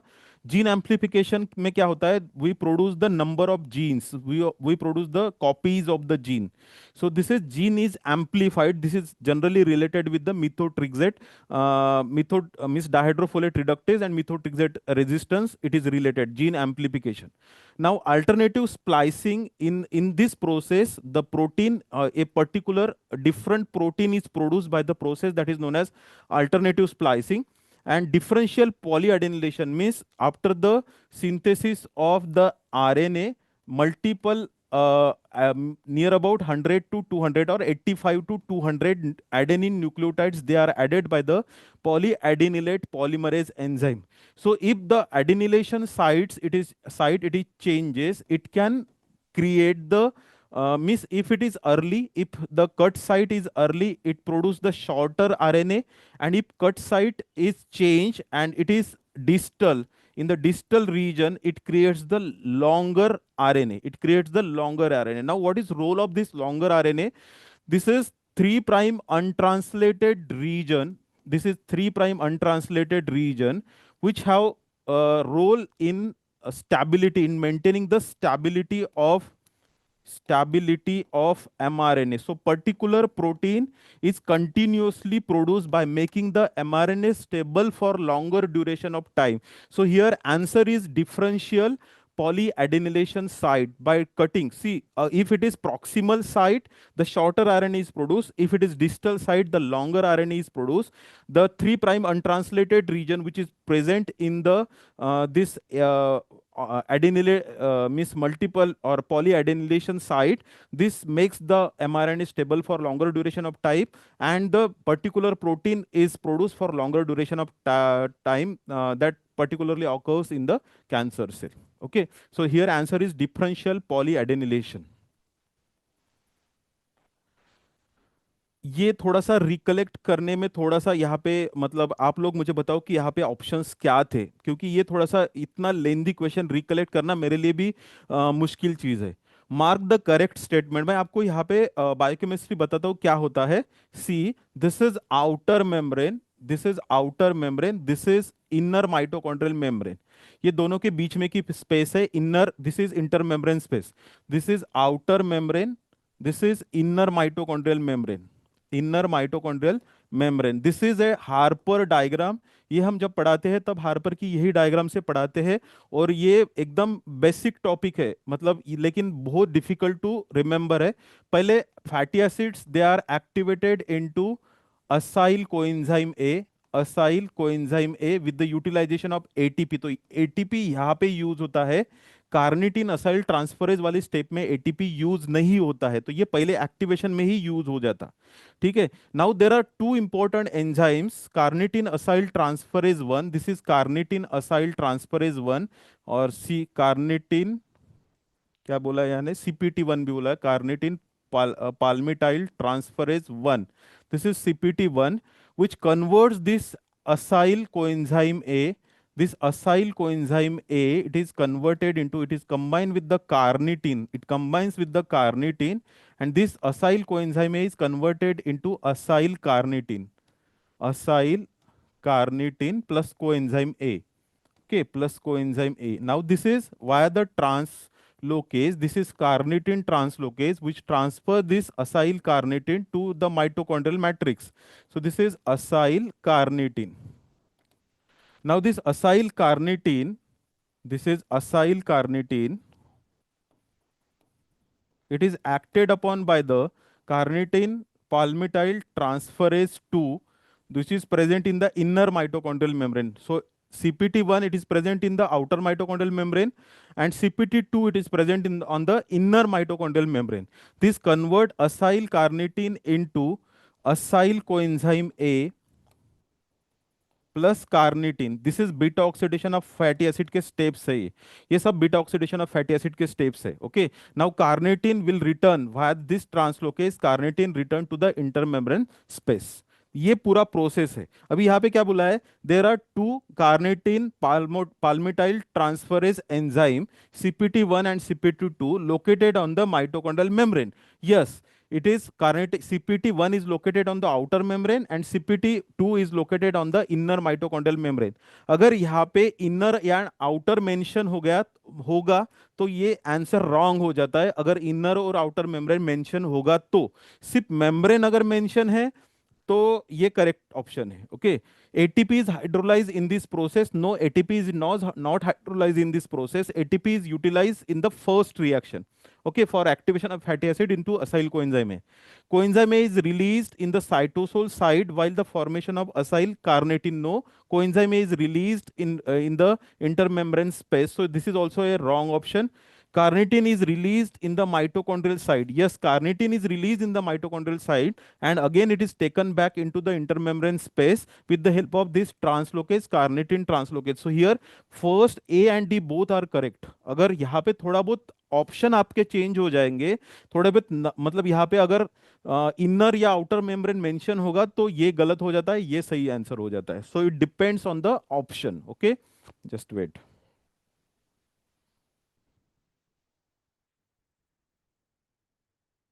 They ask for incorrect statement.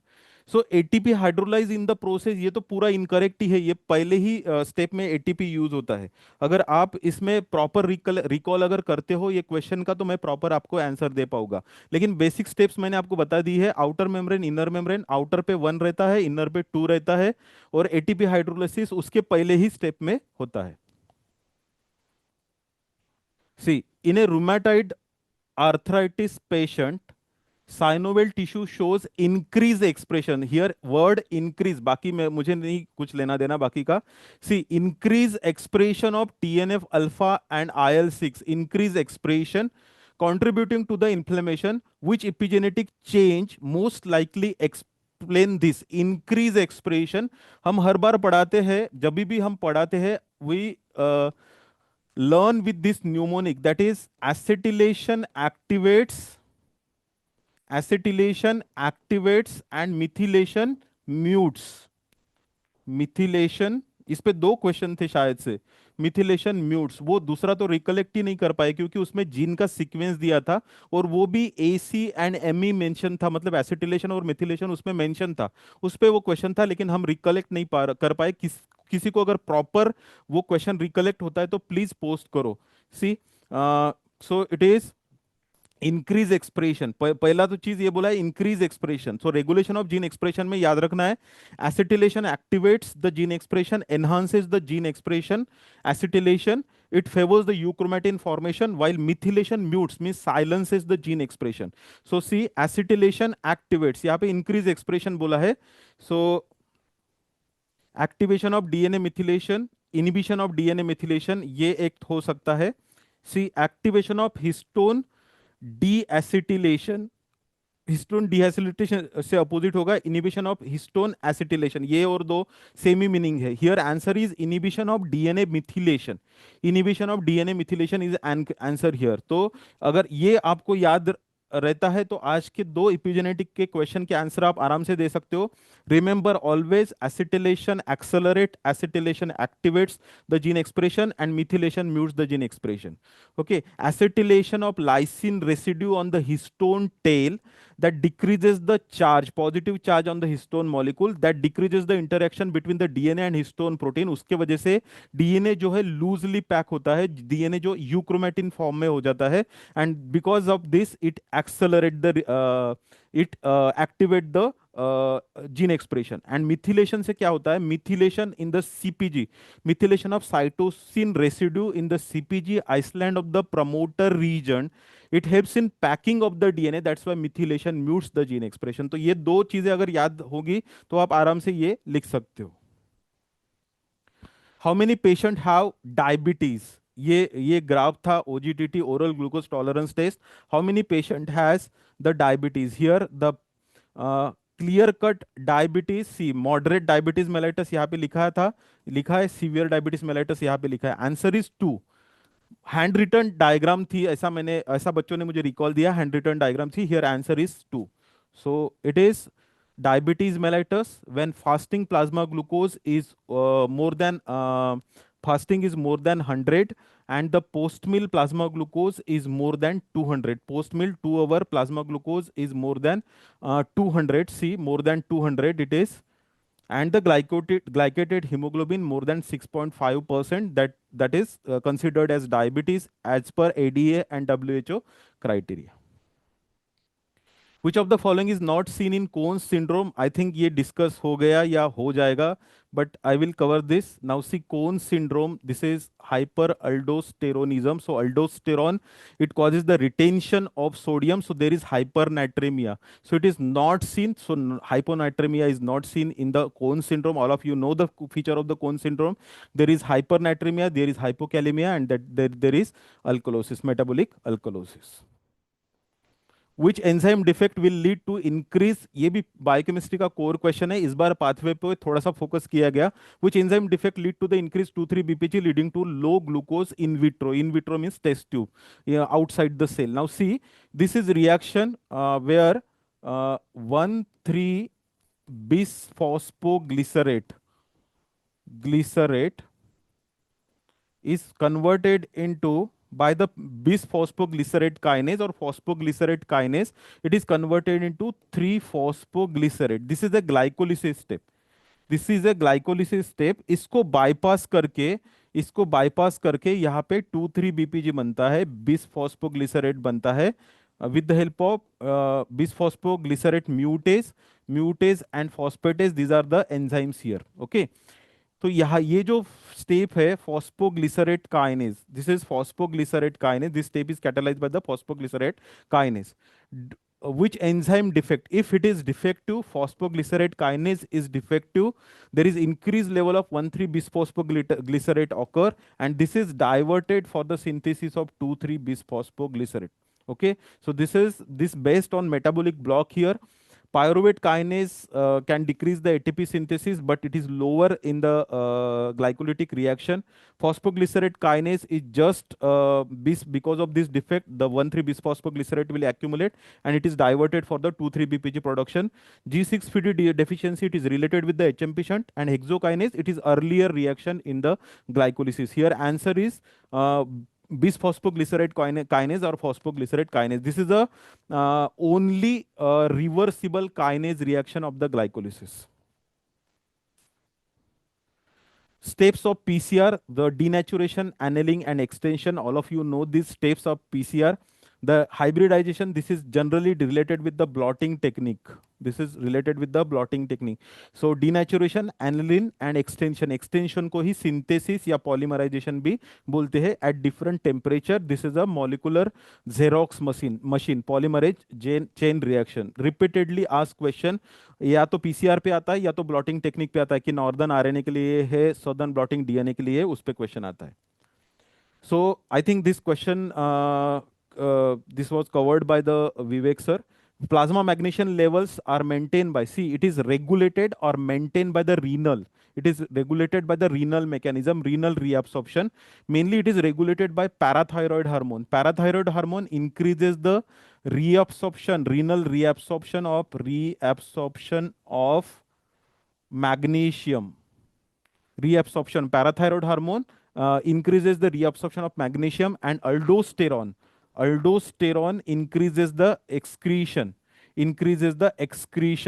of this magnesium, while the intestinal absorption, this is a secondary mechanism. Bone resorption, when magnesium's levels are too low, the bone resorption maintain the magnesium level. But the most important parameter and primary parameter for the magnesium regulation is the renal reabsorption. So these are the questions from the biochemistry. Basic biochemistry के काफी ज्यादा questions थे, और एक दो questions तो मतलब 15-16 question last year NEET पीजे में भी near about 24 questions from biochemistry थे, और इस बार INI-CET में भी एक दो क्वेश्चन तो मिस ही हो गए, वो रिकलेक्ट ही नहीं हो पाए. So there were total 15 to 16 question from the biochemistry. So I will hand over the session to the next faculty. Sandeep sir or the Santosh sir, please.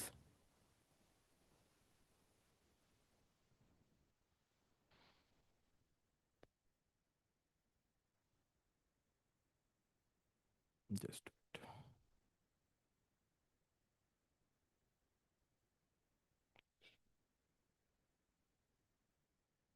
Hi, sir. Good evening.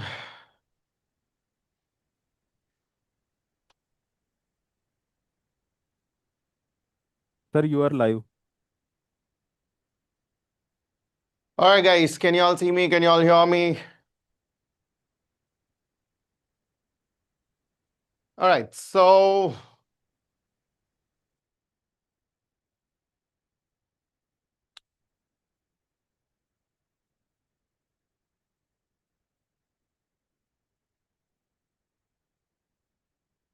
all right. So without wasting any further time, let's kickstart the general surgery recall. I mean, this year we had like more than 20 questions, so I could, bring it down to the one which are core concepts of general surgery or one which was asked in surgery. Yes, surgery इस बार थोड़ा tricky था. Yes, questions थोड़े twisted, molded थे. काफी चीजें जो हम usually ignore कर देते हैं कि प्रॉबेबली नहीं होगा. INICET is known for it. मैं बार बार बोलता हूं कि बेटा INICET एग्जाम में टॉपिक वही रहेगा लेकिन तरीका बदलेगा सवाल पूछने का. Every time there used to be a question on biliary system, इस बार भी आया है. प्रोटोकॉल्स हम वही बात करते हैं, इस बार भी आया. There lot of good questions, there lot of tricky ones. Let's try to get one after the other. एक एक सवाल हम उसको डाइसेक्ट करेंगे. My job here is to tell you the answer which is right. मेरा काम ये नहीं है कि अभी आपको बताऊं बैठ के कि भाई why is it right. Let's make a quick recall so that all of us can go back and relax. I know you have worked hard. I don't want to take extra time of yours. Let's quickly look at this session. तो मेरा पहला question क्या था? I had a patient with a history of head injury, that is trauma is there, with 2 episodes of vomiting, now unconscious. What is the most appropriate management? So when you look at this, this is the probably case of extradural hemorrhage post-traumatic increased in intracranial pressure. Why am I saying it is raised ICT? Because there is vomiting, which is a feature of your extradural hemorrhage. Yes, what are the options? Would you like to do? See, extradural hemorrhage में we know the management is going to be evacuation of clot.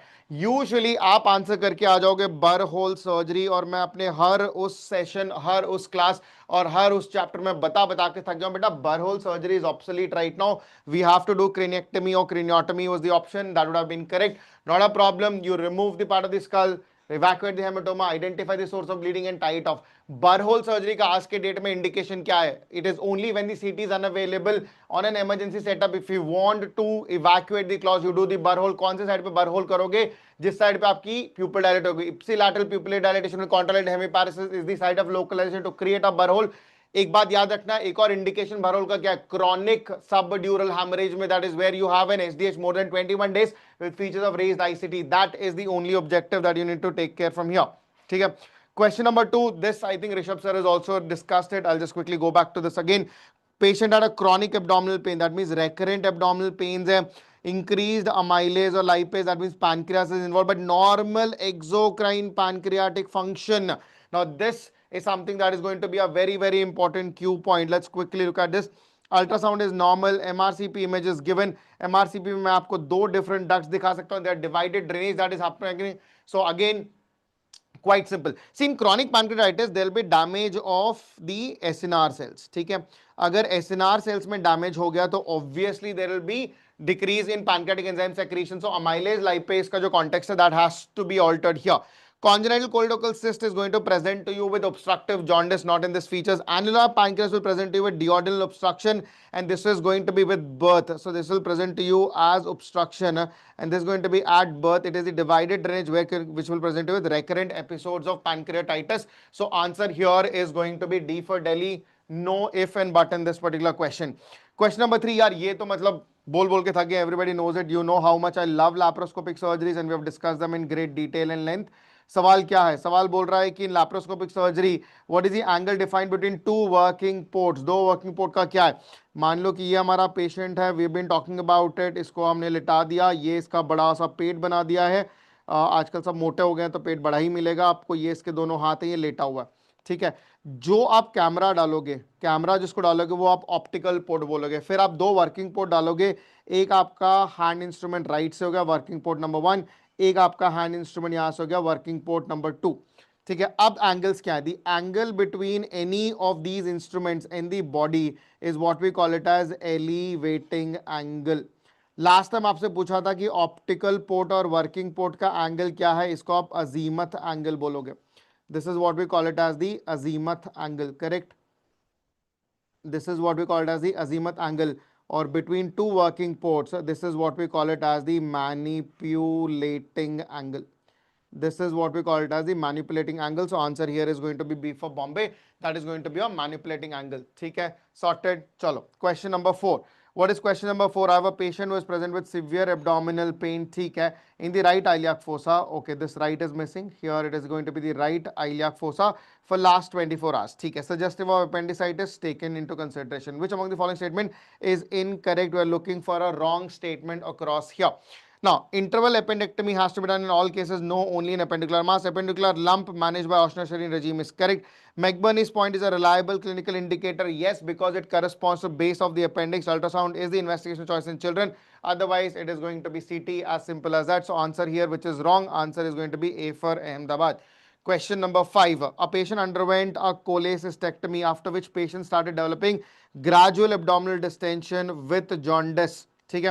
It's just 200 ml of accumulation. What is the next step in the management? We've been telling you again and again, whenever you have a patient on ultrasound, it is present 200 ml, you'll do USG guided aspiration. Now, based upon what we are going to get, we will move forward. If it is bile stained, then I would go ahead with ERCP, and then based upon the ERCP's finding, we'll go ahead. So it is going to be USG guided aspiration. I don't know what is the option number C and option number D. If you can help me up with that, then I can give you a better answer. But the next immediate step, if there is an accumulated fluid, you have to confirm what fluid is it. Is it bile? Is it serous? It is blood. In order to do so, it is USG guided aspiration. So hence here, because the patient is stable also, you can conclude here by saying USG guided drainage. There is no lower for laparotomy and repair, only when you have the patient in the context. So see, with the jaundice present, it indicates CBD obstruction. For a CBD obstruction, you have to evaluate it. So hence ERCP becomes mandatory. So hence I'm asking you, what is the options which are available? We'll try to reconstruct this question. Question number 6. I have a patient with abdominal drain in C2 post difficult gallbladder dissection. Okay. On POD 7, the output in that drain is 300 ml. Patient is afebrile. CT does not show any collection. MRCP shows cystic duct leak. Whenever there's cystic duct leak, post obviously of cholecystectomy, do an ERCP and stenting. So ERCP without stent won't help. USG guided pictal insertion, follow up, no, it won't heal. So among all the objectives, if you look at it, the options are wrong. Not exploration is required. So you can drain this collection. Probably it will settle. So among given options, it is there. If ERCP with stent would have been a better option, but here it is going to be B for Bombay. ठीक है, चलो.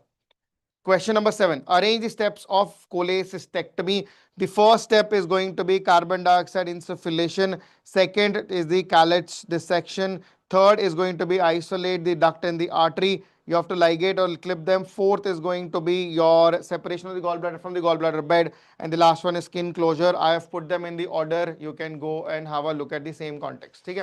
So this we have discussed in multiple times. No need to go again and again about the same. Steps of hernioplasty, again say when you look at this, identify the sac and separation of the cord. Yes, pushing the sac is the second one, then mesh placement and skin closure. So this is in the same sequence, 1, 2, 3 and 4.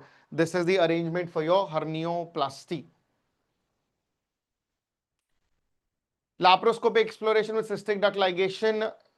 We have covered that, no? You have to ligate isolation of cystic artery and cystic duct, and then you have to ligate it, no? Then after you have done this, then comes the gallbladder from the gallbladder bed, eventually the skin closure. ठीक है, ये steps हैं. अगर वहां पे उसने separately लिखा होगा कि duct ligate करना है, then it will come before this. ठीक है, तो isolation के बाद यहाँ पे ligation आ जाएगा. Ligation of cystic duct and cystic artery, or I can say clipping of cystic duct and cystic artery, and then take it for the next steps. ठीक है, चलो. Question number 9, identify the hernia given in the following image. You can see there is an appendix, the tubular structure, which is present here. So if the content of the sac is your appendix, then it is going to be your Ammian's hernia. Litters hernia, we all know it is going to be Meckel's diverticulum. So henceforth, not important to go forward. Let's go to the question number 10. A patient is presented to the emergency after spilling of hot milk over the forearm. So usually when these happens, there's an image. We haven't got the exact image. So henceforth, I'm just going to contemplate. Okay? Now, if there is, when you talk about the burns, if there is superficial burn, only the epidermis is involved. If there is partial thickness involvement, that is superficial, then you have papillary dermis.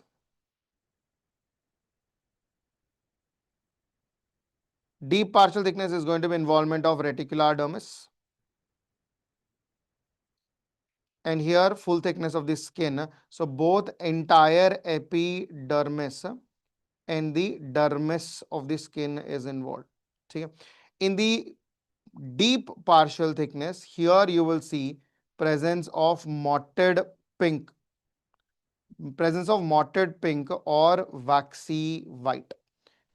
If there is only red, then it is going to be superficial partial thickness. Here there is only presence of erythema. So you are a better judge. What if this color that you see is only red, then most of the patients, students have told me that it appears to be red. So then superficial partial thickness would be the right answer. Okay? Chalo. Question number 11, which among the following absorbable suture material has the maximum tissue reaction? Endlessly time I've told you the maximum tissue reaction is there with the catgut suture material. It is going to be your catgut suture material. If you look at minimum tissue reaction overall is going to be proline. It is going to be your proline, that is polypropylene. But if they ask you minimum in absorbable, minimum tissue reaction in absorbable, then the answer will become PDS. As we all know, proline is non-absorbable. Question number 10. TIGAR-O classification, we've been telling you again and again. T stands for toxic, I is idiopathic, G is genetic, A is going to be autoimmune, R is recurrent, O is obstructive causes, and all these are the causes or the classification for chronic pancreatitis. So again, same context, nothing important about it. Question number 13, identify the bariatric procedure shown in the image. You can see you've done a sleeve gastrectomy here. So we have done sleeve, and then we have divided the duodenum, and the jejunum has gone and anastomosed with the stomach. And this is where whenever you want, you can switch back from the duodenum. So it is called as duodenal switch. So answer here is going to be C for Calcutta. It is going to be duodenal switch. Question number 14, triage done in emergency. Which among the following color code has the highest priority? So when you look at in the forms of priority, 6 years old child crying, 40 years old, unconscious. In an unconscious, airway is going to be obstructed. Hence, I have to secure. As we all know, the priority in triage or any trauma patient is going to be ABCD, and A is going to be your airway. So I think B is the right answer. Here breathing is the second one, and then if a patient is conscious, you don't need to worry about it. So among giving options, airway is compromised in option number B. So hence this takes the priority among rest of them. Question number 15, I have a patient with hypercalcemia, that is elevated calcium and decreased phosphate, right? In association with osteoporosis, that means increased osteoclastic activity. What fits into diagnosis is primary hyperparathyroidism. So parathyroid adenoma is primary, chronic kidney disease is secondary, deficiency of vitamin D is secondary, post-renal transplant is going to be your, or we call it as the refractory component, right? So this is where we usually see as an independent component. So it is not in the option. So answer here is going to be A, primary, that is going to be your parathyroid adenoma. Okay. Okay, guys, if you have any questions, you can just put it across. We'll try to put forward them as well. Match the following. When you look at the manometry will be done for ecclesia cardia. So A will become 2. System scan is going to be for parathyroid adenoma. B is 1. EUS we didn't have the option. For 24 hours pH monitoring, it is going to be GRD. If you find the option, just pin me across. We'll add to that. So this is multiple choice question that we had. Now, a patient with recurrent gastric ulcer with a nodule in duodenum. So, you are in Passaro's triangle. That is going to be your gastrinoma, right, which is also called as Zollinger-Ellison syndrome. What will be the next step in the assessment? I'm going to measure the serum gastrin level. We have got the entire protocol. Go watch it in our app as well. Question number 18. Which among the following statement is incorrect about the stoma? Now, colostomy has maximum electrolyte loss. No. Ileostomy has it. This is wrong. Okay, so this is the correct option, which is incorrect. Ileostomy is generally kept with pouting. All loops or all stoma should have a pouting of at least 1 centimeter. Stoma of colostomy is everted above the skin level is also correct. Okay. So what is option D? We don't know. We'll look for it. Question number 19. All of the features of late dumping syndrome. See, late dumping syndrome, we have told you it is because of rapid descent of food which is going to occur from the stomach into the loop of the bowel. For both, when you say early dumping, late dumping syndrome, the component is same. That means because of rapid descent of food or rapid emptying of food from the stomach to the loop of the bowel. What is late? It is usually seen after 2 to 3 hours. So you can see in late dumping syndrome, it is your insulin spike. It is your insulin spike. It occurs 2 to 3 hours after consuming food, and patient will have features of hypoglycemia. Features of hypoglycemia, right? So lightheadedness and palpitation is hypoglycemia, correct? Can be relieved by lying down. Now it won't be relieved by lying down. It is actually for early dumping syndrome. For early dumping, patient will feel better by lying down. Commonly seen after 2 hours of consuming meal. Symptoms worsen with physical activity is correct. So answer here is going to be B for Bombay. We have done this drill multiple times. It's the same repeat question, nothing spectacular about it. Question number 20. Following is the image of the patient. So it is a breast cancer is given. I've been told it is inflammatory breast cancer. It is your inflammatory breast cancer, which is going to be T4D. Which would be the following for the scenario? Now, when you have a T4D disease, it cannot be stage 1, 2A or 2B. It is either be 3A, 3B, 3C. For all patients who are going to have a stage of 3A, 3B or 3C, we've been told, very simplified, that in these you'll go with neoadjuvant chemotherapy followed by modified radical mastectomy followed by adjuvant therapy. So this is what we do. Simple mastectomy is wrong. Neoadjuvant followed by radical. I will not do radical, I'll do modified radical. So neoadjuvant chemotherapy followed by modified radical mastectomy will be the right answer, which is going to be D for Delhi, as Ria has given me the right answer here. The last question that we have, I think this is the last one. Question number 21. A patient with abdominal pain on evaluation found to have, okay, there is increase in mucin. There is increase in CEA levels with normal amylase. Now, when you see increase in mucin and CEA in the cystic lesion of pancreas, there are two things. There is mucinous cyst adenoma and intraductal papillary mucinous neoplasm. How do you differentiate? The only thing is in IPMN, you will see the amylase would be elevated, whereas the amylase in mucinous cyst adenoma remains normal. So answer here is going to be C for Calcutta, right? So these were the 21 questions which were there in the exam. Every single question, those who said tricky might be options. Yes, I do get it, but majority of them were on a comparative data. If you have read my lectures, you have seen my lectures, we have all these in a comparative scale, and that's how the questions were asked. I hope you have done the exam well. If you have any questions, any queries, hit me up on the Telegram or on the Instagram. I will reply you down there. You can comment. I'll share the PDF also. Thank you so much for joining. Any questions, any queries, you know where to find us. But again, surgery was not that difficult. Every single question was from the previous topic. I told you the important topics to look out. Nothing has gone beyond that, right? Thank you so much for joining. We will discuss for the next session as well. Take care. Over to the next one. Okay, hi guys, how you doing? So medicine this time was not a very difficult exam. Quite predicted questions, easy questions, and I hope all of you have done well. So let's start with a quick recall. Most of the questions were quite on the predicted line, so I will not get into the detailed discussion. I will just share what is the essence of the question and what is the answer. So let me start with the first question. A tall P wave on ECG are most commonly seen in which of the following condition? This we have discussed as separate ECG section on P wave as well as the valvular heart diseases, right? Whenever we have tall P wave on the ECG, what do we call it as? We call it as P pulmonale. Tall P waves on the ECG are called as P pulmonale, which is suggestive of right atrial hypertrophy or right atrial enlargement. Typically, right atrium will get enlarged when there is a pathology on the right side of the heart, like tricuspid stenosis, then right atrium will have difficulty to push blood to right ventricle. It will develop dilatation, enlargement, and hypertrophy. Similarly, we can also have right atrial enlargement in concentric RVH, which usually happens in patients with pulmonary hypertension. That's why it's called as P pulmonale.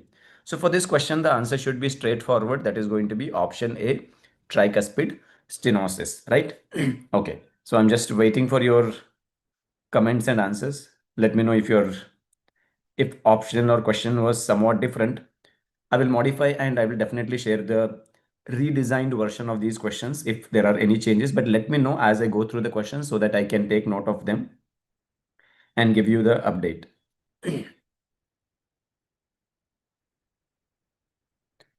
Okay, so let me go to the next question now. This was a pretty simple, straightforward question. We have discussed this separately in the ECG section as well as we had discussed it when we spoke about the tricuspid stenosis as well. We are expecting P pulmonale or tall P waves. Now, this question I have been telling multiple times that this is an examiner's favorite topic in the video lessons as well as in the Reed Harrison series in YouTube. Everywhere I've told this is an important topic. Okay, this question is about a 20-year-old athlete who presented with sudden cardiac death. The moment we think of an athlete and sudden cardiac death, you know what we should be thinking about. First thing that should come to our mind is hypertrophic cardiomyopathy or hypertrophic obstructive cardiomyopathy. ECG echo and echo findings are shown in the image below. So just confirm if the ECG was, the echo was looking like this. Or was this, because some students told me there was a gross specimen. Some students told me that there was an echo image and the ECG image. I'm sure ECG image would have been showing the left ventricular hypertrophy. But was the echo image same as this? If echo image was same as this, what you notice here is this is the left ventricle. This is right ventricle. And you can notice that there is a asymmetric septal hypertrophy. Septum is not symmetrically hypertrophied, but rather asymmetrically hypertrophied. And the moment you see asymmetric septal hypertrophy, you know what should come to your mind. It is again hypertrophic cardiomyopathy. Hypertrophic cardiomyopathy, when the septum becomes excessively hypertrophied, it starts causing a dynamic obstruction to left ventricular outflow tract, and then we call it as hypertrophic obstructive cardiomyopathy. And this is what students had told me, that the image showed hypertrophic interventricular septum. So what is the most probable diagnosis? Pretty straightforward question, straightforward answer. It is hypertrophic cardiomyopathy. We had also seen a real image of the hypertrophic cardiomyopathy in our video lessons with this classical asymmetric septal hypertrophy resulting in what we call as banana shaped left ventricle. Okay, now let's go to the next question. Which of the following is the best initial test for diagnosis of? This was the cadaveric similar image. Dharmendra, it was the similar image. Good. So then it's quite a straightforward question, expected, and I'm sure you have answered it. Good. Now, I'm not very sure if this question was a simple one-liner question or a clinical question asking you to finally come out with what is the best initial test for diagnosis of Cushing syndrome. Okay, if it is same image, quite good. Okay, so just let me know if there was a stem. I will add the stem to this question. But what I have got from the students after multiple to and fro and talking to them is that they were asking what is the best initial test and not what is the confirmatory test. What is the best initial test? So if the question was what is best initial test, then 24-hour urinary free cortisol or midnight salivary cortisol are considered as Sahiti Shivani good. So if there was a history of long use of steroids, then we are thinking about an exogenous steroid as a cause for Cushing syndrome. And in that case, well, the history itself is evident. Probably we don't need to investigate. But nonetheless, if they're asking what is the best initial test, I would still go ahead with the 24-hour urinary free cortisol, or if they had mentioned the midnight salivary cortisol or overnight dexamethasone suppression test. These are considered as a screening test. But if they were asking confirmatory test, then we could have answered low dose dexamethasone suppression test. And if they were asking what is the test that we can consider for differentiating between ACTH dependent, independent, we could have answered ACTH values. Or another test we could have considered is high dose dexamethasone suppression test, right? So if they were asking initial test, we are going ahead with the 24-hour urinary free cortisol estimation. Okay, next question. It's a quite predicted question. We were expecting either a question on the gold staging or we were expecting a question on gold categorization into A, B, and E. I had specifically told this in the YouTube series that we will be expecting one question either between the gold categorization or gold grading. Okay, so now tell me which one is the right answer here. We grade the COPD according to the post bronchodilator FEV1 into mild, moderate, severe, very severe. And in the class also I told you that the best way to remember is think about very severe first. Very severe is less than 30. 30 to 50 is severe. 50 to 80 is moderate. More than 80 is mild or gold grade 1, 2, 3, 4. So A fits the description, classical description. So that will be our answer, right? Less than 30 is very severe. 30 to 50 is severe. 50 to 80 is moderate, and more than 80 is mild. Okay. Next, this is a question that I'm also not very convinced and I don't know what answer I should give you, to be very frank. Just help me correct this. They were asking which of the following is wrong. Okay, then see, as long as you know the grading, you know what fits the correct grade. So if they had mentioned some reading which does not actually match with the grade mentioned, then well, that would be the answer. If you can share that question with me, I will note it down so that I can add it in the final print that you're going to get in the PDF form. Can anybody confirm the question was like this? At what FEV1 by FVC percentage does hypoxemia develop in COPD? Because I have not actually come across any study which looks at FEV1 by FVC ratio and then decides whether it is like whether it correlates with the hypoxia. So even I need to revisit this concept and find out what exactly should be the answer here. Most of my fellow colleagues are considering 50 as the answer, but I'm not committing to that answer because same question. The ratio was FEV1 by FVC ratio itself. Or was it the FEV1 as percentage of predicted value? If the question was FEV1 as percentage of predicted value, it makes sense to consider 50%, but I really don't know if it is FEV1 by FVC ratio. Give me some time, I'll go through this and then I'll come back with the answer. Okay. Next question, which of the following drugs used in pulmonary arterial hypertension acts as a prostaglandin receptor antagonist? This is again an expected question. I was actually expecting the INI-CET to have a little more difficult question asking you to decide a drug based on the vasoreactivity testing, but they've asked a straightforward pharma-based question. I think all of you are familiar. The entans, bosentan, ambrisentan, macitentan, these are all endothelin antagonist or endothelin receptor blockers. These are endothelin 1 receptor blockers.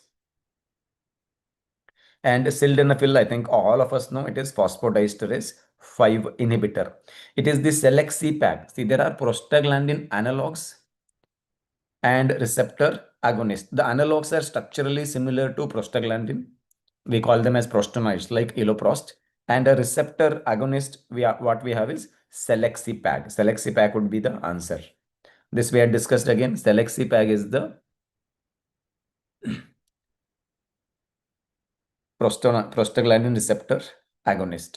Okay, the next question. A child with bronchial asthma develops centripetal obesity, moon face, and try. What is the most likely diagnosis? I am not sure they would have asked this easy question, but if asked, I'm also sure that all of you would have answered that these features are suggestive of what we call as Cushing's syndrome. And in a patient with asthma, the most likely cause for Cushing's syndrome is because asthma, when it is difficult to treat, either inhaled corticosteroids at high dose may be given, or as malpractice, doctors and quacks might be even using oral steroids. So I would have thought about exogenous steroids if the story is of Cushing's syndrome. So of course, all of you would have picked this based on the clinical features. Every MBBS student knows the clinical features of Cushing's, and everyone knows that the most common overall cause for Cushing's is exogenous administration of steroids today. So you should have answered that anyway. Okay. Now, which of the following is not a common side effect of beta-2 agonist therapy in asthma?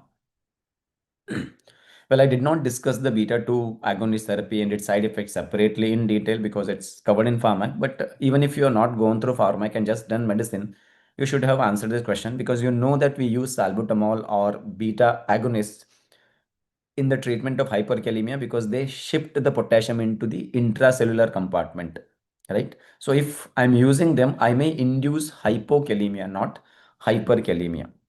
Beyond that, we know that beta agonists can cause tremors, palpitations, and tachycardia, right? These are the functions. Tachycardia and active and inotropic and chronotropic action is a function of adrenergic system, so it would obviously cause them. So hyperkalemia would be our answer here. Now, this was another question. A patient with weakness of lower limbs, which finding will confirm compressive? I am not very sure whether they were asking about nerve compression or compressive myelopathy. So can anybody help me to refine the question? Can anybody help me to refine the question? Was it about nerve compression or compressive myelopathy? If it was about the compression myelopathy, then in compression myelopathy, good. So in compressive myelopathy, we are predominantly compressing the pyramidal tract. We may be compressing the lower motor neurons, but only in that selected segment where compression happens. Otherwise, the whole lower limb weakness that we are seeing is because of the pyramidal tract compression. Pyramidal tract is nothing but our upper motor neurons. Pyramidal tract is carrying upper motor neurons. And if they are compressed and damaged, what are we expecting? The classical signs of upper motor neuron damage. And among the listed options, the sign of upper motor neuron damage is a positive Babinski sign, or what we call as extensor plantar. Hypotonia is a feature of lower motor neuron lesion. I would expect hypotonia and the lower limb weakness in patients who have polyneuropathy like GB syndrome, right? Cremastic reflex is mainly through L1, L2 segments. It may become absent if L1 and L2 segments are specifically being compressed. Otherwise, it is going to be spared. Absent deep tendon reflex, again a sign of lower motor neuron. So the options, according to whatever recall I'm getting now, the sensible choice would be Babinski sign. If the question was framed differently, let me know so that I can correct it, or I will give you both the versions, the one favoring UMN or compressive myelopathy, and if the question was framed favoring a polyneuropathy, then we can choose the options accordingly. Okay, now which of the following is not seen in Conn's syndrome? Pretty simple. Aldosterone is high. Aldosterone is concerned with sodium reabsorption, so it may cause hypernatremia and not hyponatremia. And when we are using aldosterone to increase the sodium absorption, it is helping us to excrete the potassium because it creates the cation difference required for the excretion of potassium. So increased aldosterone activity causes hypernatremia by absorbing sodium, but we tend to lose equally potassium and we end up with hypokalemia.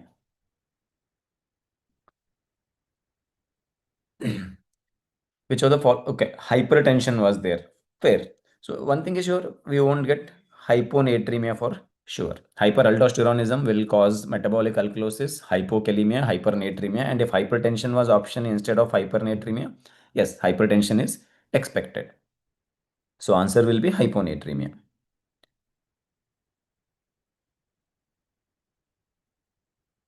Hyperkalemia was an option.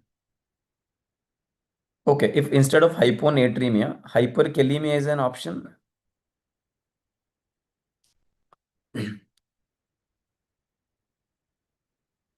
that would be our answer. Because the more sodium I reabsorb, more potassium I lose. The PAN school, I think the aldosterone, its action, the ENaC channel, the ROMK channel, Barter, JITL, they were all consistently asked questions. So this is something that you should definitely spend time. If you spend 1 hour on these topics, you would have got at least 1 mark every INI-CET exam. Okay. Next one, the mechanism of heart failure is similar in all of the following conditions except. Well, I have not directly discussed this heart failure in fever or heart failure in anemia or heart failure in thyrotoxicosis, but you have touched the concept behind it. when we spoke about the atrial fibrillation. What is the concept? When heart rate is very high, it leads to heart failure. And that heart failure is called as tachycardiomyopathy. We call it as tachycardiomyopathy, which is a form of dilated cardiomyopathy.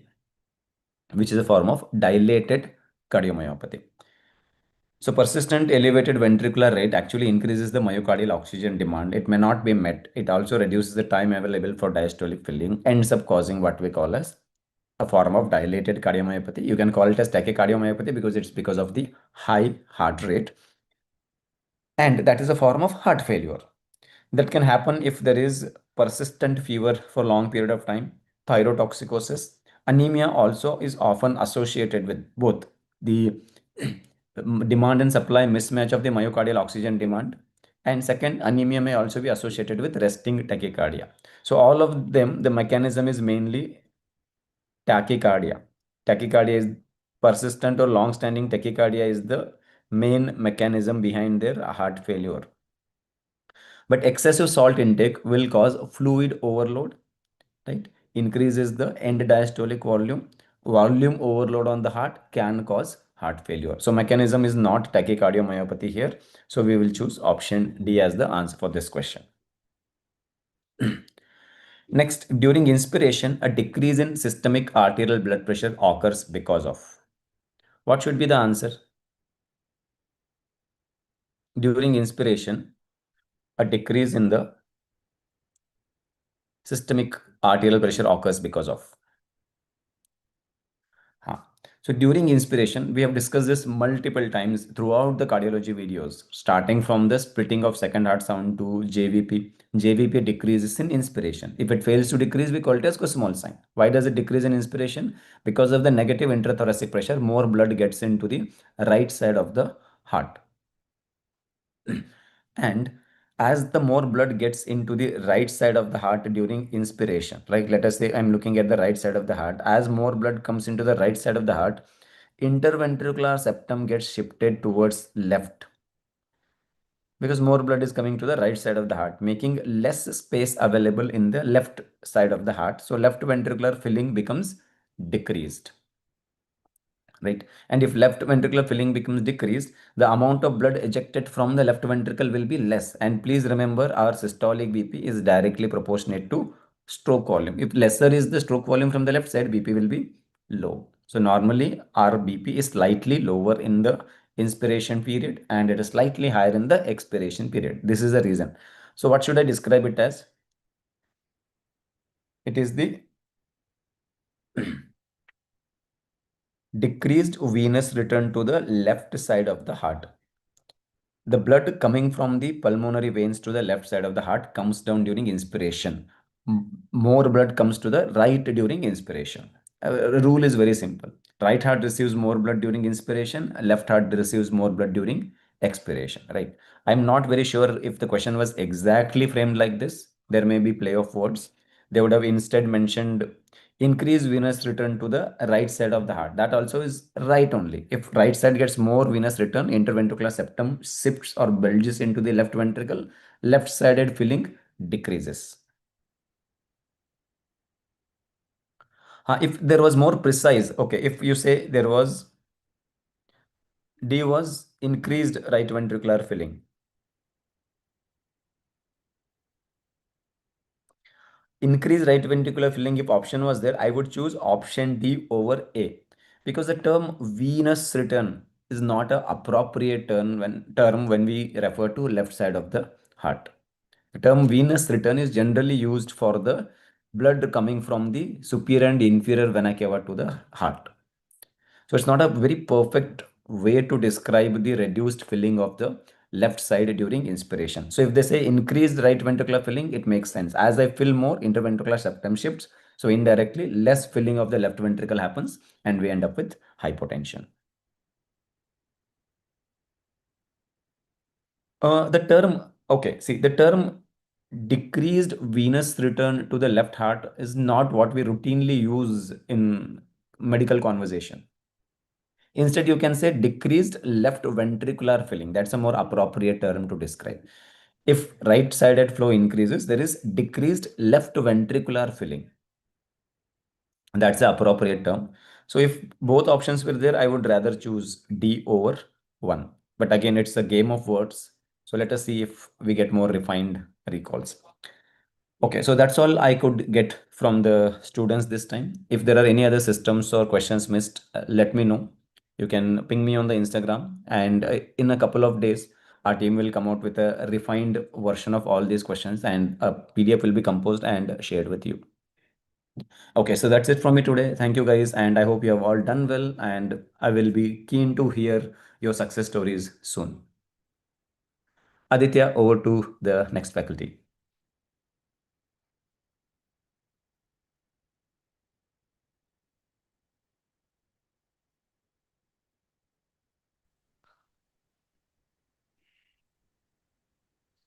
Hi, sir. Over to you. Hi, thank you, sir. Thank you so much. Hello, my dear friend. Let's discuss the PSM question came in the INICET exam. It will come. Yeah. So the first question was on the calculation of incidence rate. It's fluctuating.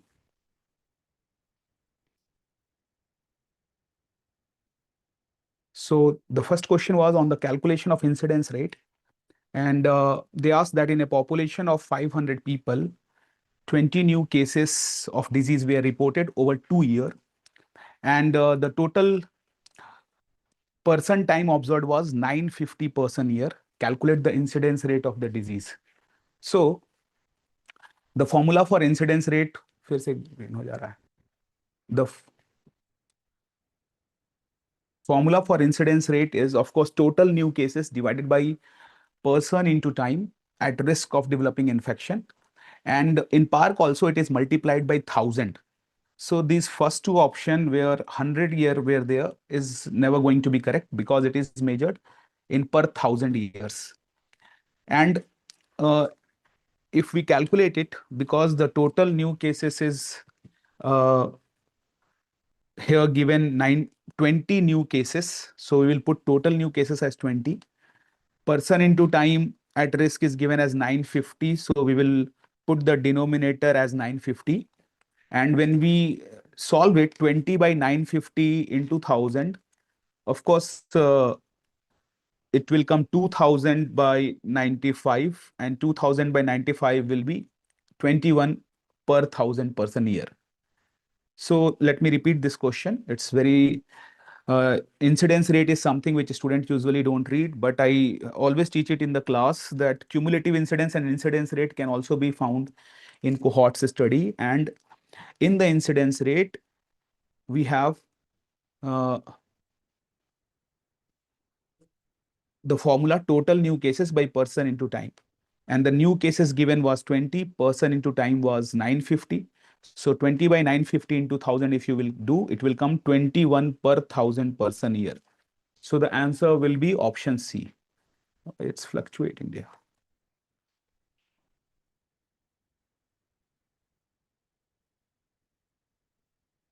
Now, coming to the next question, if you wish, I can come back to this question again. This was the formula in the PARC textbook itself. The incidence rate is multiplied in 1000. If we are measuring it about a spell, then the spell is number of spell of sickness divided by mean number of person exposed to the risk in that period. But this time, the incidence rate was not for the spell. It is for the total cases. So the formula will be here, the one which I have rated, total new cases by person into time at risk of developing that infection during that period. And the new cases given was 20 divided by 950 into 1000. So it will come 21 per 1000 person year. The next question was that if PM 2.5 is considered particularly harmful to human health, why it is considered more harmful? Is it because it will enter in the alveoli, or is it because it will enter in the bronchioles or trachea or nose, of course? So we all know that PM10 is bigger, and for PM10 they have written it can go till trachea and all. For particulate matter of 10 micrometer size. But when the particulate matter is of 2.5 micrometer size, Park has clearly written that they are more dangerous since when inhaled, it can go to the peripheral region of bronchioles. Peripheral regions include terminal bronchioles and respiratory bronchioles. So it will not reach, it will not obstruct the exchange at alveoli level, but it will work at bronchioles level. Because it's a clear line from Park, so we can tick bronchioles safely here. Then the third question was that in a study, they found that exercise reduces the incidence of cardiovascular disease. However, people who exercise also tend to eat a healthier diet, and a good diet itself lower the risk. So in this context, what is the diet acting as? So if you see, the story here start with exercise. So exercise is the exposure, the risk factor, and cardiovascular disease is the outcome. So the factor which will be related to both exercise and cardiovascular disease will be the confounder. And here we can see that the diet, of course, if the diet is healthy, then the risk of cardiovascular disease will be less. So healthy diet is definitely related to cardiovascular disease. But what they have written here is people who exercise also tend to eat healthier diet. That means they have written that exercise and healthy diet is also related. And because both of these, healthy diet is related to exposure also, outcome also, so here healthy diet is a confounder, not an effect modifier. It's a confounder. And we have discussed similar type of question in our classes also. When I gave you this question that smoking increases the risk of lung cancer. And in a study, researcher found association is more in those who exercise less and less strong in those who exercise more. So what they were saying in this part is that smoking is related with cancer, and smoking is also related with exercise, because they have used this line here specifically that association is more in those who exercise more between smoking and exercise, and association is less in those who smoke less. So exercise in this way is also related to smoking. And if the factor is related to both exposure and outcome, we call it confounder. So here, in the similar way, this question is also a confounder because they have written this line that exercise, people who exercise also tend to eat a healthier diet. So because they have written exercise is associated with healthy diet, and we all know healthy diet and CVD is associated also. So this healthy diet become the confounder here because it is related to both exposure and outcome. It's a very simple thing, confounder effect modifier. I hope that example which we discuss in the class make it more simpler. That if let's say I am saying that coffee drinking is causing pancreatitis, and we are talking about two factors, smoking and alcohol. So we can clearly say that alcohol is related with pancreatitis, smoking is also related with pancreatitis. But out of alcohol and smoking, which one is related to coffee drinking? Of course, smoking is related to coffee drinking, not alcohol. You can never see anyone taking one peg of coffee, one peg of alcohol. And so coffee, alcohol is not related, but we can see many people who take cigarettes with coffee. So here the smoking part is related to both. So smoking is the confounder. Similarly, in our question, if you see, when we talk about the healthy diet, because they have written the line that exercise also, people who exercise also tend to eat healthy diet. It means they are writing exercises associated with healthy diet. And of course, healthy diet is also associated with cardiovascular disease. So because healthy diet is associated with both exercise and cardiovascular disease due to this line, so we can clearly say, okay. Now, the next question is, ki in a study, the p-value is obtained to be 0.03. What does this imply? I'm sorry for this technical glitch which is coming from my side. It's my mistake, actually.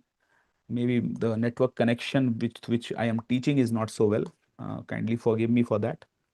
So they are asking that what does p-value mean here? So if you look at the definition of p-value simply means probability of getting significant result by chance.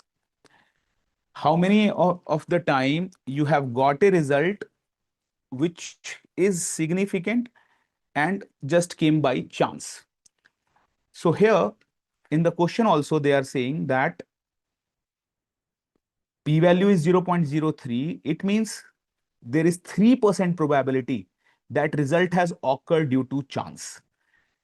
P-value do not talk how much time it is significant, how much time it is non-significant. It only talk how much is the probability of getting this result just by chance, by luck. Right?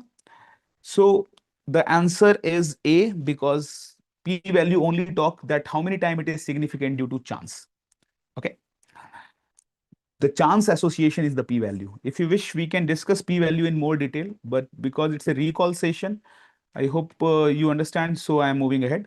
But let's say, suppose you want to understand it better, and suppose in your class there is someone who have this divine power that he can or she can tell that which IPL team will win the match or which couple will last for how long. And if someone is making first guess, and suppose the first guess came correct, and so if the first guess has only came correct, we say that it is just by chance. And okay, so the p-value is just saying that how much is the probability of getting it correct by chance. So the first guess is correct. That means it is by chance 50%. 50%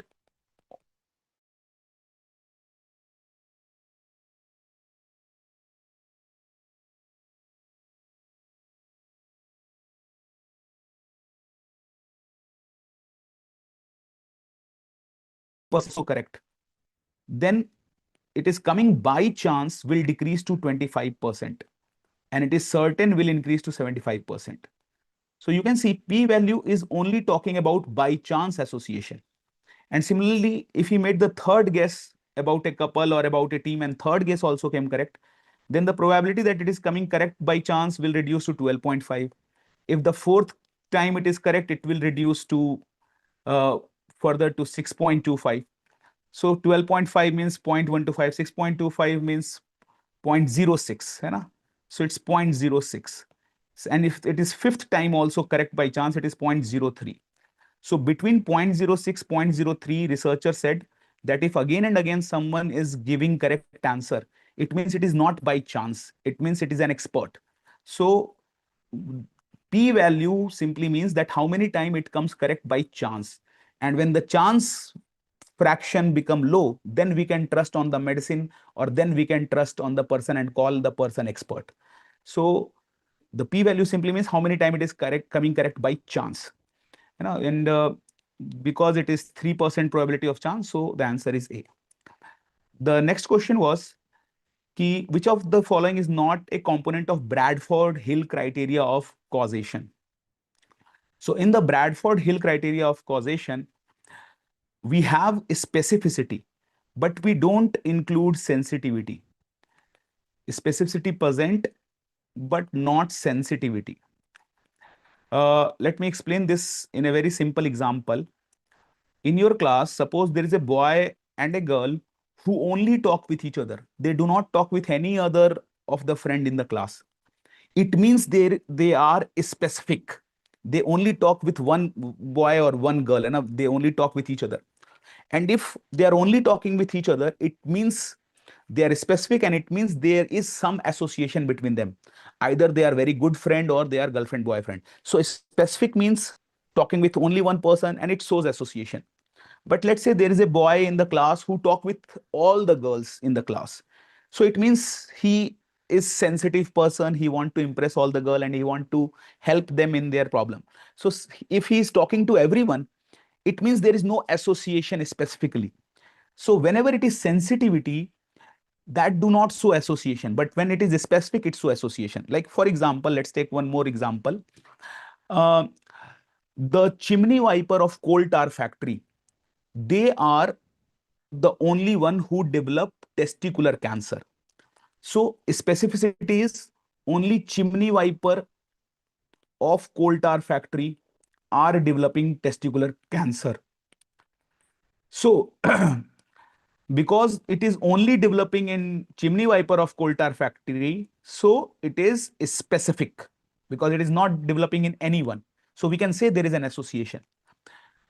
But if it is sensitivity, there is no association. For example, right now in Delhi, of course we know the pollution level is very high, and at this time, if one or two people only developed cancer, then we cannot say that this cancer is due to air pollution, because everyone is having this exposure, and out of everyone only one or two developed, and those who developed may also be smoking and other factors can also be there. So the point is specificity tell about association but not sensitivity. Sensitivity is not a component of Bradford-Hill criteria. What is dose response relationship? Dose response relationship means biological gradient. Biological gradient means if you smoke 2 cigarettes per day, the chance of cancer is less. But when you smoke 20 cigarettes per day, the chance of cancer is more. So with more cigarette, the chance of cancer is also increasing. There is a dose response relationship. That means cancer and cigarette are associated. So dose response relationship, so association. Biological plausibility means there should be a biological explanation that, okay, smoking can irritate the mucosa and can cause free radical injury, so cancer can occur. So because there is a biological association, we can say there is an association. And temporality means cause precede effect. Actually, this is the most important, or you can say the first criteria in the Hill criteria of association. Cause precede effect means, let's say someone in your class is doing accident again and again. So accident is the effect. And if you want to know the reason, you need to follow that person, and only then you will find that when he go in the road, he started looking at the girls and do the accident. So you can know the real reason by doing follow up. And we do follow up in the cohort study. So by doing cohort study, we can know the cause which occur before effect. That is temporality, and it is one of the strongest criteria. So what is not a Bradford-Hill criteria? Sensitivity. If you look at all the criteria of Bradford-Hill, we can remember it by this mnemonic: SCST is a great political controversy. So what we should do is we should make some experimental village, and we should repeat this experiment in all the states of India. We should create analogy, and then we can prove that if the villages are without caste system, they can grow well. So this mnemonic can help you in remembering all the criteria. First, S is for strength of association, and strength of association is best discussed by, best told by relative risk. C stand for consistency. If something is happening again and again, we can say that yes, there is an association. Second, S is specificity, not sensitivity, specificity. And the T stand for temporality. Then what is G? G is biological gradient G. P is biological plausibility. And the next C is coherence. Coherence means 2-3 branches, patho, pedia, PSM, all are proving that smoking is causing cancer. So the coherence is also showing association. Experimental study means RCT. If RCT confirm that yes, smoking is causing cancer, it is a proof. And analogy means if you repeat the experiment in other states also, the same thing will occur. Like if the pollution level in Delhi is causing more asthma cases, and similarly in Beijing, Tokyo, Mumbai, other cities also, when pollution rises, more asthma cases is rising. So it is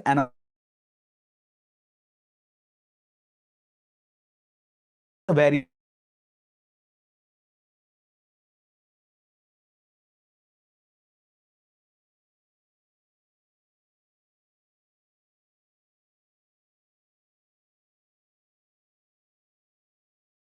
that Hill criteria do not include sensitivity. It do not include sensitivity. Okay.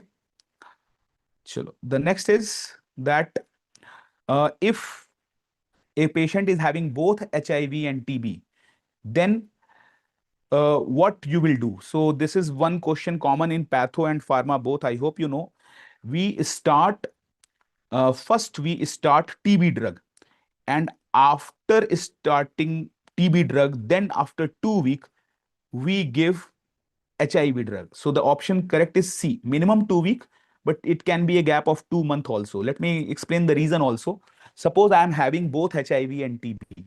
So if you first gave me HIV drug, the antibody in my body will rise very quickly. And those antibody, they will fight very vigorously with the TB bacteria. And I can have those hypersensitivity reaction and I can have death also.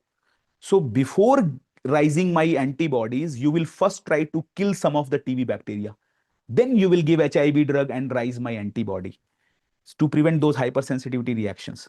So we will first give ATT, and after 2 weeks to 2 months, we give HIV drug. Okay, this is a repeat NEET PYQ question.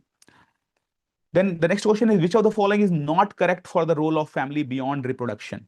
If you look at the Park textbook, they have said that the role of the family is residence. They provide residence.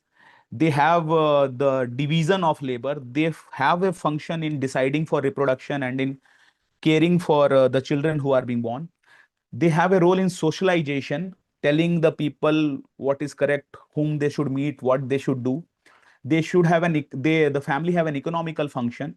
The family have a social care, and they have a role in health and disease also. So of course they provide support during illness. Of course they influence cultural and health related behavior. Of course they provide emotional and financial security. But regulating sexual behavior and reproduction only is not correct. And if you include this word only, then it will not be correct. Then the next question is, which of the following is not, this we have done. Which of the following statement correctly describe Niti Aayog Health Index? So in the Niti Aayog Health Index, what is the purpose of this health index?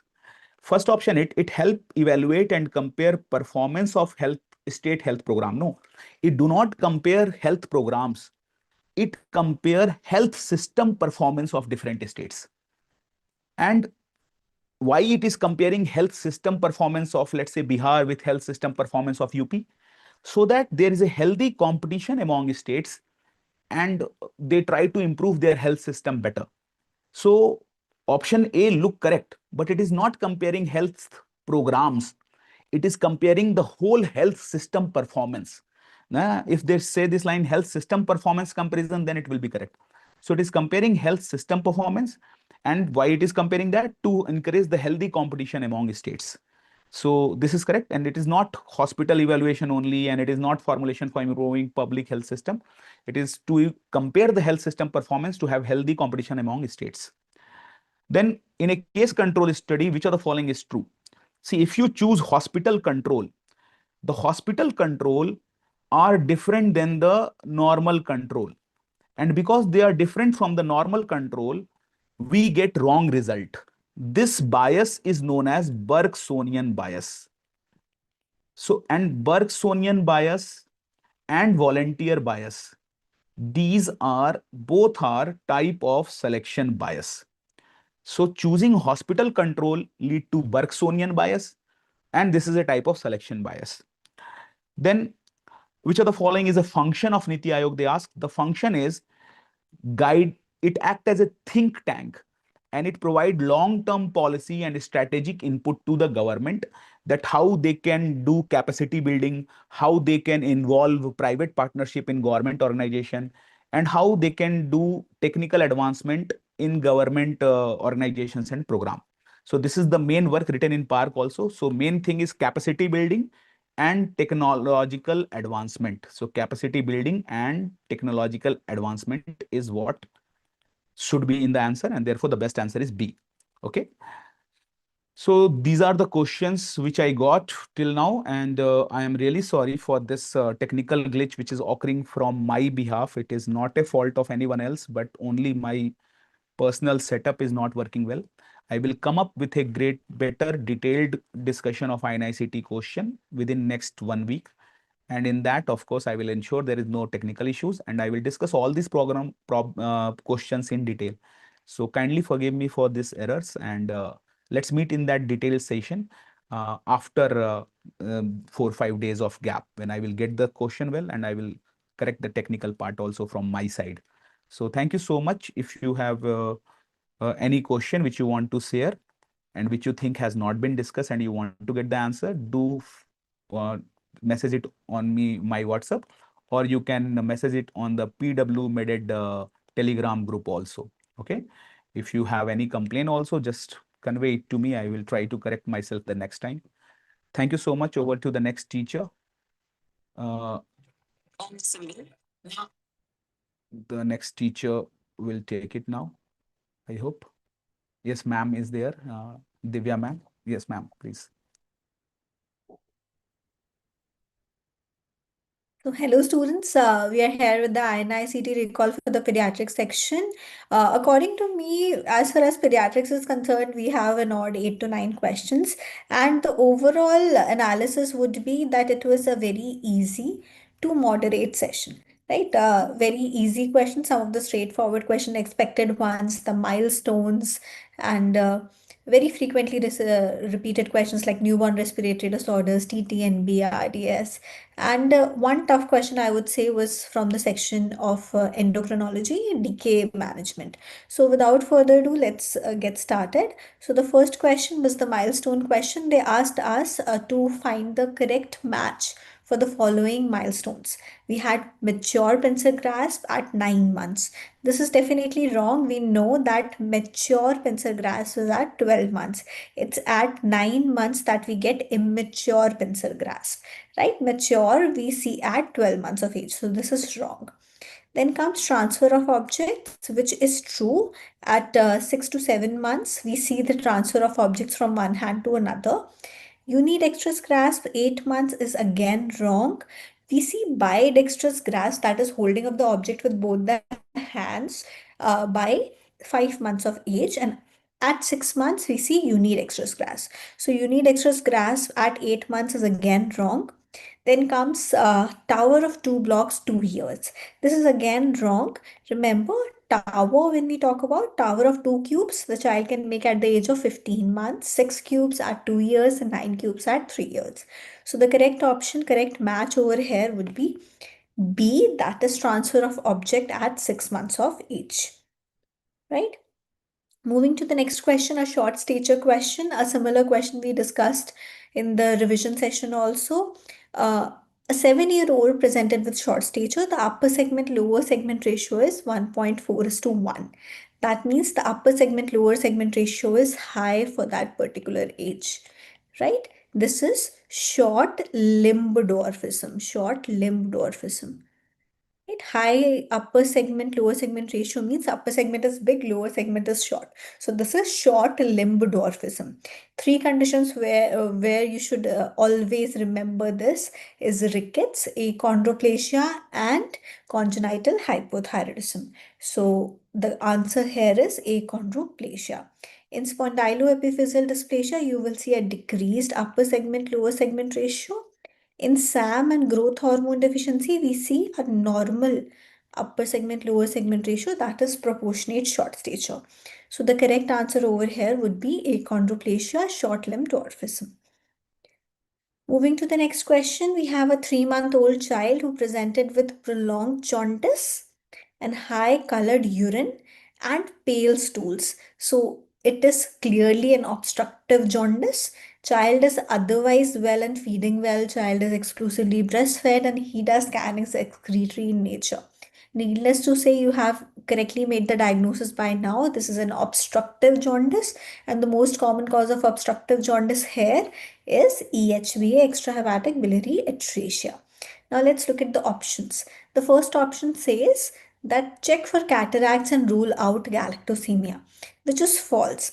Most of the children of these galactosemia present with sepsis or right, so this is wrong. This here the child is otherwise well. Then we have this, there could be an underlying metabolic disorder, get for genetic testing, again wrong. Breast milk jaundice won't stay for this long and won't be a conjugated jaundice or obstructive jaundice picture.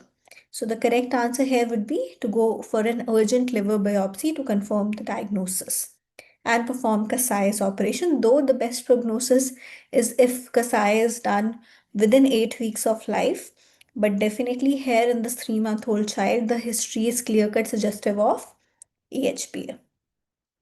Moving to the next question, we have a term newborn who presents with tachypnea and cyanosis. The chest X-ray shows prominent interlobar fissure and hyperinflated lung. And the distress resolves in 48 hours. So that means 3 pointers we have: a term baby, X-ray typical picture, prominent interlobar fissure, hyperinflated lungs, and a transient condition, that is the distress resolving within 48 hours. This is best suited by transient tachypnea of newborn, TTNB. Right? What would be the history in RDS? In RDS, I would have a preterm baby and the distress won't resolve in 48 hours. We would need surfactant for that baby or CPAP therapy for that baby. Similarly, for aspiration pneumonitis and pneumonia, no such picture would be there. In pneumonia, you would be seeing patches. There will be history of some sepsis source, and same for aspiration, there will be some history of aspiration. So that's all for this question. Let's move to the next answer. Next question. A child has recurrent pneumonias, respiratory distress, but no cyanosis, and a continuous murmur is heard below the left clavicle. This continuous murmur before the left clavicle is the clue over here. We all know, where do we appreciate this continuous murmur? This is seen in PDA, patent ductus arteriosus. Right, PDA. Straightforward question. Now let's move to the next question. Question number 6. A 10-year-old child presents with blood sugar 450, pH of 7, bicarbonate of 4, potassium of 4.9, and sodium of 146. Urea is 73 and creatinine is 0.6. What is the best step in the management? Firstly, I would like to say that this DKA question, this is a DKA question. Diabetic ketoacidosis, you can see blood sugar is more than 200, pH is 7. So this is clear-cut DKA. In DKA management, usually INI-CET people, they ask about the initial steps, what you are going to do. Right? Initially, we start with an NS bolus, 10 to 20 ml per kg, followed by we start with insulin infusion and maintenance, plus correction over the next 24 to 48 hours. Here they have added KCL also. So that's how they have tried to make it a little bit tougher. So let's look at the options. The first option says start insulin and then give NS bolus, which is wrong. We know we never start with insulin. We firstly give bolus 10 to 20 ml per kg. So this option is wrong. Then we have 3 other options. In 3 other options, you can see boluses are given. 10 ml per kg, 20 ml per kg, right? So both of these boluses are correct because I know 10 to 20 ml per kg boluses to be given. And thereafter, we start insulin along with NS. That includes maintenance plus deficit. And if the potassium is less than 5.5, then we give maintenance. We initially start with 40 milliequivalent per liter. So the correct answer here would be B, option B. Here, N by 2 is not given, so it is wrong. And 7% deficit won't be there. This is severe DKA, so 10% deficit. Right? And 40 milliequivalent. So the correct option would be option B. Let's move to the next question. A child presented with massive proteinuria 4+, edema and hyperlipidemia. This is nothing but nephrotic syndrome. No response to steroids is noticed. That means it is steroid-resistant nephrotic syndrome.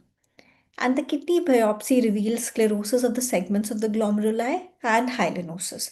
What is the most probable diagnosis? Firstly, what is the most probable diagnosis over here? We all know that the most common cause of steroid-resistant nephrotic syndrome in children is nothing but FSGS. And also the kidney biopsy here shows the segments of glomeruli that have undergone sclerosis. So focal segmental glomerular sclerosis would be the correct option over here. In minimal change disease, you won't see the changes in the kidney biopsy like this, we would need electron microscopy and you will see effacement of the food processes. Similarly, in IgA nephropathy, there will be some history of infection, following which there is hematuria and you will see IgA deposits. So the most common answer over here would be FSGS. Moving to the next question, a 3-year-old child with repeated episodes of infections and wheezing. This child is excessively gaining weight and is obese, and there is excessive hair growth that is noted over the forehead. The child also has short stature. The important point here is that neurodevelopment of this child is appropriate for his age. What is the best step in the management? Now let's look at the options. The first option says check the thyroid profile to evaluate for congenital hypothyroidism. We all know congenital hypothyroidism is the most common cause of problems in the neurodevelopment, right? Most common cause of preventable mental retardation. So here the neurodevelopment is appropriate, so it cannot be congenital hypothyroidism. The second option says evaluate for genetic causes like Prader-Willi syndrome. Again, in Prader-Willi, we all know that the IQ is very low. So again, this goes against the clinical stem. This third option says that the child has obesity, counsel the parents regarding exercise and dietary changes, which is true over here. The child is definitely obese and we have to counsel the parents regarding exercise and dietary changes, but that is not something that would be number one in my management. Number one in my management would be to find out the cause of this illness. This counseling regarding exercise, lifestyle changes, dietary changes would come later on. So the best next step would be option D, to check for serum cortisol, evaluate for the exogenous Cushing syndrome. All the features that you are seeing over here again goes in favor of Cushing. Infections and wheezing, excessively gaining weight, obesity, short stature, hair growth over the forehead, facial hair. All of these favors Cushing syndrome, right? So the correct option here, best next step in the management would be option D, to check the serum cortisol levels and evaluate for exogenous Cushing syndrome. Then we have the last question. Which of the following is a major or minor criteria for acute rheumatic fever? We had certain criteria over here: polyarthralgia, chorea, carditis, subcutaneous nodules, and decreased PR interval. We know polyarthralgia is a major criteria in cases of a high-risk population, right? Chorea, carditis, subcutaneous nodules, these are also major criteria. Decreased PR interval, however, is not a minor criteria. We have increased PR interval. Increased PR interval is the correct criteria. So the criteria will include A, B, C, D, not E. So option C would be correct, A, B, C. Right? Most of these questions are covered in our lectures as well as through the sessions of revision. And I hope pediatrics was something that was very straightforward, no twisting here and there.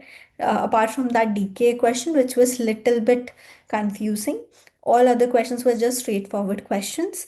And if there is any doubt, we'll be taking this in even more detail.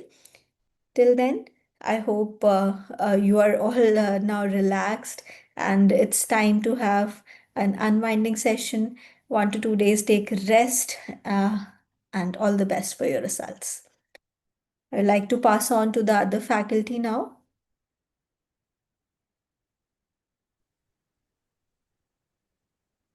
Thank you so much, ma'am. I hope I'm audible and visible. I'll just confirm it in a minute.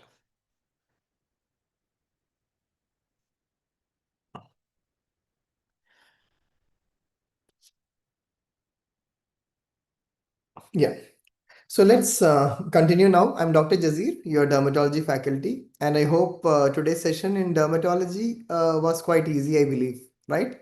I'm here to discuss some of the questions which I've gathered from the recall. Let's see one by one without wasting any more time. Let's begin with the first question. So this is the first one. Like one moment. Yeah. So what is the most common site of melanoma in India? So we know that malignant melanoma is one of the common skin malignancies. And in malignant melanoma, they have multiple types, right? So in most of these types, if you would remember, these are the superficial spreading, the acral lentiginous, nodular type of melanoma, amelanotic melanoma, and lentigo maligna. Now, out of all these things, during our classes, we have discussed that the most common worldwide is going to be the superficial spreading, but in India, the most common type is going to be the acral lentiginous. So what do you mean by acral? See, acral means extremities, right? Extremities. So what are the extremities here? Face, mucosa, palms and soles, and the trunk. So here the right answer should be the palms and soles. So that is about the first question that we had. Pretty direct. In India, the acral, the palms, soles, even the subungual region just beneath the nails. So these are going to be the most common sites of melanoma in India. I hope all of you have got this right, because it is not a very difficult question. So do let me know if there was any change in the pattern of the question. I'll be happy to take it, and you'll make the necessary corrections as well. So now moving to the second question. Now this is pretty interesting, because which of the following is not a syndromic management in males? Now here what is being asked is, we have all studied what is a syndromic management, because in syndromic management, like a patient is coming to you with a genital ulcer, isn't it? Genital urethral discharge, or inguinal lymphadenopathy, all those stuffs. Now here we don't wait for a investigation to be done, a lab investigation. Just based on the symptoms of the patient, we are going to prescribe them color-coded kits, right? So that is how the syndromic management works. Now here the question is, like, what is not included in males, right? What is not included in the syndromic management males? Now here I guess it's more of, you have to just apply the knowledge. Like genital ulcer disease, yes, because chancroid, syphilis, all those genital ulcer diseases are included. Urethral discharge means gonococcal urethritis, and all those things are also included in males, correct? The next option C, is inguinal swelling, like when a patient would have inguinal buboes, as in LGV or in chancroid, that is also affecting males. Now see the last one, lower abdominal pain. So in which context is lower abdominal pain more important? Lower abdominal pain would be more important in context of a pelvic inflammatory disease, right? PID, and this PID is going to be seen in females, right? So this is going to be seen in females. So that is why in the entire syndromic management of the STI, here out of all these things, the one that would be relevant for a not relevant in males would be the lower abdominal pain, isn't it? Yes, so this is going to be lower abdominal pain. That is because pelvic inflammatory disease is usually attributed to the females. That would be the right answer. I hope that's fine, Dr. Dharmesh. So now let's see another one. Maybe Prasanvit sir has also taken this topic. Let's anyways discuss. Strawberry cervix on a speculum examination. A is characteristic of. Options are Trichomonas vaginalis, bacterial vaginosis, Candida albicans, Neisseria gonorrhea. So what would be the likely one? Pretty direct, right? If you must have read about this topic about seeing a strawberry cervix, red inflamed cervix with those punctate spots that you can see in the cervix on a speculum examination. So what is that? Yes. So here this is going to be more typically seen in Trichomonas vaginalis. It's a very typical finding in Trichomonas vaginalis, because among all the vaginal discharge diseases that we have discussed during the sessions, like candidiasis, they would be having a cardioid discharge, isn't it? Trichomoniasis. In trichomoniasis, we had discussed that there would be a strawberry cervix in addition to the green frothy discharge that the patient may have. And we have treated the patient with metronidazole or secnidazole, right? So that is going to be the right answer here. So now moving to the next one, which of the following is not caused by a thorn prick? Now, what is a thorn prick? It can be regarding a traumatic implantation of a fungus, right? Now here what are the options that is given? Dermatophytosis, sporotrichosis, chromoblastomycosis, and eumycetoma. Now here just see all the options. In all the options, you can see that sporotrichosis, chromoblastomycosis, and eumycetoma, they all are deep fungal infections, deep fungal infections, and these subcutaneous mycosis or deep fungal infections, they are usually caused by a traumatic implantation of the fungus. Traumatic implantation of the fungus. That is why in the all the previous year questions and all, whenever you have seen a question or an MCQ on a deep fungal infection, probably the clinical scenario would say it's a farmer. The reason is the farmer who usually works barefoot is more prone to injuries, and through these injuries he may contract a fungal infection. So here, what would be the odd one out? The odd one out is dermatophytosis. This is what we usually call as tinea infections, right? So it can be passed on from person to person through close contacts or through fomites. So all these things can be done through dermatophytosis. So this is a easy question. So the one that is not caused by traumatic implantation is going to be dermatophytosis. Now, the next one. Now, this one may be a bit of a difficult question that you must have seen this time in dermatology. Let's see the question. A 60-year-old female presents with the atrophic and parchment-like skin in the genitalia along with itching. And the histopathological examination shows absence of retear ridges. What is the diagnosis? Okay, Dr. Dharmesh says there is intense itching. Okay, let's add intense itching to the question. And yes, absence of retear ridges, or as you say, there is a loss of retear ridges. So what is the answer here? Now here, there are a few things. The age of the patient is around 60. The patient is having a atrophic or a thin skin over the genitalia, and the patient is complaining of intense itching. In fact, it's a very typical presentation that is mentioned. However, lichen sclerosis may be not something that is usually discussed, right? Now here, let's see one by one. What is option A? Lichen planus. Lichen something with option B option. Okay. Maybe it was mentioned that lichen sclerosis et atropicans. Is it what which was mentioned? Because the full name should be lichen sclerosis et atropicans. Is it what that which was mentioned, Dr. Dharmesh? Just let me know. Okay.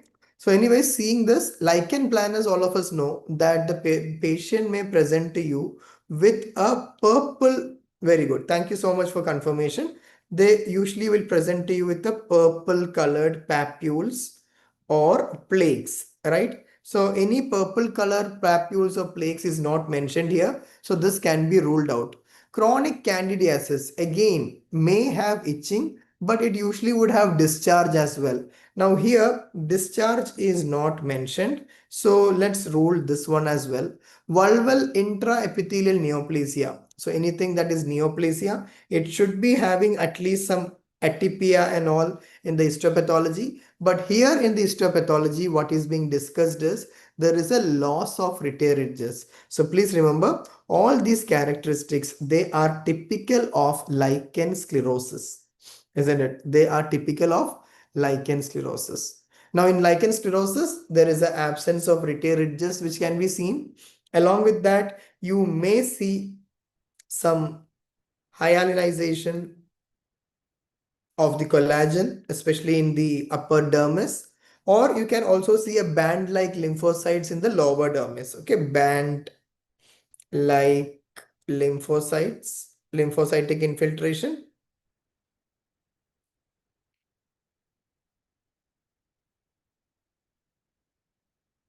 in the lower dermis. So all these things can be seen in lichen sclerosis. But please remember, the most common age group where you can see a lichen sclerosis is post-menopausal.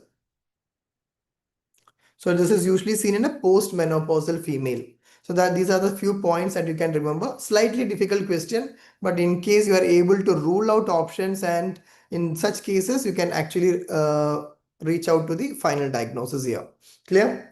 So now just moving to the next one. A farmer presents with a swelling of the ankle with a black colored granules being discharged. What is a likely causative organism? So kindly confirm if this was exactly the question that was asked, because as far as what I could collect, it was mentioned that it is a farmer and he had a swelling of the ankle, and along with that black colored granules were being discharged. So in which disease did we learn that there is a swelling of the ankle, some sinus openings would be present, as well as some discharging macroscopic grains can be seen?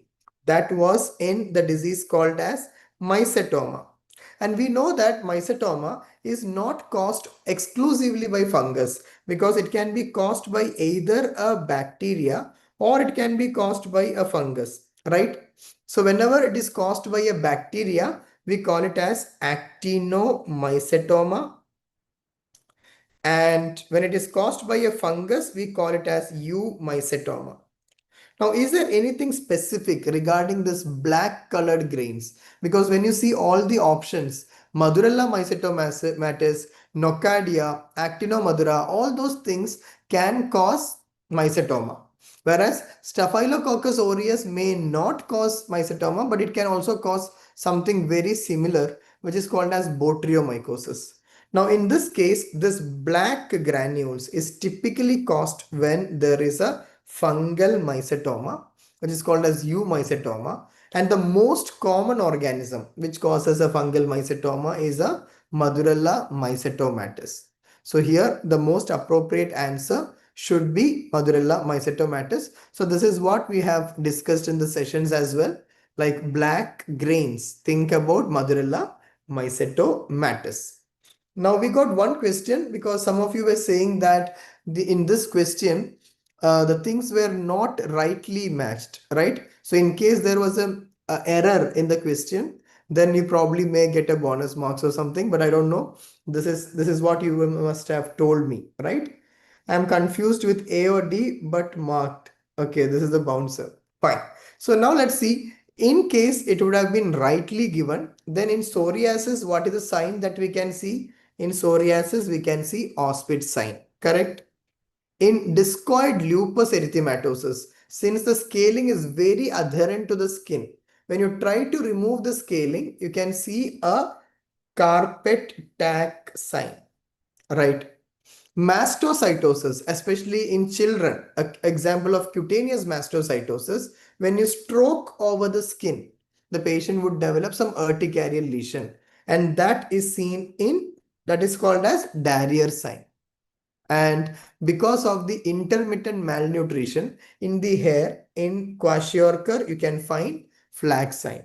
So this should have been the right choices for each disease and its sign. But I guess at least few of you were telling that, psoriasis was not rightly matched or something.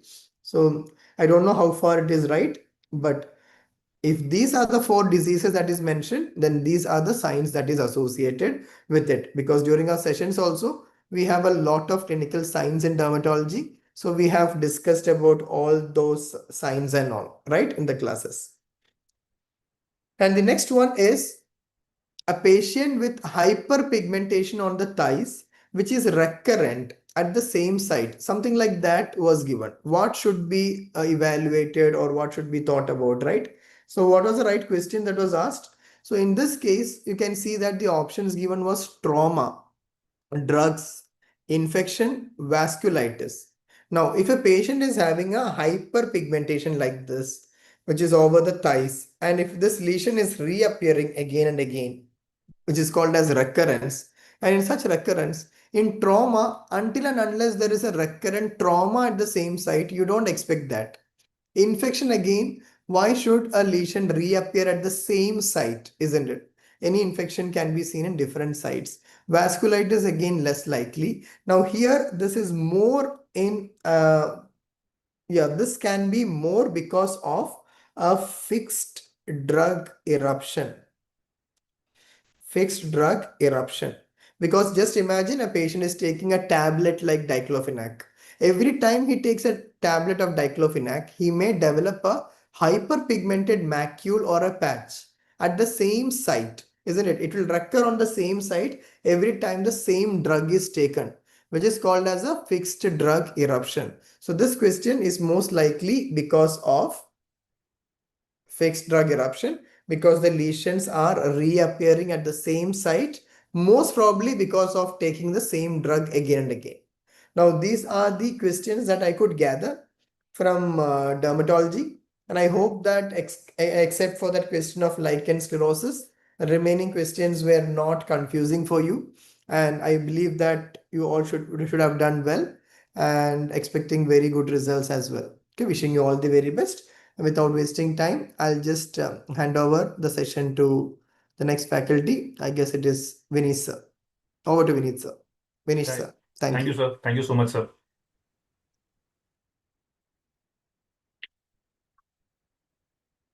So hello guys, good evening, and let's start with the session where we are discussing the recall questions of anesthesia. I could manage few questions, and the options are the ones which I'm really confused about. So let's go about it. Please correct me during the session if there are options which are wrong or the questions that need to be corrected. Let me start with the first one. When I was there at the center, there also everyone said question came about ketamine. But the problem is, what were the options given with ketamine? That's a question mark. So the question kind of was framed in a manner, all of the following are advantages of ketamine except. And the options: A, used for induction. Second, augments opioid analgesia. C, prevents opioid tolerance and dissociative anesthesia. And some students had even said it may be amnesia, right? Amnesia. Now my point is, if you will look at the questions, so if there's any correction, guys, to be done, please let me know. If there are any questions, guys, any corrections, please let me know. Because if you're seeing these points over here, when you speak about ketamine, so ketamine used for induction, yes.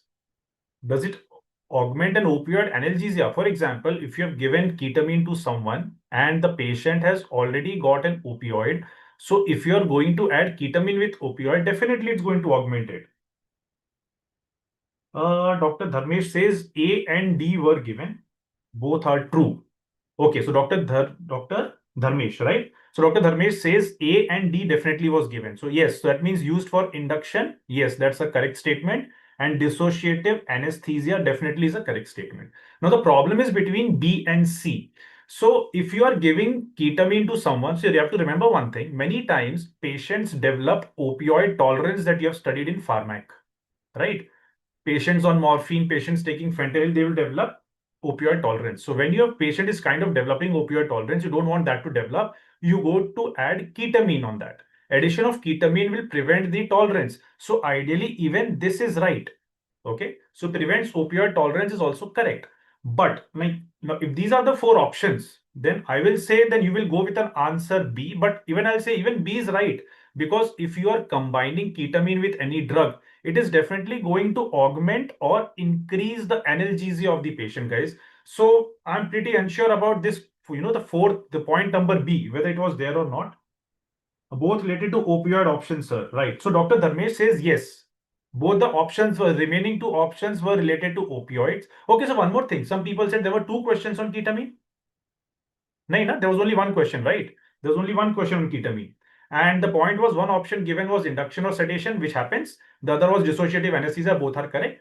The remaining two options were regarding opioids, right? Does it prevent opioid tolerance? Yes, it does. If you give ketamine, it prevents the tolerance. So in that case, I will have to unnecessary, just by striking it out, I will say augments opioid analgesia, like question mark, or maybe this option is changed, right? We'll have to check out this option. Right. So Dr. Dharmesh says only one question ketamine. That is for sure. So we had only one question of ketamine. These were 2 or 3 options. One was regarding induction, one was regarding dissociative anesthesia. Other 2 options were regarding opioids. But the question is, we don't remember, we don't recall what exactly were the words between these two. And that is where the answer is going to be there. But even if these were the options, then, just by striking the answer out, I will go with answer number B. Because see, definitely giving ketamine prevents opioid tolerance, and augmenting opioid analgesia, that is also true in a way. I'm not denying that. But still, it's not working. Just give one point that, opioids work on opioid receptors and ketamine works on NMDA receptors. So they are not kind of enhancing or augmenting. That's just a way to tell that. But no, even option number B is correct. Dr. Scalpel making says dissociative is not an advantage. That means if you're saying, but dissociative, dissociative anesthesia definitely is what is getting produced, right? Dissociative anesthesia definitely is what gets produced. Yes, so there may be dissociative anesthesia or dissociative amnesia, either of that getting produced. So yes, we'll have to see this question as both the points. Even Dr. Scalpel in making is absolutely right. In that case, if he says right, 1, 2, and 3 are right, then in that case, dissociative anesthesia, which being a property of dissociative amnesia, can be taken off as, as a kind of side effect, not to be taken care of as an advantage. But definitely that is what is said. Dissociative anesthesia is one of the properties of ketamine actually. And this is what, is one of the points of ketamine which actually is there. And yes, you might not take it as an advantage, but definitely produces anesthesia. But yes, if they have given not anesthesia and if you have just given amnesia, again, remember in anesthesia, we basically would want to look at, anterograde amnesia. We are not looking at retrograde or dissociative kind of amnesia. So yes, Dr. Scalpel says reduced opioid dependence was there. That point is there, na? Reduced opioid dependence. That is always a property. So again, let us come back with a proper recall, getting the 4th option right. As I said, all the 4 options ideally seem to be correct. All the 4. But yes, the point has to be between option number B or D, as Dr. Scalpel in making says, between B and D. But still, if given an option, I'll go with B, sort of, Dr. Dharmesh says C was given. So A and C are given. B and D are the question mark, guys. And let's see what was the actual point. And then we'll come back again as we normally come back. We always have a recall point again after 3 days, and we'll do that. Okay. And Dr. Scalpel says anesthesia only, sir, and not amnesia. Chalo, even that is right. So we got even this point correct. It is anesthesia and not amnesia. So now the point is, what was our option number B? Was it augments opioid analgesia, or was there something else given over here? Based on that, we have to decide whether the answer was option number A or option number D. This was the first question regarding ketamine. All right. So let's go to the next question, guys. All right. Simple question, because when students came out, they said, sir, there was one question on dantrolene. But actually, this is basically, you must have studied this in psychiatry also. A patient receiving haloperidol. Remember, in anesthesia, haloperidol is used for ICU psychosis. A patient developing ICU psychosis is where we use haloperidol, and a patient developing high fever, muscle rigidity, and altered mental status. This is neuroleptic malignant syndrome that you must have studied either in anesthesia or psychiatry, right? So someone has got haloperidol, and because of haloperidol is developing this malignant syndrome, neuroleptic malignant syndrome. The point is the treatment again is the first option number A, correctly said by Dr. Dharmesh, right? Stop haloperidol and start dantrolene or bromocriptine, skeletal muscle relaxant. You'll try to give for that, right? Muscles, because muscles are getting rigid over there. So therefore, you have to stop haloperidol. Will you add an anticholinergic agent? No. Continue the antipsychotic? No, because that is what is creating the trouble. And benzodiazepine hydration, that's not there. Reduce the dose? No, because you're supposed to stop it. So these 2 options are out. Definitely you have to start IV fluids and hydration, no doubt about it, but you're not going to continue or reduce the medicine. So therefore stop haloperidol. Dr. Lokesh Kumar says C and D were also given. All right. So the only point is maybe option number B had something else, but even if the option number B is something else, we'll still stick around with option number A, right? Even if option number B was something else, so we are sure that option number C and D were the same, but even if option B was something else, we will stop haloperidol, and the treatment of this condition is to start bromocriptine or dantrolene, right? So here the answer is option number A. That was the second question. Let's go to the third one. Now, this was a match the column where students did say that, sir, we had options regarding benzodiazepine, alcohol, opioids, and later on someone said, sir, they were not 3, they were 4. So I'm not sure whether they were 3 or 4. but definitely there was one question regarding antidotes, right? And this was in the match the column or match the following thing, right? So here we had benzodiazepine, alcohol, and opioid. On the other hand, naloxone, flumazenil, and fomepizole. So now, even if you don't anesthesia, pharmac, combined integrated question, you guys already know whenever we teach anesthesia, we always say benzodiazepines are given. All right. So the agent is flumazenil that can be used as antidote. You have studied pharmac anesthesia, both opioids, the antidote, all right, or a antagonist is basically naloxone. Dr. Dharmesh says opium mentioned. Acha. Dr. Dharmesh says opium was mentioned. Right? Anything else, guys? So basically, instead of opioid, you're saying opium, sort of. Am I right? Okay. That's how, that's how the recall helps us to recollect, with what you guys have. It's so difficult to remember all these questions. And thanks to you guys here. All of you are so intelligent. That's why you can recall all of them. Not very easy. Acha, Dr. Dharmesh says fourth is arsenic. Okay. Right. So there must have been 4 arsenic also. Arsenic. Okay. So arsenic. Dimercaprol. Right. Something like that. Okay. Maybe. All right. So anyways, arsenic could also have been there, as Dr. Dharmesh is pointing out. So here the point is you can just have to see which are the 2 initial ones. So all of you already know. So if it's alcohol is there, so alcohol antidote goes to be fomepizole.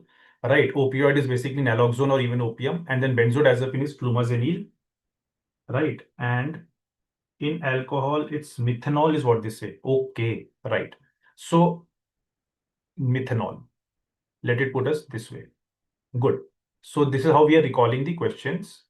Right. So the fourth option here is arsenic. And here you're saying instead of opioid, it must have been opium. Instead of alcohol, correct. It's used for methanol poisoning, acute. Absolutely correct. Okay. So methanol, right? And Dr. Abhishek says bal was mentioned. ठीक है, तो arsenic के लिए bal हो गया ना? BAL. Correct. All right. So now that forms the answer. So whatever be it, this is then going to be the match the column from whatever I had mentioned. Then in that case, it becomes this. But of course, you'll have to add 4 and D.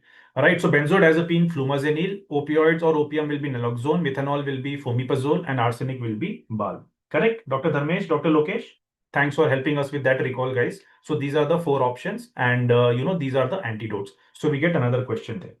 All right. Easy one, says Dr. Dharmesh. Good. Anesthesia normally easy hota hai. They try to give you okay with anesthesia. But yeah, 1 or 2 questions are there. Again, a question which I thought had come from CPR, right? I initially thought it was CPR question, but it came or sort of a road traffic accident. I'm not very sure how the question was framed. This is the next question, but the wordings may not be the perfect the way that has been asked in exam, but it was about in an emergency setting in the casualty, which of the following patients has to be attended first? So basically they're asking something about a triage, right?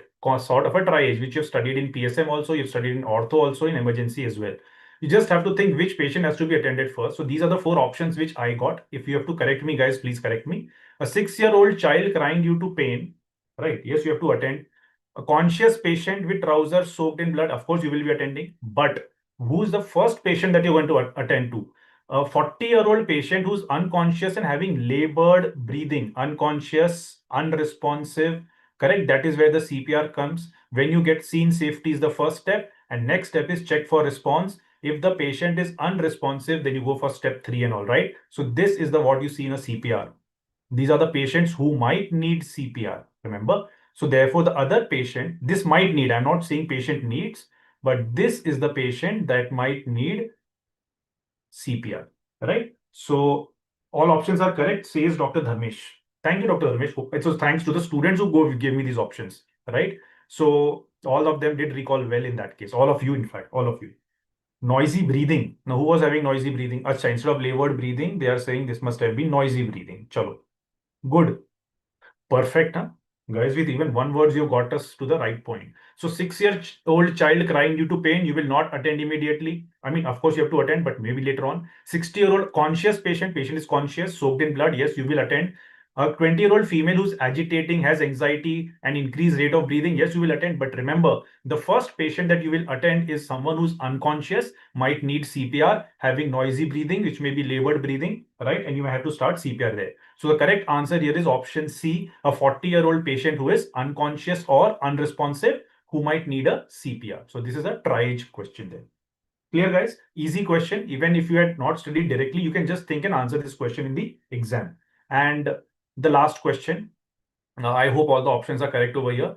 Which of the following nerves is most likely being blocked? Not a very common thing that we would expect, but yes, if they've asked, they've asked. Hopefully this was the question there. 4 options. A question like this has been asked previously also in INI-CET, not in NEET PG, but that must have been 4-5 years back, right? It's a PYT. This would become a PYT. No, PYQ. This would become a PYQ, but it's some time back, right? So maxillary, mandibular, anterior atmosphere. See, where are you going? You're going over here, right? Soft palate, hard palate. So therefore, the answer is you're going to, when we study even Malampatti classification, guys, all of you know, na, soft palate, hard palate. Just by looking at, you can know that this is basically near the palate. So it's a greater palatine nerve. And normally what happens is whenever these procedures are done over here, they're basically used for a dental procedures, right? So all these are basically used for dental procedures, right? So Dr.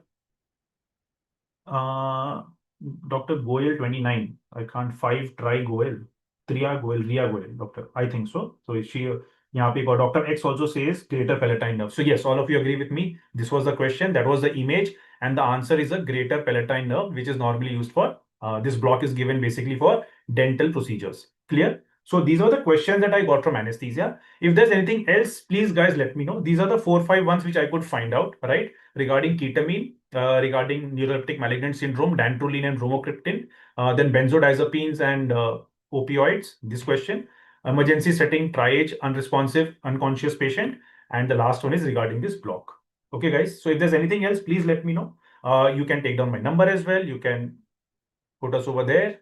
Okay, you can directly text me over there. Any other questions or doubts, you can ask me. And let me go over to the next faculty. You've been sitting all throughout all this time. All the best, guys. Right? So that's from my end. And all the best. Don't worry. Be confident. Okay. So let me just hang up now. Thank you, Dr. Vinish. So we are at the end of this session, and we'll come with the questions of ophthalmology. And ophthalmology mein actually बहुत कुछ ज़्यादा था नहीं. Like there were only 5 questions that I could gather. So just help me with the questions. उसमें से 4 तो they were regular questions. One was like a slightly difficult question. So shall we start? The first question was this, that Krukenberg spindle is seen in. Right? Krukenberg's spindle is seen in. This is something which we have multiple times discussed. I think all of you would have got this right only.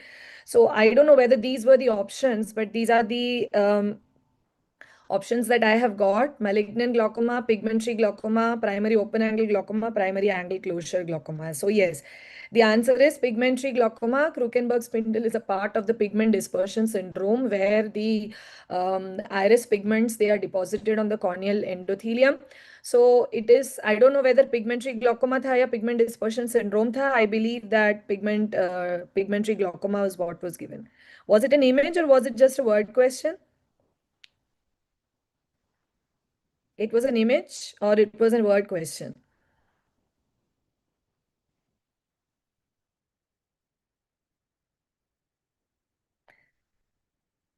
Okay, so it was a simple theory kind of a question. Okay, so this is a simple question. I think everybody would have got this right only. Now the next one is a question which almost every other exam it comes, like patient presents with sudden onset pain and redness, and there is associated headache and colored halos. There is high intraocular pressure and there is a mid-dilated pupil. So sudden onset pain and redness hai, headache and colored halos, and obviously the key words in the question are the IOP and the fact that there is a mid-dilated pupil. I don't know whether these were the options, but it really does not matter क्योंकि इसमें कोई confusion है ही नहीं. The answer is acute angle closure glaucoma or acute congestive glaucoma. whichever was given in the option. I don't know acute angle closure ही दिया था या acute congestive दिया था, but whichever they have given, that is the answer. Acute congestive glaucoma or acute angle closure glaucoma. So this is like a PYQ. It has been discussed multiple number of times, and I'm sure that nobody would have got this wrong. ये तो सही है. Next one. The next question is something like this. Like there is a contact lens user who is presenting with pain, redness, photophobia, and blurring of vision. And this kind of an image was given. That is what I was told. And this obviously is a ring lesion, right? It's a ring ulcer or a ring lesion. So there is contact lens misuser or contact lens user. There is a painful ulcer and it is shaped like a ring. So I believe that all of you would have figured out that this is acanthamoeba keratitis. Acanthamoeba keratitis. Was this the question? Was this the question? Contact lens user presenting with pain, redness, and photophobia and blurring of vision and this kind of a ring lesion. So if this was what was given, then obviously it is acanthamoeba keratitis. Yes, acanthamoeba keratitis, the diagnostic stain is calcofluor white stain. Calcofluor white stain. So अगर ring lesion दिया हुआ है तो the answer is acanthamoeba and therefore it should be calcofluor white stain. ये question भी multiple times it has been discussed in, and so this is also like a regular INI-CET question only. Now, which of the following is used for visual acuity assessment in a pre-verbal child? Right? Calcofluor white stain, correct. I don't know whether these options were right, but उससे कुछ फर्क पड़ता नहीं है क्योंकि इसमें कोई confusion नहीं है ना. If it is acanthamoeba, it has to be calcofluor white. जैसे in this question, whatever the options doesn't matter क्योंकि the answer is angle closure glaucoma only. And इसमें भी देखो pigmentary glaucoma is the answer. So it's really the other options, they are not, you cannot have confusing options with this. अब ये वाला जो question है, ये I am not too sure about the options. Which of the following is used for visual acuity assessment in a pre-verbal child? Right? So was it a multiple, answer question or something like that? Was it a multiple answer question? Was the question which of the following is used or which of the following is not used?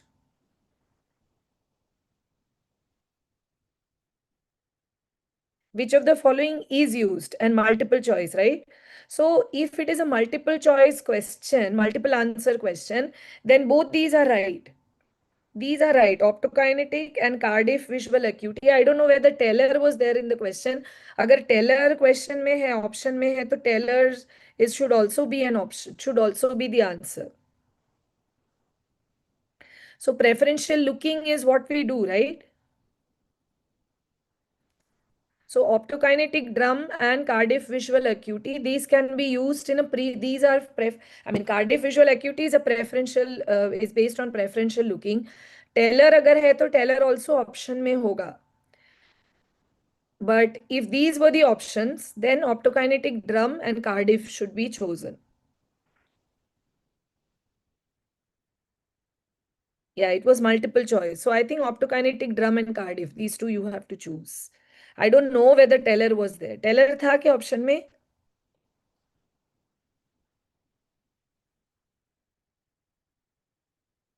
Taylor was there? Okay, chalo. So at least ये दो तो you would have marked, I guess. Now the last one, this is the only one जो थोड़ा सा out of the way था, and I would say that this is like a difficult question. ETDRS cannot be used in pre-verbal children. It is a chart which it's similar to the Snellen, so you have to read. So that is not for ETDRS, is not for pre-verbal kids, you cannot use that. So if Taylor was there in the option, you have to choose Taylor also. Optokinetic, Cardiff, Taylor. All these are used in pre-verbal children. Now the last one was this. So a question which is similar, that is a patient who with myopic astigmatism. He has a previous history of frequently changing glasses. So ya to they have mentioned myopic astigmatism, or they would have said irregular astigmatism. And the question says that this patient has presented with a sudden onset extreme pain and redness and severely reduced vision. So basically they are hinting at the diagnosis of a keratoconus patient, and in a keratoconus patient when there is a sudden onset pain and redness and severely reduced vision, that may be suggestive of eye drops. That is when there is excessive stretching of the decimates. At some point the decimate just tears, and that's eye drops. Now, a procedure was done and the image is given below.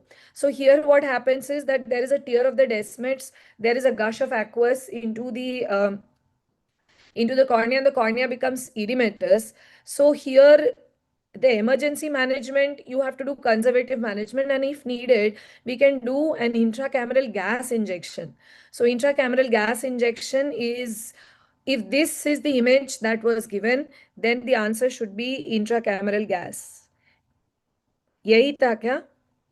Yeah, C3R or corneal collagen cross-linking with riboflavin. The third option is C3R, meaning corneal collagen cross-linking with riboflavin. Now see this DALK, DSAEK, C3R, none of these can be done in an acute phase, na? So in an acute phase of eye drops, जो उन्होंने mention किया है, the management should be conservative, and if needed, you can do gas injection. So if this is the image that was given, then the answer is like intracameral gas injection. That's what should be the answer. But yeah, I would say like was a difficult question. Yeah, I don't think that this is something which would have been commonly discussed. We would say that eye drops hota hai, but eye drops ka management is not something which is commonly discussed. So this can be considered as a tough question. अब retinoblastoma में क्या, what was asked in retinoblastoma?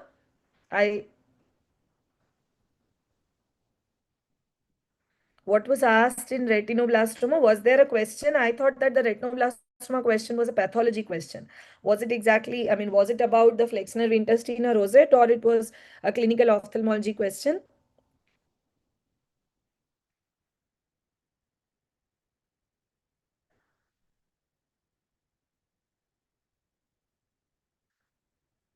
What was the question on retinoblastoma?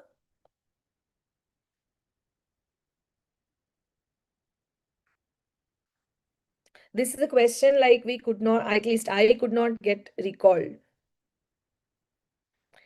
Therefore, yeah, I could not get any recall of a clinical ophthalmology question on retinoblastoma. So I thought that probably it is related to genetics and it would be under pathology. Yeah. So देखो यही 5 questions थे ऑफ्थल में. I would say that 4 तो सबके correct ही हुए होंगे. Krukenberg spindle and acute angle closure glaucoma, acanthamoeba keratitis वाला calcofluor white, and this one. In this 4 you would have got right. ये अगर तुक्के से right हुआ है, assuming this gas bubble, ये gas bubble को देख के अगर किसी ने gas injection mark किया है, तो तुक्के से right हो सकता है, but ये मतलब ये पढ़ के राइट करना लास्ट क्वेश्चन, तो I would say that it's difficult. So with that we kind of finish the recall today. Now all of you are tired. अब हो गया recall सुन के. अभी whatever, now forget about this for a while and relax. क्योंकि अभी जब तक result नहीं आता, ये राइट है, ये रॉन्ग है, इसमें मल्टीपल था, इसमें मल्टीपल नहीं था, इसमें ये ऑप्शन था, इसमें नहीं था, ये सब करके कुछ एक्चुअली फायदा नहीं है. So wait for the results and relax for some time. Like as medicos, we are like very, very hard on ourselves. We stretch beyond our limits. So you have all done that. Now the exam is over. Now there is no exam coming up in the recent future. So for some time, live like normal people and enjoy your life for a while. अभी थोड़ी देर ये पढ़ाई से छुट्टी लो. चलो. So thank you very much everyone, and I will hand it over to Dr. Anjit to just close this session. Hi, ma'am. Thank you, ma'am.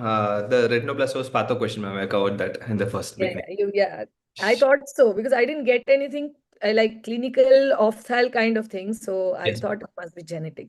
So Sure. with that, we finish. So Thank you, over ma'am. to Thank God. Dr. Ranjit. Hey guys, thank you for staying with us for almost an entire 4 to 5 hour thing. We have quickly all the 19 faculties. Some of them are at home, some of them are in classes. In spite of that, we are able to cover lots of things, lots of recalls, lots of there are like this INICET. I would say it's not the traditional one. Little bit of more emphasis on the pre-para as usual, but there are few options which were a bit longer, lengthier, multiple right answers, multiple wrong answers to be chosen. That might have made the exam a little bit difficult, right? Having said that, like ma'am said, the exam is over. Take rest. You deserve a rest. Go back. Just enjoy. I hope the results comes in your favor. And if not, let's see what to do in the future, right? So thank you guys for staying. And this will not end without thanking the entire academic team headed by Dr. Ara, Dr. Hanto, Dr. Mamu, and all the students who helped us in the recall tirelessly, right? Dr. Pragya, Dr. Sanjana, Dr. Afroz, everyone immediately keep on refining the question, giving us the exact images. Thank you for them. Thank you to the entire studio team who was able to run through the entire thing smoothly without much of a glitch. Aditya and his team for the entire thing. And the entire PW management, Raman, Manish, Kumar, and Abhishek Anjal, everyone who's there at the party, and obviously the students by default, right? So see you soon, guys. Hopefully your exams will be results will be amazing, and if not, let's see what to do in the future. As Nejit, I'm sure you're waiting for Shrita batch, and that will also start here. If you are not yet in the entrance prep, you know that how the exam is going to be. So start ready from now, so that next INICET or the first INICET what you give should be the last one as well, so that you come out in flying colors, right? Thank you guys. Have a good night. See you soon. Till then, bye bye from Dr. Anjit and the entire MedEd team. Bye bye.